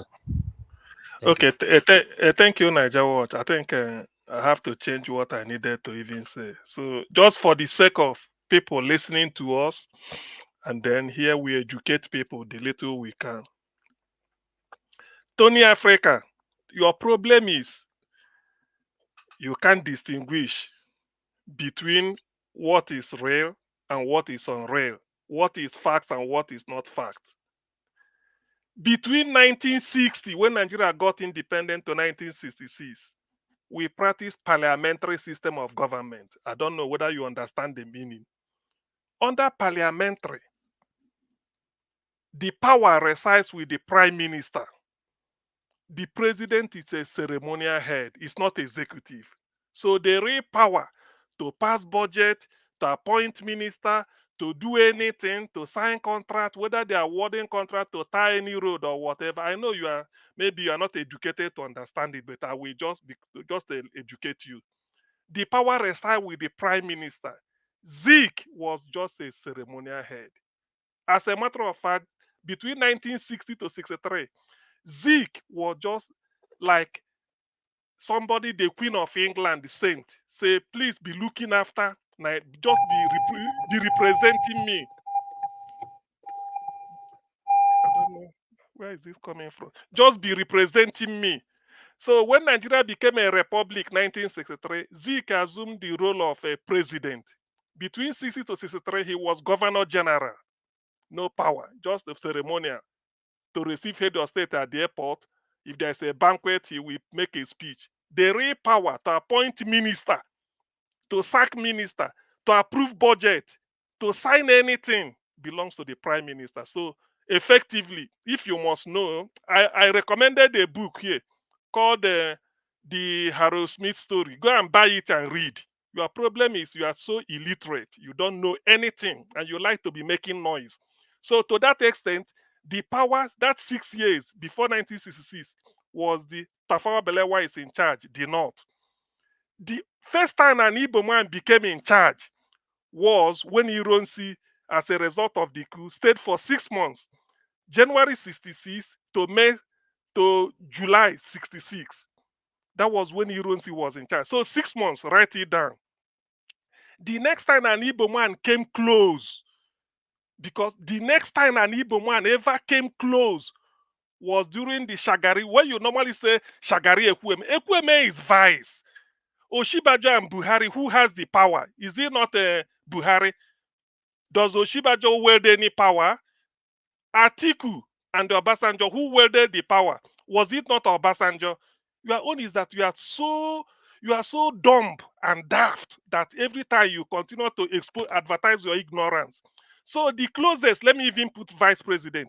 So if you must add Ekwueme and Shagari, 1979-83, that is 4 years. So if you give Ekwueme vice president that is now having power over Shagari, what then do you call Shagari?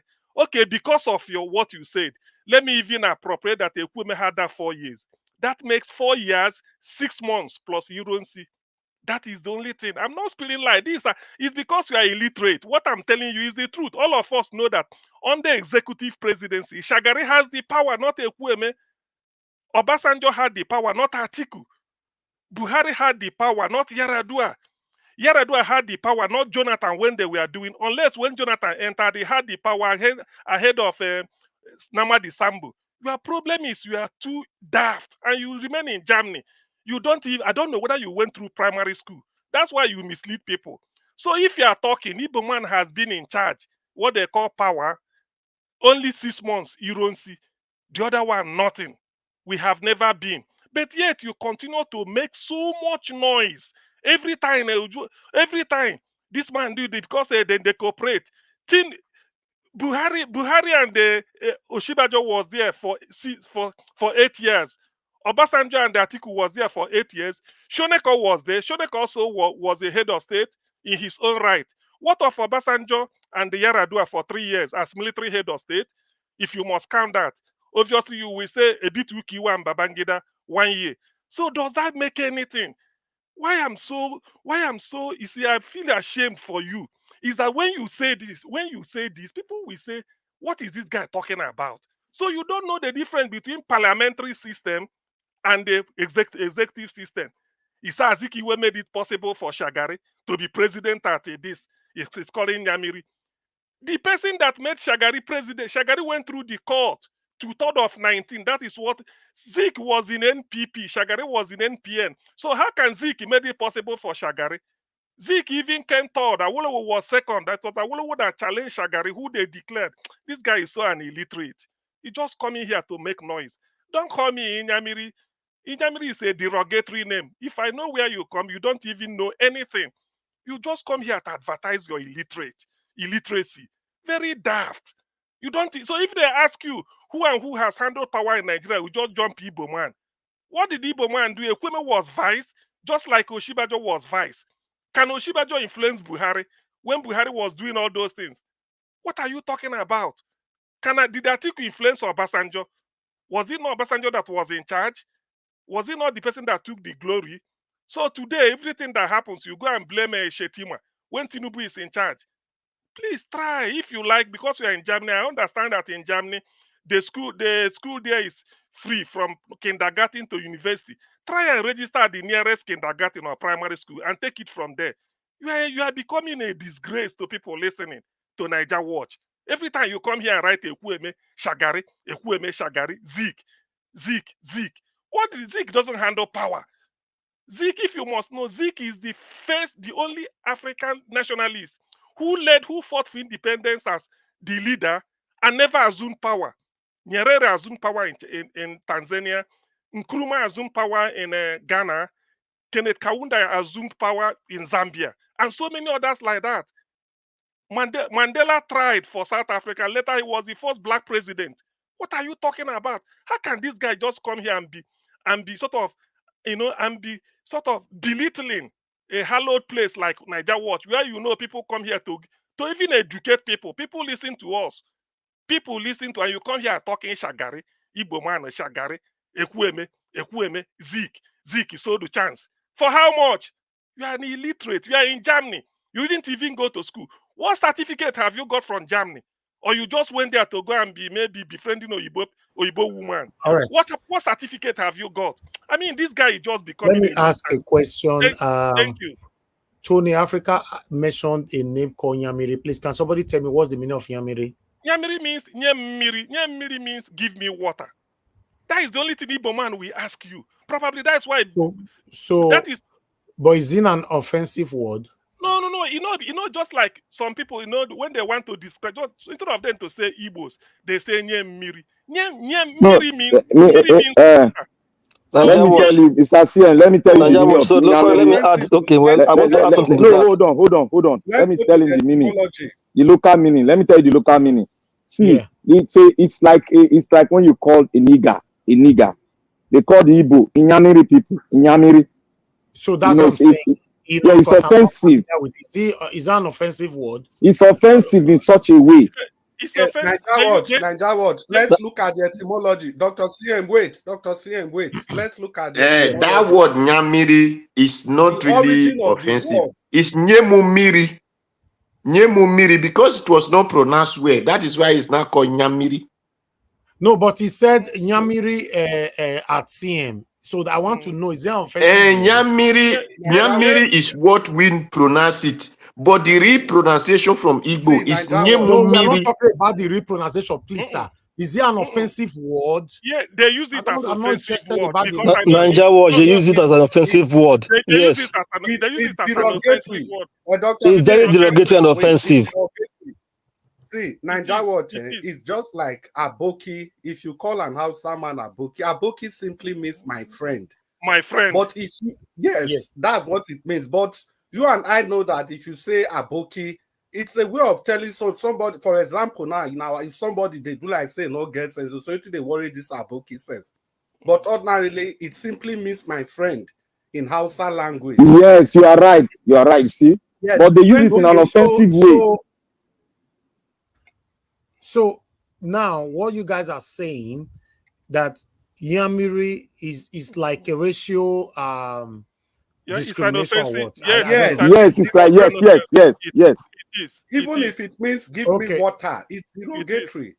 Just like Aboki. If you call somebody Aboki now, you know what Tony Africa. Hold on now. Now don't explain now. Thank you, sir. Thank you. Tony Africa, you have 1 minute to apologize, or you'll be blocked on earth and in heaven. You'll be blocked on this platform. You'll be blocked on Niger WhatsApp group, and you'll be forbidden on everything to do with Niger Watch. 1 minute to apologize. I've warned you before. There was a comment you left on this platform 2 days ago. I kept the screenshot. They forwarded it to me. I'm waiting for the day I'll use it for you. Maybe tonight might be the day you'll be penalized for all of them. You did a very offensive statement that you left on this platform 3 days ago.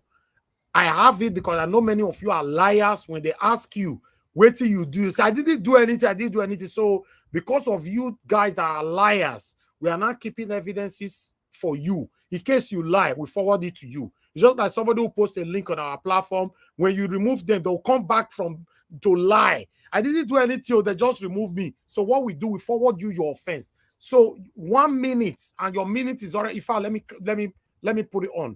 In 1 minute, you did not apologize, not just to CM, to all the Igbo.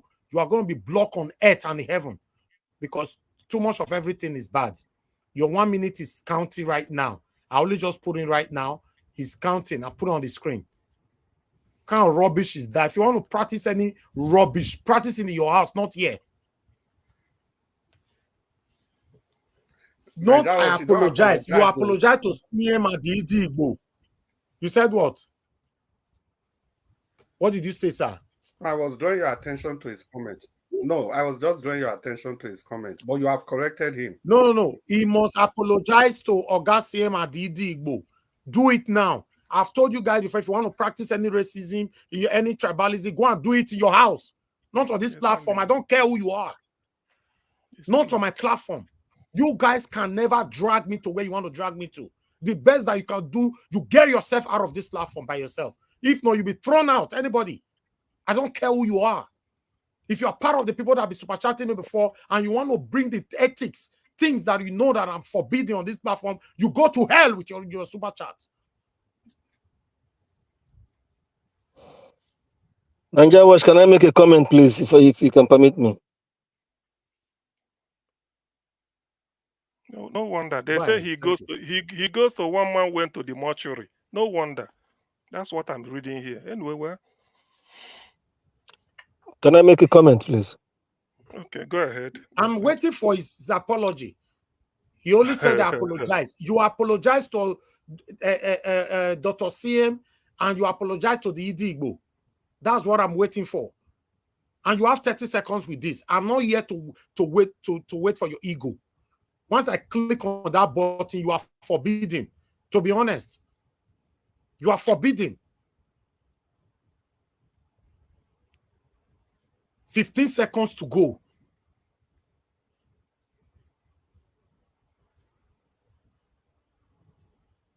Go ahead and say what you want to say, sir.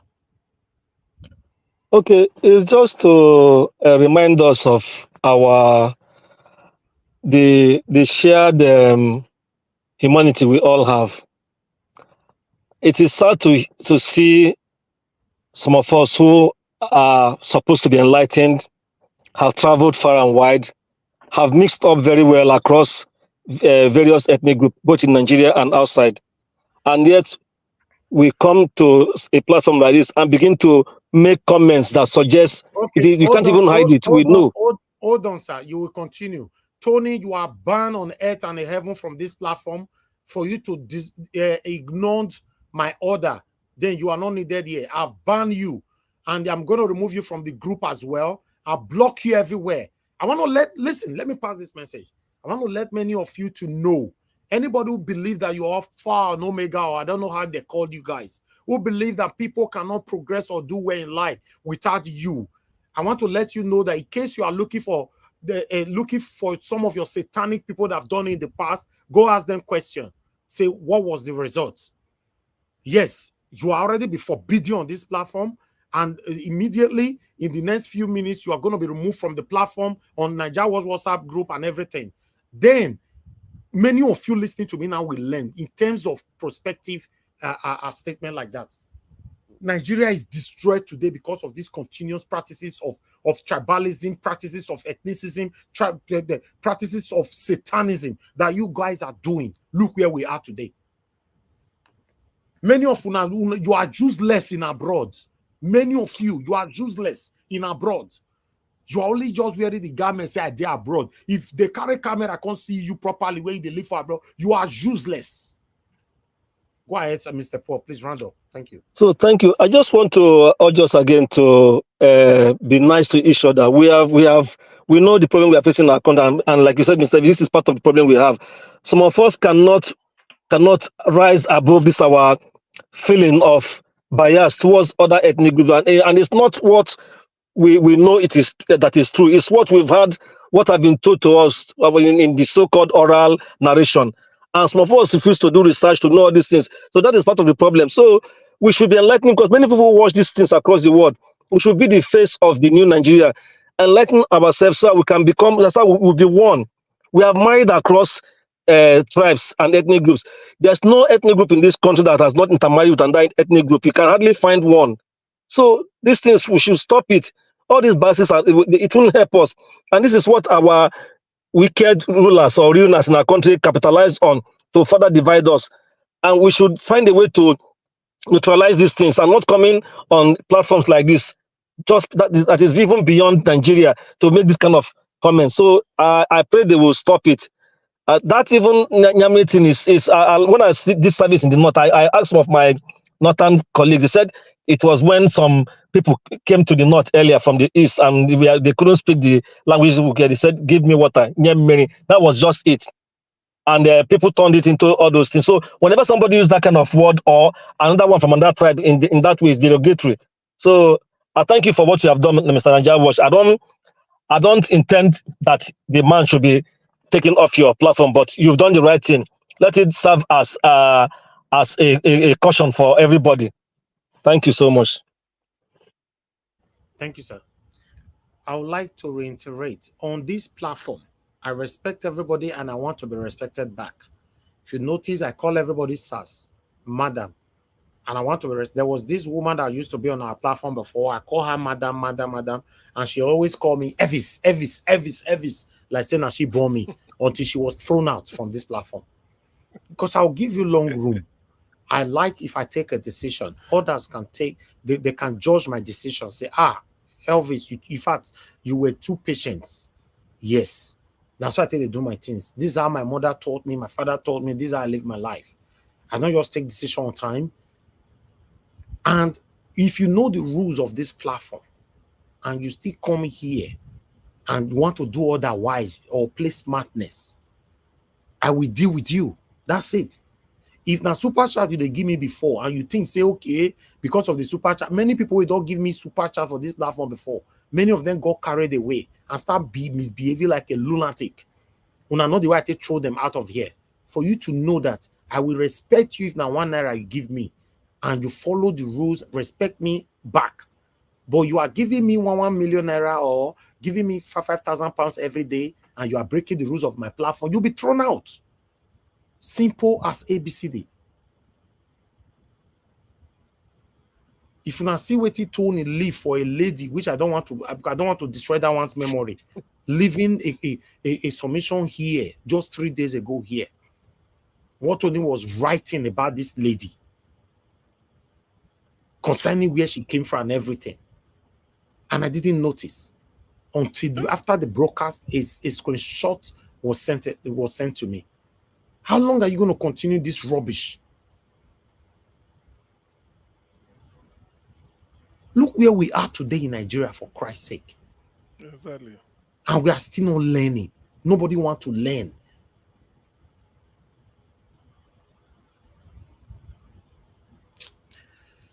All of you are coming here to show your hypocrisy, whereas you are part of the people that supported Tinubu. You are not showing your hypocrisy. Like, oh, yes, let them do this, let them do this. If you are thrown out of this platform, go and look for any platform, satanic platform that you can join, that will welcome you, not here. I don't rub people's face with love just for them to be on my platform. I've said this so many times.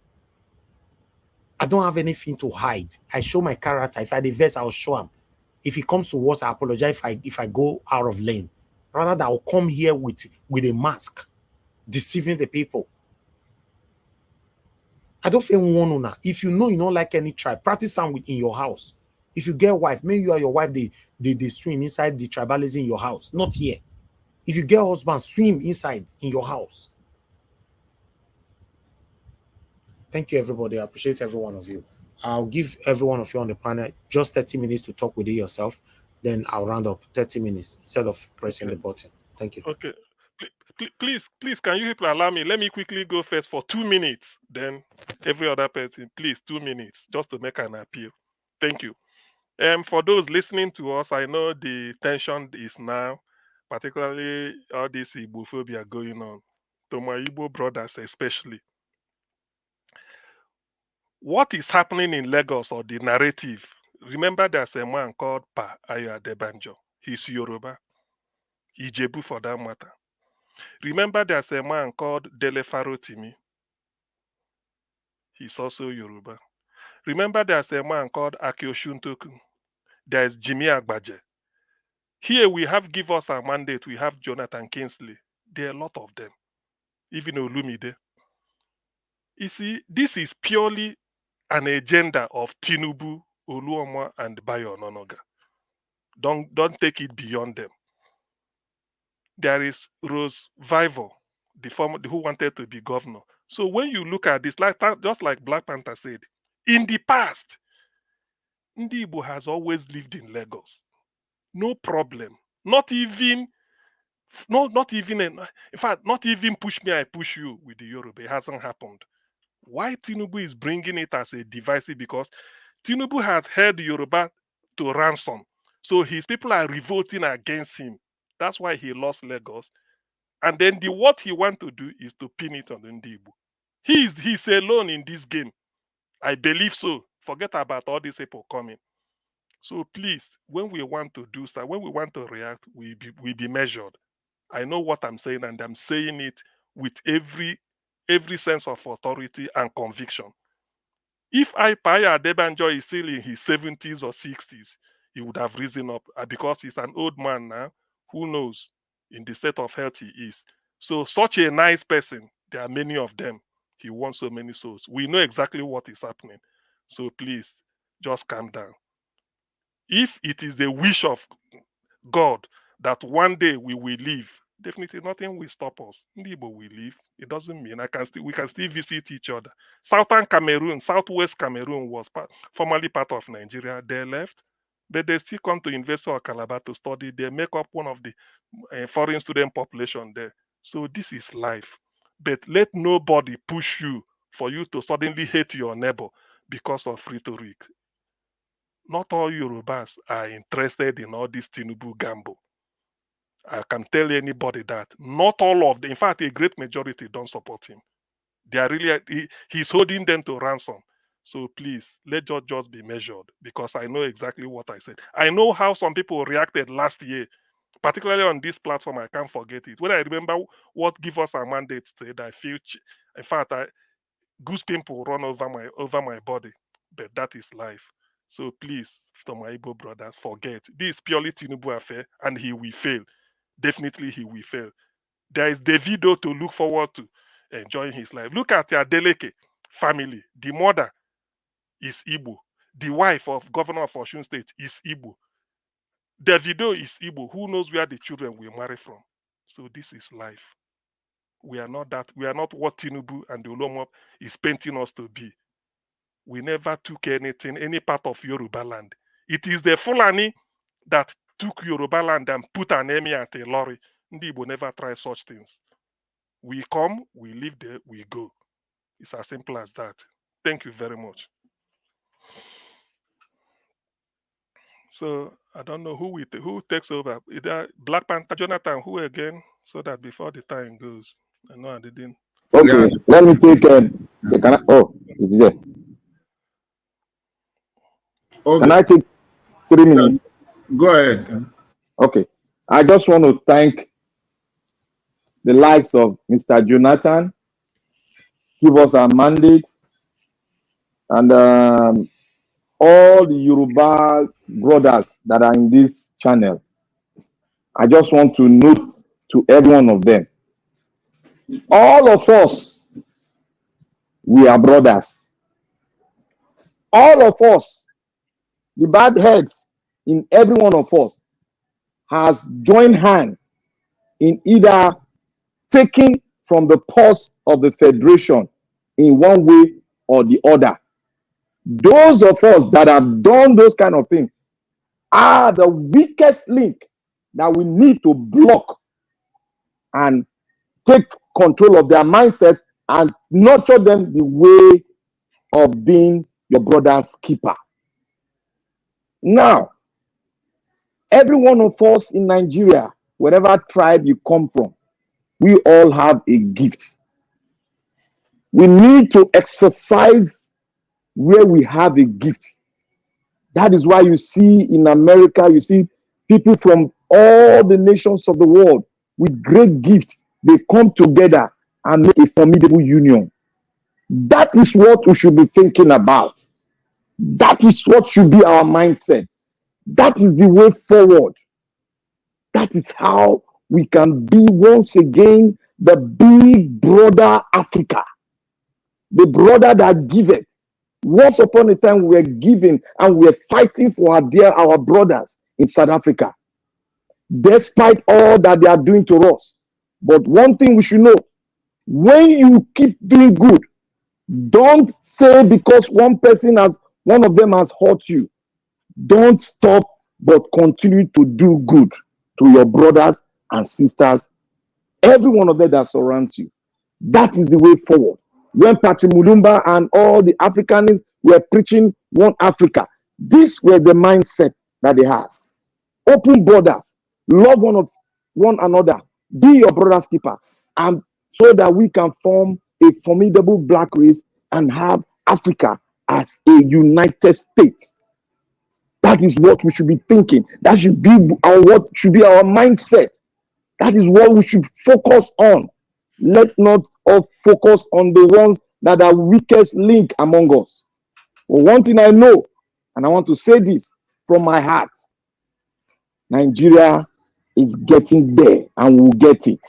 I must bet you we'll get it. Most of us are tired. That is the sign that we will get it. Because in our tiredness, some of us are rising up, picking us up so that we can move forward and get the Nigeria that we want. I want to thank every one of you here. Nigeria Watch, Mama in Diaspora, may God bless every one of us. And we'll get that one Nigeria in Jesus' name. Thank you. Let me just quickly take a minute or two to say this. You see, I believe it was Dr. CM who said just a while ago that it's a game. This ethnic bigotry that we're seeing playing out now is a game, and it's part of the game of Mr. Tinubu.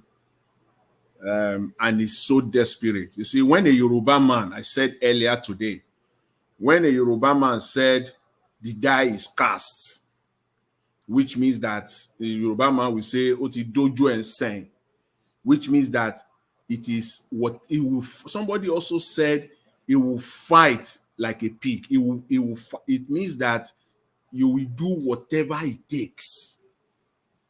It simply means that you will put.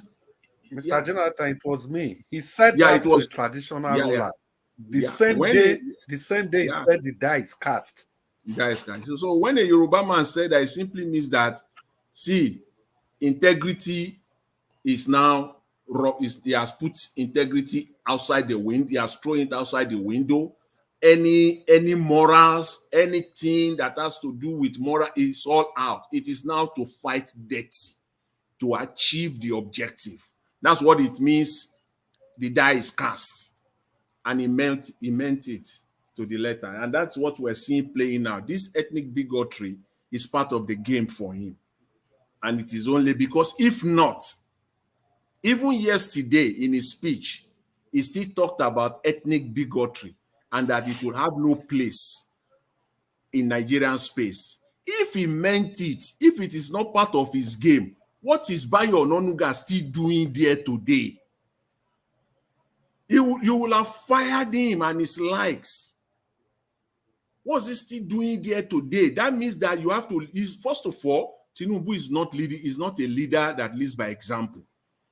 Because that's a fantastic opportunity for you to lead by example. And you will have ended this bigotry, stupidity. You will have ended it once and for all.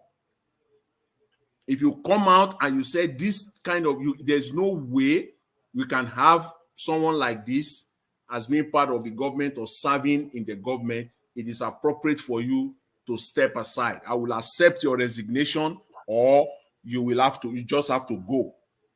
Then that would have been clear. So, but for him, he cannot do that. Tinubu, because he is the head of ethnic bigotry as it stands now. It is part of his game. He has to do it as far as Lagos State is concerned. He must play that game. And that's what we're seeing playing out. And that's just what I want to say here. So it is not a general thing that we can generalize that this is the Europe. No, it is just the game that this man has brought to the fore. And the people, this is useful idiot, as I will call them, they all fell for it. They are following him. That's just what I will say. And for now, I will just end this. So for people who have sense, who can reason, who can think, you will know that, yes, obviously, this has no place in any normal society. It has no place at all. So I will just, I will leave it at that for today. I want to thank all the panelists once again and Mr. Elvis. Thank you very much. Thank you. So who is following you after Jonathan? Who is it? Dr. Sim, can I go? Okay, okay, yeah, you can go after Can you, I Abdul go? Malik. Yes, yes, yes, yes. Carry on. Yeah, well, Yes, for me, I think, yeah, for me, I think anything like tribal law should be completely discouraged on this platform. And I think that's what Mr. Nanjawaj has just done. And having said that, it will be very preposterous for any person in your widest imagination to ever think that this Tinubu agenda is a Yoruba agenda. It is exactly. completely wrong. If only you know the number of Yoruba organizations that are against Tinubu, if you know the number, it is more than the opposition to Tinubu's presidency is more from the Yoruba land than any other part of the country, for that matter. See, this is somebody that is one of them. If you know what they are doing to this man, it's just that the few people around him, maybe because they have political power, their voices seems to be going far. But just take a look at the election. Ekiti was rigged. He lost Lagos. He lost Lagos. What about Ogun? Of course, that Abiodun was there. That was what secured Ogun. Oshun, what happened in Oshun? Did Atiku not take Oshun? What happened to Oyo? Did he win in those places? No. So we have to be very retrospective if we make this generalized statement that the Yoruba, no, this is purely a Tinubu agenda and the people around him. Even if you have one or two traditional rulers supporting, yes, of course, it's very, very possible. Like I said, the voices against him from his own constituency, it's almost, you can't even compare it to any other part of the country. So please, and please, this Tinubu agenda should not be misconstrued for a Yoruba agenda at all, in any way, in all ramifications you look at it. So we must understand this so that we can move forward. And again, it keeps, I keep, sometimes I just laugh when I'm alone. It is okay for we to condemn racism in a country that does not belong to you. Before they do anything, people are quick to point out that this white man is a racist. But you are looking at ethnicity in your own country and you are looking at the other way. You look away when you see ethnicity, it's like a normal thing. These are things that are completely wrong. Charity ought to begin from home. And we have to demonstrate it in every opportunity that we have. It's not all this mask. You put a mask on your face and just because you want to sound politically correct, you see something that is wrong, you don't want to condemn it. Tribal bigotry should be discouraged. That's why some of us have been speaking against this quota system thing. Nigeria belongs to all of us. Like I've repeated on this channel, I have always been supporting the Igbos, not because I just like them. No, because it's the proper thing to do. It's obvious that these people have been marginalized than any other tribe in the nation. So we must speak up against these things. It's even shocking to know that one of our own will go that way. The things we talk against every day, and it's now rearing its head on this channel. I think it should be condemned, and I join every other person that has condemned that. And let's know, Tinubu agenda is not and will never be a Yoruba agenda. Thank you and good evening. Dr. CM. Okay, yeah. The next, sorry, I've almost forgotten. Okay, we have two left, Abdul Malik and then Ndubisi. So Abdul Malik, are you around so that Ndubisi will be the last? Yeah, good evening, CM. Assalamu alaikum. So what have you to Alaikum say? salam. Good evening. Good evening. Yeah, good Okay. evening. You see, if you all those people that practice tribalism, they are the most dangerous people in society. They can cause war in a second in a society. Yeah, they are the most dangerous people. When you are practicing tribalistic, don't go there. You see, Tinubu, what is the address, which is yesterday? He talked something about democracy. Okay, you want people to practice democracy, but you are not practicing democracy. You are practicing democracy. You send the police to buy people. Who does that? In a democracy, people are protesting peacefully, but you send police after them to buy them. In my almost 20 some people are dead in the northern part. After you say you pray to what all what you say yesterday is hypocrite. Yeah, he's hypocrite. The guy he don't mean well for Nigeria. Anything he says is not true. He just surface himself to say, but when he go back, he practice another thing. Yeah, that is what he do. Even those people that are able to go, is the it's not allegedly. I believe the one behind. Even with that governor, that Lagos State governor, if somebody say that, why can't they bring the person to book? Yes, why can't they arrest the person? But when they say it now, you will see after like 2-3 months, they will say another thing like similar again, continuously. They will not stop. It's not normal. It's not right. You will not ask yourself why international flight when you are coming from Western world, North Africa, I mean Western world or in abroad, in Lagos, you cannot arrive daytime. You must arrive in the night. You must sleep just to spend that night in Lagos, or just to spend for you to book an hotel to sleep there. You know ask yourself that when you are coming from abroad, international, North Africa, you must sleep in Lagos. You cannot arrive daytime. We arrive in the night, or from 8 o'clock in the night, 9 o'clock, 10, or till in the morning around 4, 5, something like that. You know, ask yourself that. Thank you very much. Okay. Thank you, Abdul Malik. The last person is in this, I think, yeah, we're still within time. Ndo, so what have Okay, you thank you, CM. parting shot? You all have said it all. There's no place for bigotry in our show here, and it should be so for Nigeria. It's unfortunate that some people allow themselves to be used by one man for his own selfish end.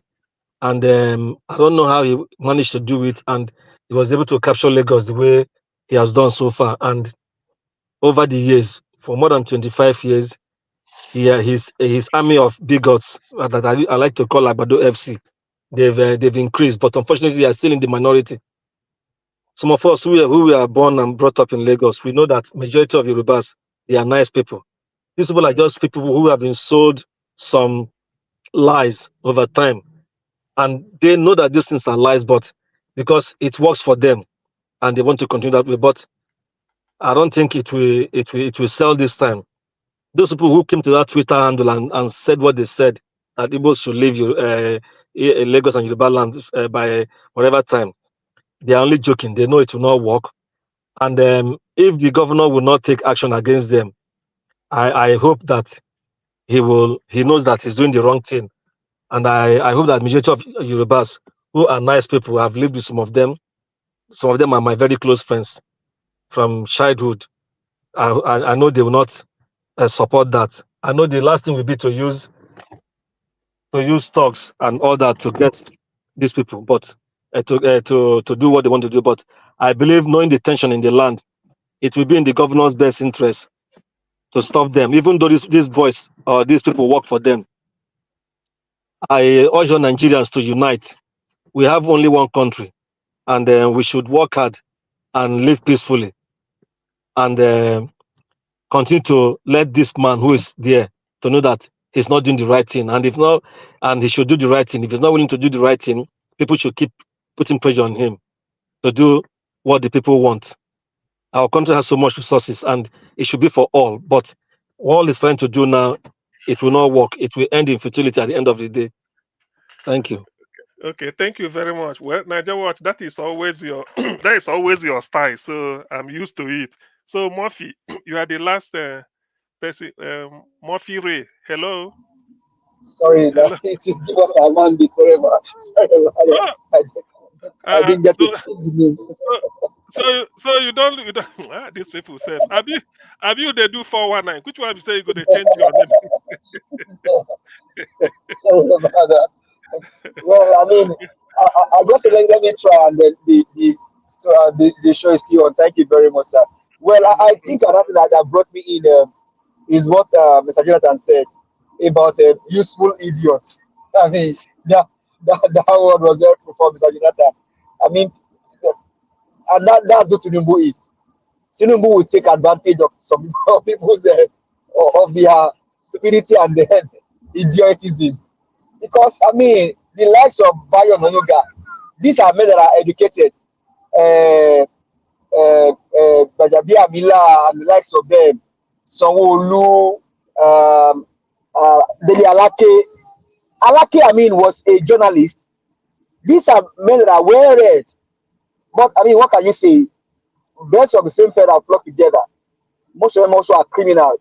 Bajabia Mila, the chief of staff in Nigeria, was stealing from his client in America. How can a lawyer be stealing from his own clients?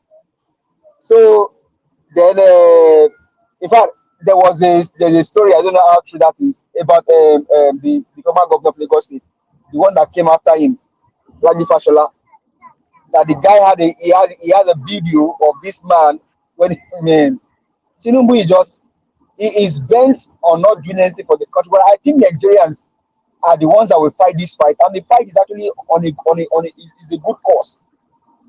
And just to allude to what we all said about bigotry, right? And Mr. Chris, another thing that you also said that is very, very fun is that this agenda is not Yoruba agenda, it is Tinubu agenda. Because from everything that Mr. Jonah analyzed earlier, from the refinery in Malta, who benefit from it? Tinubu. The dollar issue, who benefit from it? Tinubu. So everything you can think about, it is so beneficiary, and this useful idiots are just following him, being used by him to do his evil deeds. My challenge is just the Yorubas. We are not known for bigotry. Sell us out. Because one thing you must understand is that whether you like it or not, one day these guys will go. Mr. Dr. used to say it. If you pass before Nnamdi Kanu, it means that you are going to come after him. Or if you pass before you, if you pass before him, he will come after us. So whether you like it, one day this guy Tinubu will go. But what will be left of us as Yorubas? In the issue of our land, I've not seen any man that used to divide and conquer than Tinubu. Look at what he did to Afenifere, Pa Fasonoti, and Pa Adebanjo.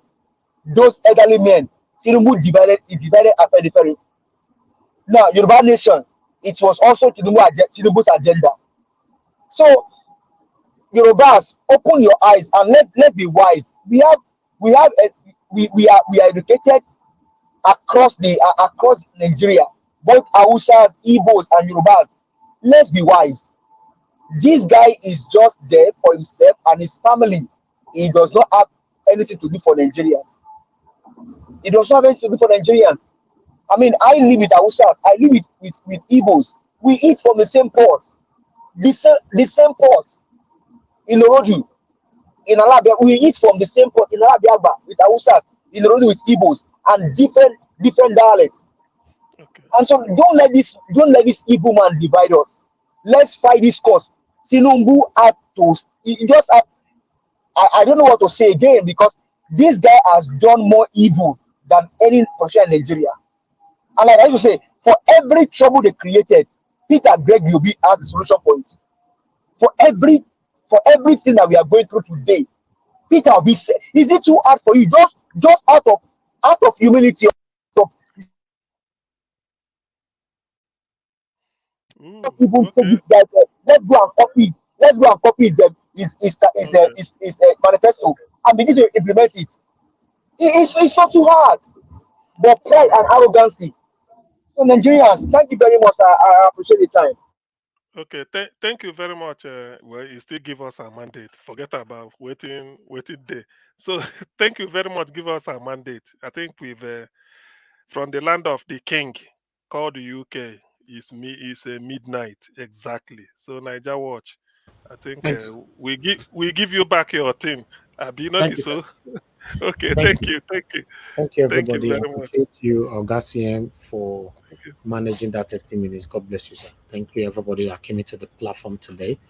Thank you, Black Panther. Service, Yes, sir. No, service. it Allow was me. I have a special request. Mrs. Service, I beg.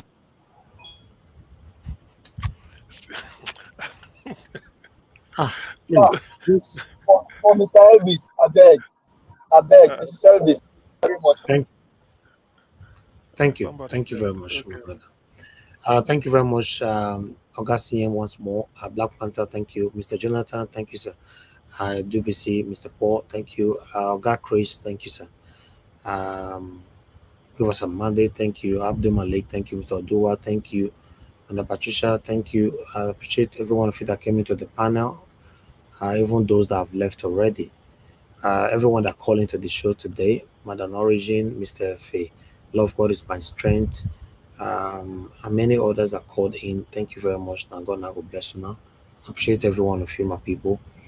Then those of you that supported the channel today, I'd like to re-echo your names again. Thank you very much. Peggy Modi, Victor Smart, Mr. Joseph Oji, Freedom Simple. God bless you all, my people. Olabipe Soyemi, Friday, thank you. Love God is my strength. I just got a super chat now. Yay. Okay. Got a super chat from NG Okoro. Thank you very much. That one, this kind of super chat, what did they call on the one we want to pass road? Use this one to buy food, to pass road. We are running off that. Thank you very much. I appreciate you. Thank you. So, Mr. Elvis, kudos for standing out. Runnings of Nigeria. Andre supporters hated this play. Boo. Play boo. They can't stop you. Good night, everyone. Thank you very much. Thank you, Angie Okoro. Appreciate you. Thank you so much, everyone. My people right there in the comment section. Thank you very much. I appreciate you all. Started with Mother of all Mommy Diaspora. Thank you very much, Mommy. Thanks for being there. Thanks for all you do. Abu Azi, thank you very much. I appreciate you. Mother Iris Finance, it's good to have you on this panel, on the channel, the comment section. Thank you so much for coming in. God bless you. I appreciate you always. Mother Rita, I also saw you as well. Thank you very much. I appreciate you. God Chris, Peggy Modi. Thank you, my wonderful people right there. Stella Imasevedo, thank you very much.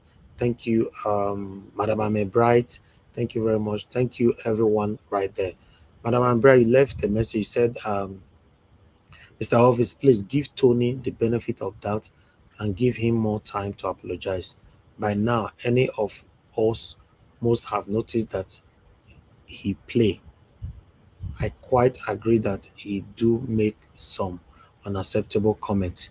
Yes, let me say something about that. You see, Madam Ame Bright, I would like to address this to you because you just left that so that you understand my kind of person. I don't take action on time. Anytime I take action on anybody, you know that what you have done, you'll be doing it. Just 3 days ago, or you guys want to push me to put Tony's comment on a dedicated lady that is always all with us here. Tony's comment about this woman. You want me? I have it. They send me the screenshots. Even though my eyes is not there, you should know that I have my people right there that can screenshot to me to take final decision. When I saw it 3 days ago, I was just like, anyway, let me keep this one as an evidence. If I put that one on the screen now, that's enough for Tony to be thrown out. To be honest, you cannot come here all the time.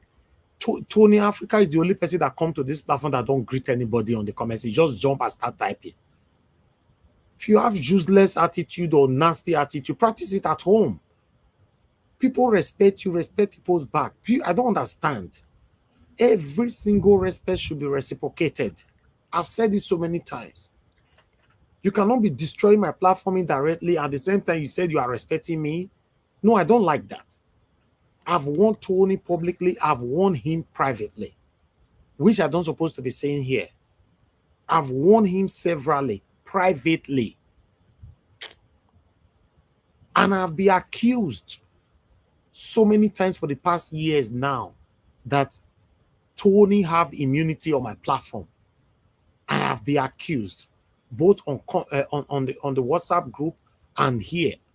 A lot of people have accused me that how can Tony would do things like this, get away with it, and others cannot. I'll say, don't worry, I'll handle it. I'll handle it. I'll handle it. I'll reach out to him. He's listening right now. For those of you that have contact with him, ask him if I'm lying.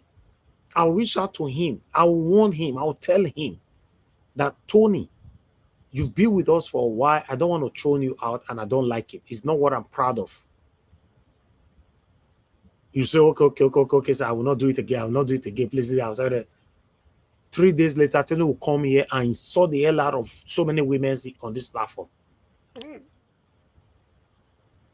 It looks like somebody that have issue with women. I don't care whoever that have issue with anything, but you can't practice it here. I have rules. This is why you see some people come here asking me questions about my rules. You don't ask me any question. If you cannot join, you don't have to come. If you can come, then you must follow the rules. Simple. I have rules. You can't insult anybody on my platform. I don't care who you are. This is what Pansat was also doing. Because he was super chatting me every time, they started misbehaving and behaving like a lunatic. He started calculating the super chat he has ever given to me and telling the whole world that I want to post my bank statements. That was an insult to my person. It's true. That was an insult to my person. I was like, what? Said he want to post his bank statement, how much he has used to super chatted me on this platform. I said, oh, this is why you are misbehaving. You don't have respect for anybody. Using the F word on people on the panel. I will still be telling him, sir, you are an elderly man. Please, sir, respect the rules. Respect the rules. They think maybe you don't know what to do. Just like sometimes on the panel, people will be arguing and be doing different kind of things. You see, I don't press the button. I have the power to all the buttons here. Have you ever seen I remove people from the panel? It's not my thing. I just want you to stop by yourself, to augment yourself by yourself. I'm not the kind of person, because I have buttons here, I've warned him severally. Tony Africa. You people ask him. Madam Ame Bright, ask him.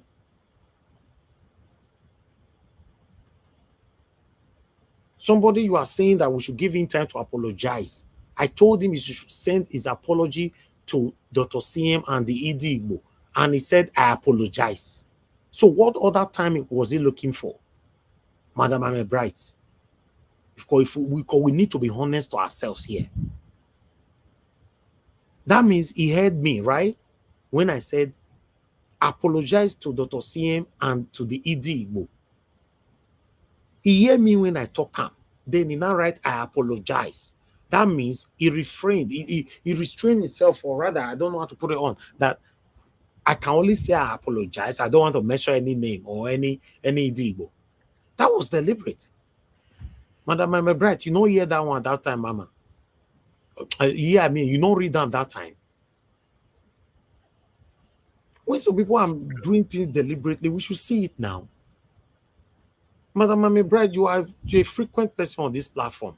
And I know that you are a good reader. They read Tony comment all the time on the comment section now. Even when I don't talk. You know they see him. Madam Mame Bride, have you ever seen Tony come to this platform and greet anybody like you are doing?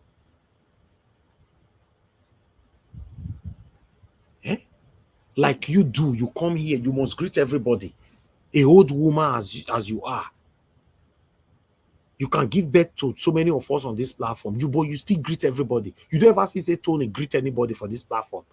He could just jump in and start commenting. I also saw someone else just now saying different things. I don't understand. Why do we like to, justify what is wrong. What is wrong is wrong. It no matter if now your papa do am, it no matter if now your mama do am. What is wrong is wrong.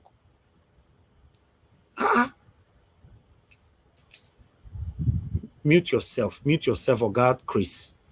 What you are doing on in your house is coming here. We are not interested in what is happening in your house. So what is wrong is wrong. We all should know this. I don't want anybody to feel like I've been in that platform for so long and start doing some things. That is what we call nepotism, favoritism that we all are preaching against. Because you yourself don't see you don't there for so long, you cannot beat some certain rules. It's not nice. I'm not just creating the rules to favor me. I'm creating the rules to favor you that is also breaking it. When I say, for example, nobody can insult anybody here, that rules is protecting you. That's what it means. It's protecting you.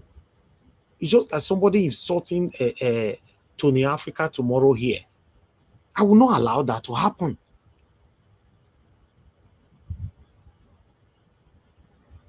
Everybody should know that. I beg, I want to let everybody understand. Say for this platform, I'm not there here to do all this. I know you, I don't know you, or I don't. No, please, I'm not part of it. With all due respect, if you just know, say you cannot follow what we are doing here and all that, just watch from afar. It's okay. Many of you don't deliberately fell leaf in the past. We know the verse. If you come back tomorrow, I will still welcome you. That's my kind of person. Rather than walk on the quarry. Respect people and you'll be respected.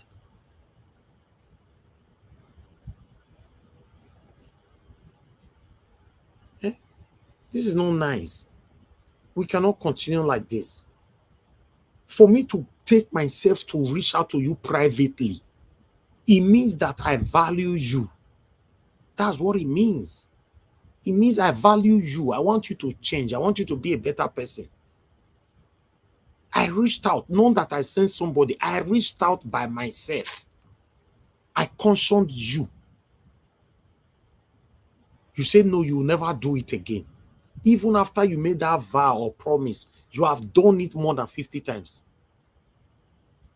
And I still stay silent. Then you come to my platform, right here, Mary. And I know some satanic people now, some of them will fed their coven, where coven don't burn to ashes. They go the verse now say now because of seeing now I take this action now because I know say because of seeing one leader of their coven, I felt throw that one. Although now that one throw away itself anyway, not be me throw away. It's America. Now he be the leader of their coven.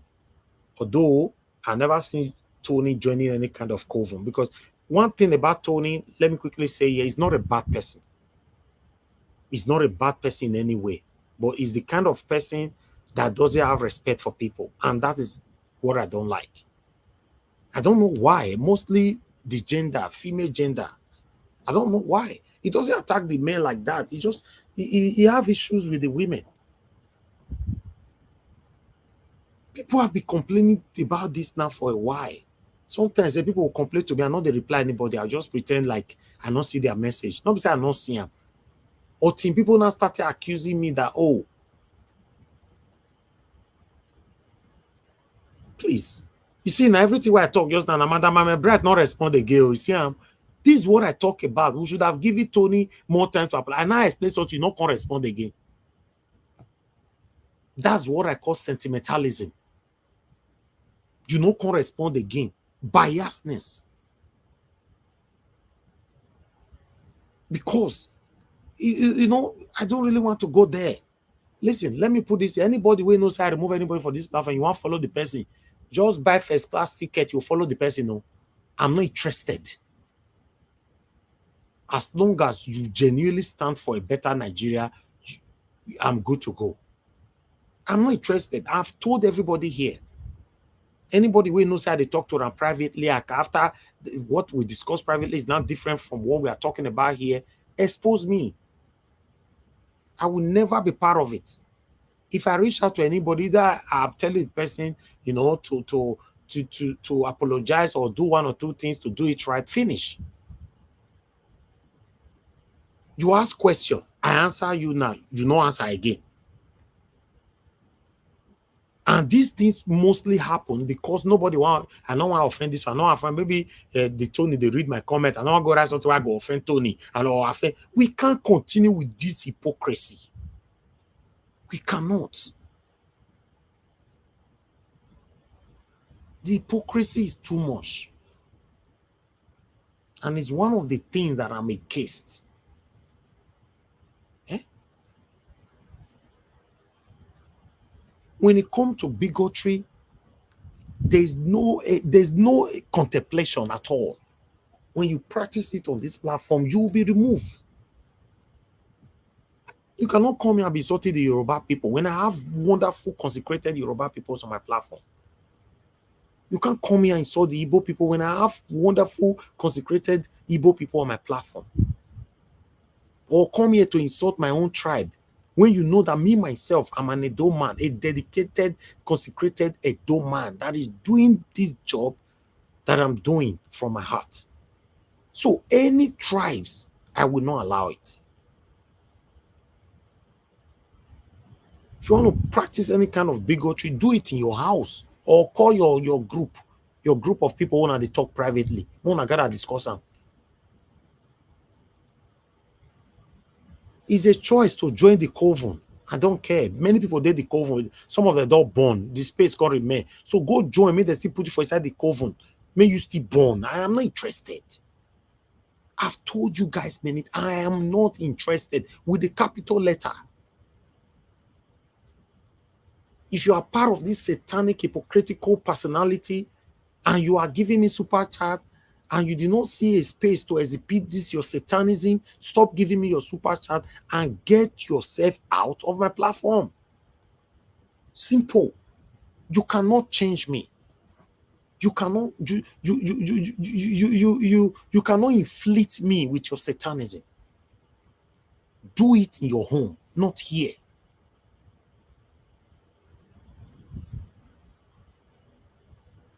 Augustine, you raised your hand. You wanted to say something quickly, sir. I'm rounding up now. 1 minute. You see, because you mentioned like somebody being disrespectful to women. One thing I've learned in the Western world, to be honest with you, now here I know, say women, you don't have to handle them. You can't handle them anyhow. Even to reply to a woman, they will caution you, say, look, you don't argue with them. You respect them, in short. If you have them as boss, you give them extra respect. You have them as a colleague working in the office, you give them that respect. Because this is the Western world. If you are civilized, there are certain words you don't use. Even if a woman provokes you, here I learned it in the Western, like how we behave in Nigeria. So that's just what I want to add. Here, you have to respect women. At least in the UK, no matter what, you don't just talk to them anyhow. No, you can't. You can't. There's a All way right. you if you are matured, you behave very well. Thank you. Thank you. Mr. Johnson Emmanuel, I understand your comment, which I don't want to read. I understand that, Mr. Johnson Emmanuel. That is why you see that people were thinking that Tony have immunity on this platform. I don't mention that already. What Tony has been doing is so repetitive. And okay, you don't say I quit see your comment, Mr. Johnson Emmanuel.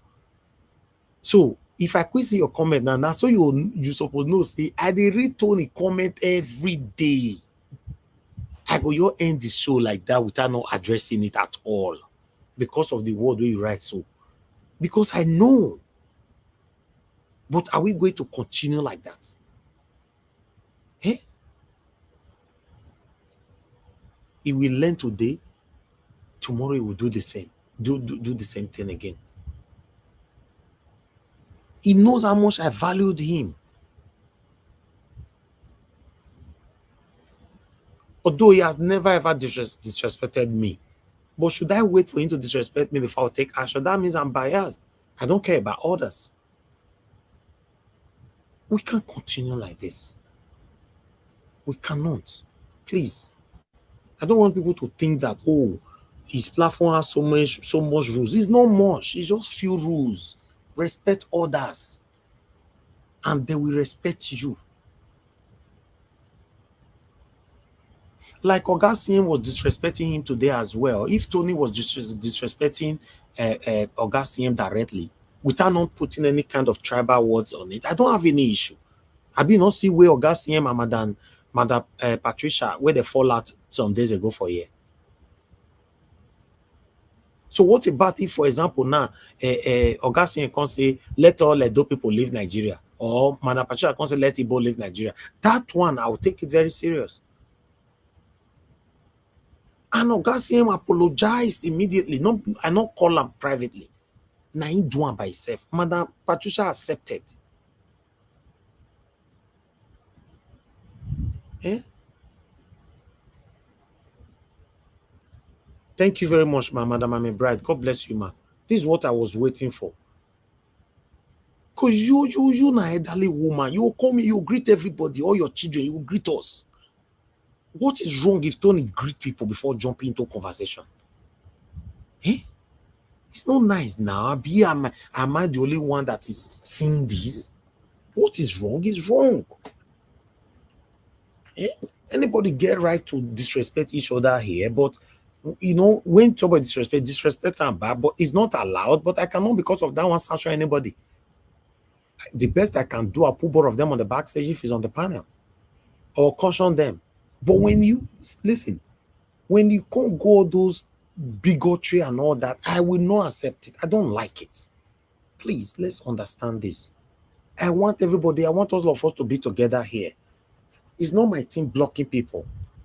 If you are a threat to my platform, the button is there for me to press. Tony is not a threat to my platform, but you just come here, every woman they fear. People, have you guys noticed that when women are making submission, Tony will be writing his own on the comment section. Till that woman finish his submission, Tony don't write a lot of things for comment section where go destroy that woman. It's not nice. I dey see him. I just by the pretend. No say I know they see him. My own prayer, I go to pray, may the person where they give submission may not read comment section. May not read. What they sent to me, the screenshot they sent to me 3 days. If I put it here now, many of you will be so mad. Please. I want others to learn. We cannot continue like this. We can't continue. It's not nice. Let's respect each other. Even me myself, so I'm not perfect. I can go out of lane sometimes, but I still apologize. Many of you now they listen to me, so I don't step on so many of your toes with what they talk sometimes. You are still here with me. To me, now so many things they know will be my person. No? We need to, get one or two. I can't say you be my person. When people where your cough, they'll say the way you take cough. I don't like the sound of your cough. I don't like another go that platform again. Like say if you die today, platform no will continue. Even your own children where you born, God forbid me you not fall tomorrow, say you die. Your children can still move on and live their life. You don't know. Why would they look ourselves, ego? Will you all take us forget ourselves, our humility? Will they really look ourselves? Maybe after you correct people on the platform, they will now go to the coven and go and be discussing inside the coven.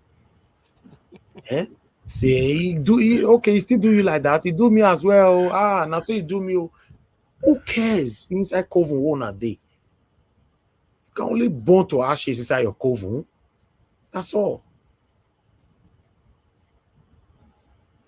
If you first come up for here, you only hinder yourself, say may your voice not go far again. Or you go find another satanic platform where you go join. Because a good platform will not allow you to practice what you were practicing on my platform before you were removed. I'm talking generally right now. Any good platform will not allow you to practice it on the platform. If you are doing anything wrong here, another platform allow you to do it there, that platform is satanic. Please. Thank you very much, my people. I appreciate you all. We come to the end of this, Thank you very much, Madam Ame Bright. Thank you very much, man. I'm already contented with your response. Thank you, man. You know, I just, you know, if you can talk to him, anybody that can talk to him, the more conscious now. Conscious, it's not me. He has never disrespected me, but I cannot just leave it like that. Let him respect the women and don't talk anything to do with tribal. I don't like it.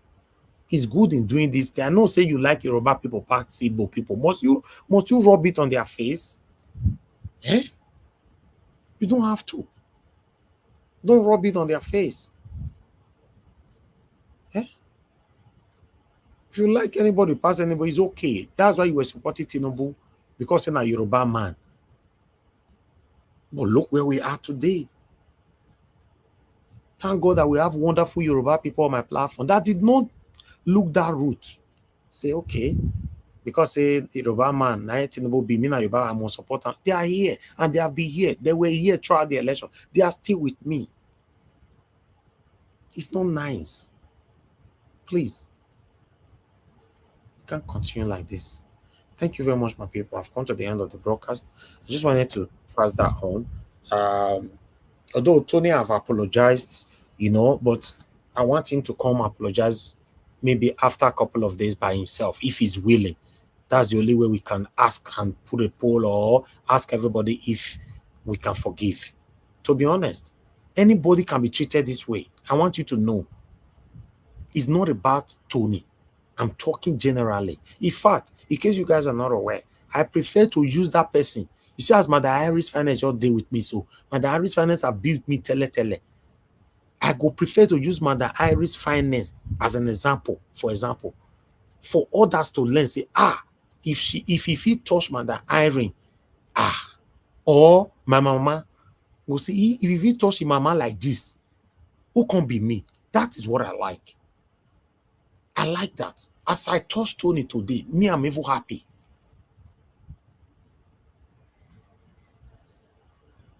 Madam, I'm a bright. Now, don't say I don't touch her so many times. She's here with me, praying for me all the time on this platform. Or you want to talk about give us a mandate? Black Panther. Let's me don't beat pass for this platform and Black Panther is always with me. What about Alex, who I beat 4 days ago for a year? He came in and he fought. He switched straight away. This is what I want. If now me, beat me as well. As long as we do not apply hatred to whatever that we are doing, we are good to go.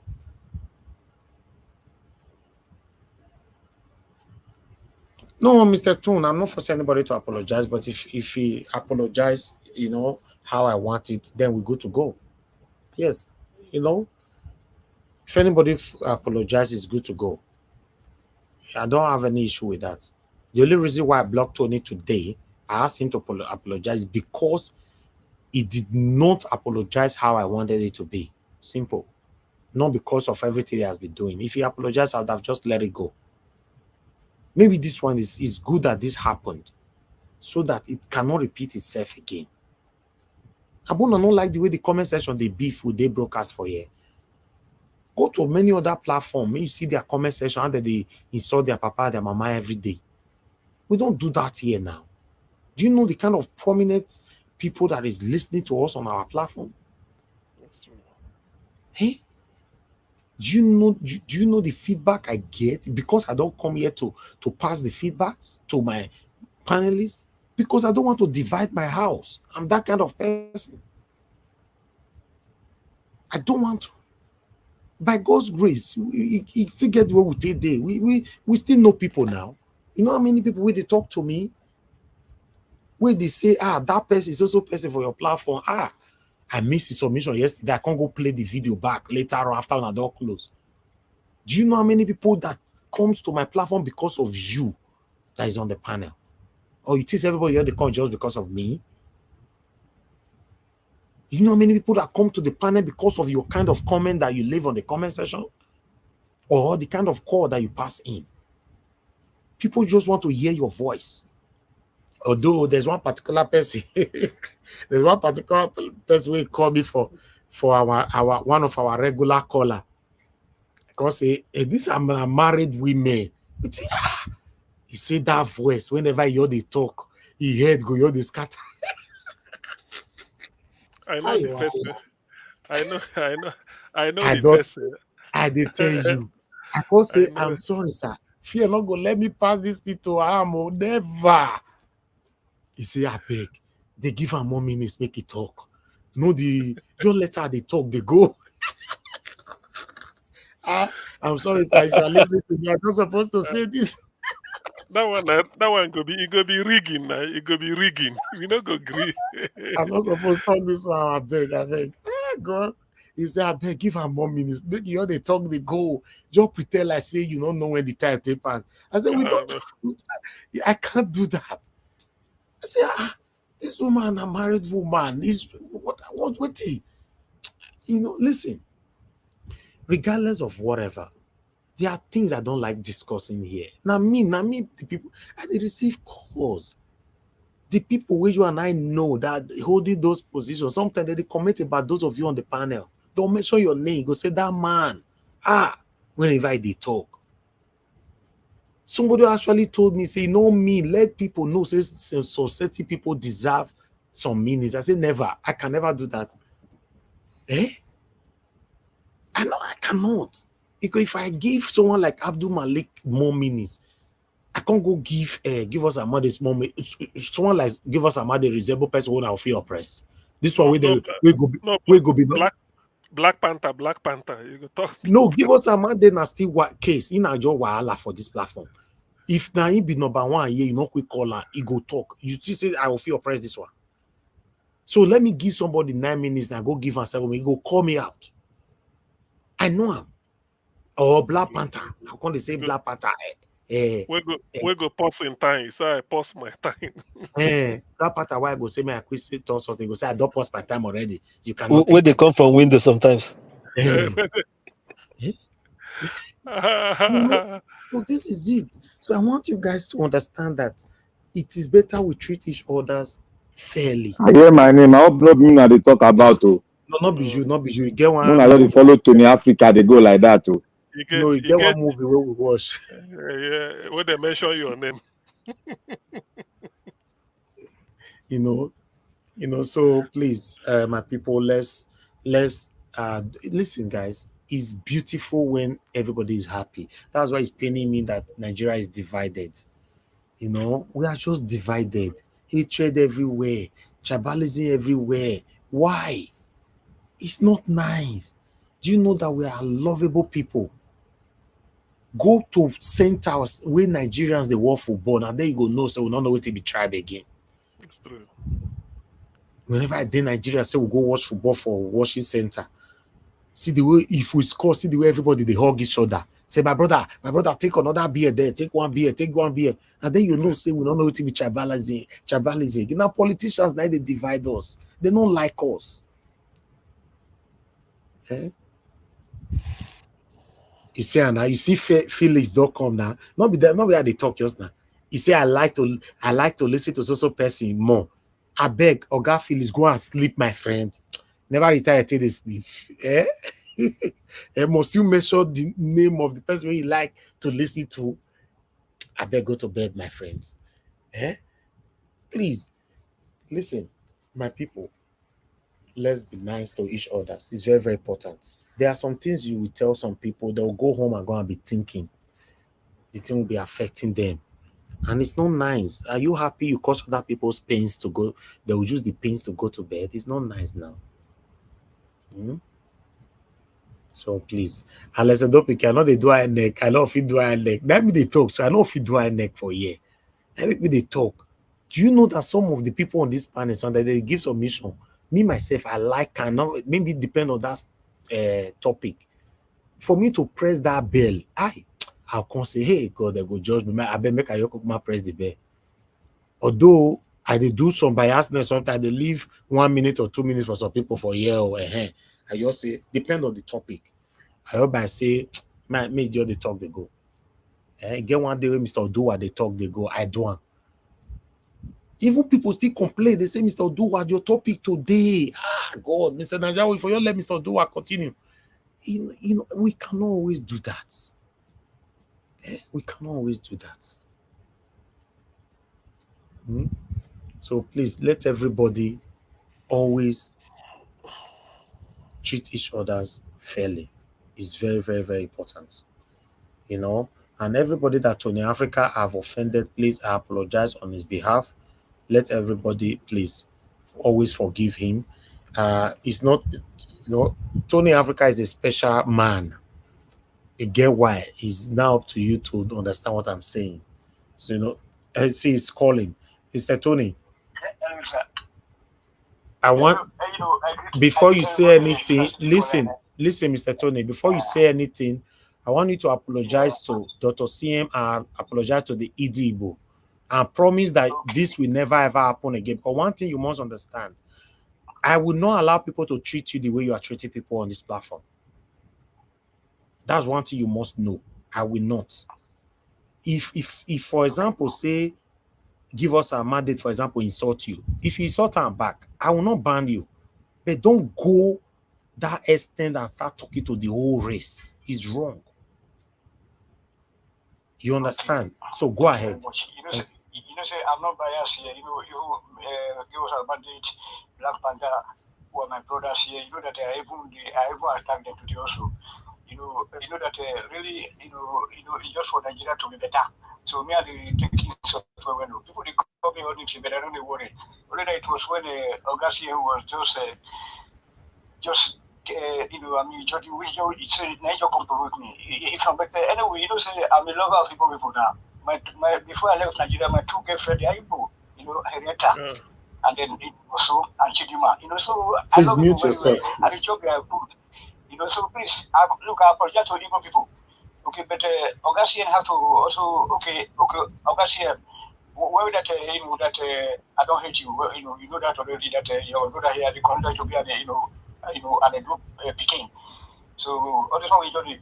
So what I was just trying to say is that we could not distort the history, sir. That's why, because I said that we have had two Igbo presidents in our country, and that Igbo at the end of the day, it was Azikwe that's supposed to be the prime minister. That's what I was trying to point out there, where you started to just really appreciate. All right. Augustine, I want you to also apologize back because you disrespected him as well. Okay, that's all. Please. That's all right. Okay, Tony Africa. Shebi, they used to call you Tony Wahala in those days where we normally. Tony, he said me speak. He said me speak Bini Augustine. Okay, don't more, sir. Don't more. And don't more, sir. At least I. Okay, you hold on and let Augustine talk. Mr. Tony, mute, please. Go ahead, sir. Okay, thank you, Agat. Thank you, Agatoni. It's in the past now. Let's forgive and forget. That is bygone is bygone. It's in the past now. But you made mistake. You can't see Igbo man. You say you get to Igbo girlfriend. You for marry one now. Which one be girlfriend? We know they do girlfriend for our side. You marry because they like Davido to us. Okay, hold on, Tony. To be realistic, today is the last chance for you. Even some people already begging for you already, Madam Ame Bright and many others right there. No, only you hold on. Today is your last chance, sir. Last chance. Okay, sir. I'm giving you a second chance, which the chances that I'll be giving to you is already more than 1,000, but let me call it second chance. Okay, if you come here, if you come to the comment section, you must greet people before you start commenting. Okay. Because you are calling at the greet, not calling on the comment section. You cannot call me. You can say good evening to all. You can't just come and be chatting without not greeting anybody. You are, and you must not attack the women anymore. People cannot be giving their submission, then you'll be attacking on the comment section. If they call you out next time, sir, you might not get forgiveness again. Okay, sir. But I didn't Thank you. abuse women to the men. Not be today. You abused a woman heavily 3 days ago. You abused Malik, also Malik, I even present today, Malik. Malam, Tony Africa. Malik, I even present. Yes, sir. You abused a woman heavily 3 days ago, and I have the proof. But I'm telling you, this is your last chance, and I'm not joking. Okay, sir. Thank you, sir. Okay, sir. I'm going to do maybe they speak so much. Because I don't see any big bit. So let her know they comment most of the time.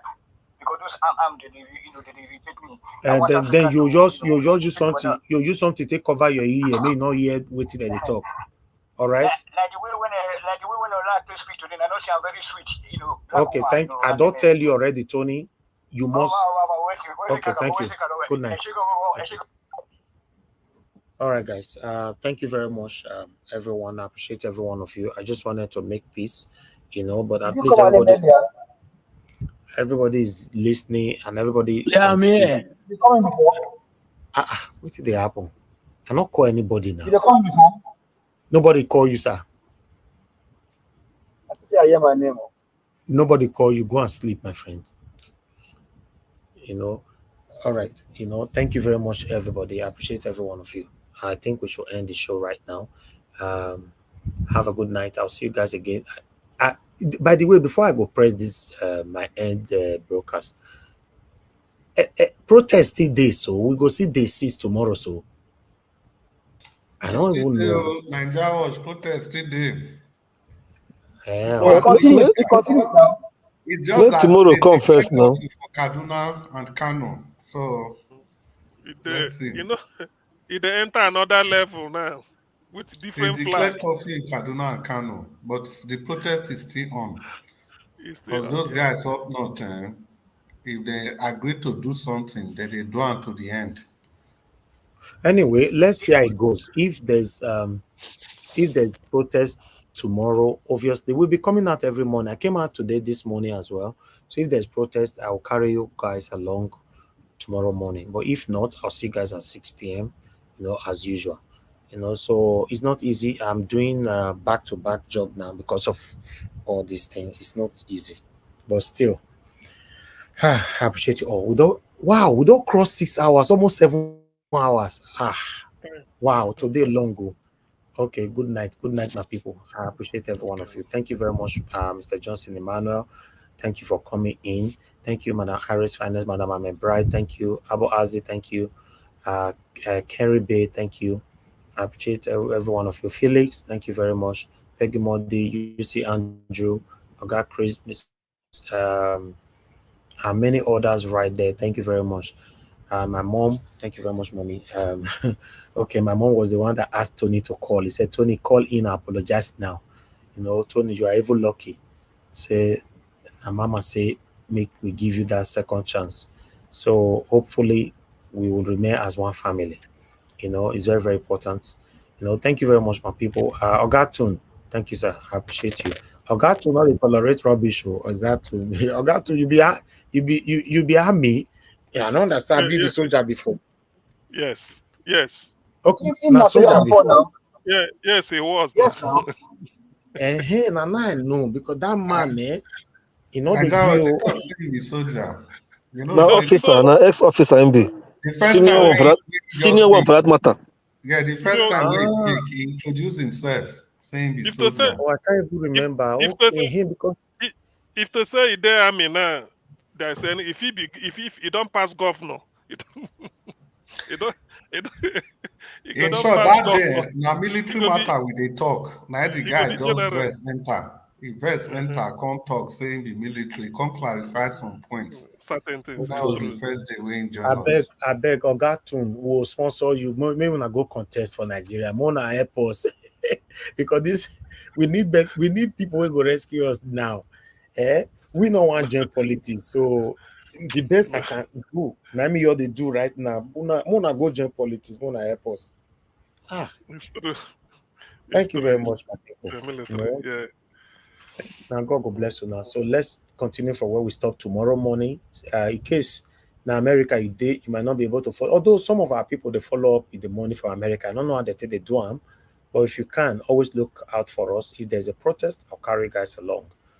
Good night, my people. I'll see you guys tomorrow again. Fingers crossed, 6 p.m. Nigerian time or in the morning. Good night and bye for now. Thank you. I know they do competition with anybody.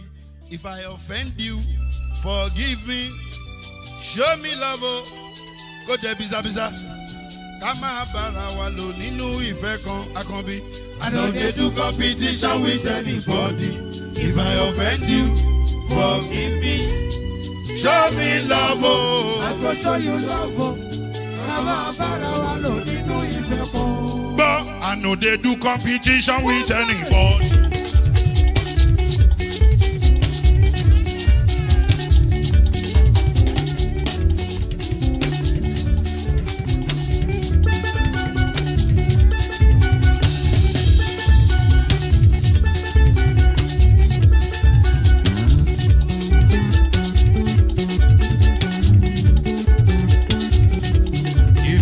Forgive me, show me love, oh. I go show you love, eh.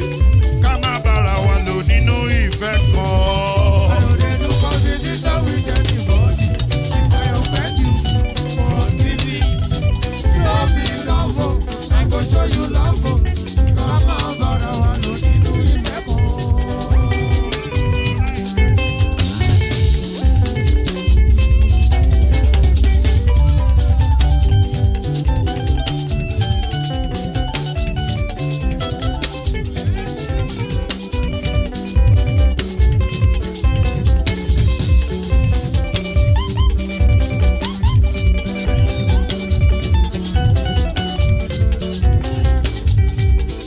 No, they do competition with anybody. If I offend you, forgive me. Oh, tó bá ti sanwó fún Ṣẹ́gun Nàbí o. Ẹ fẹ́ jókù. Alákọ̀bí. Ṣẹ́gun Nàbí. Alákọ̀bí. Sábà mẹ́la. Anybody? Anybody? Any bobo. Anybody? Mo ló ń fọlú, ó gbà mí bó ṣe rí mi láti finishi. Délé mo ló ń fọlú, ẹ jẹ́ ń sọ̀rọ̀. Délé o.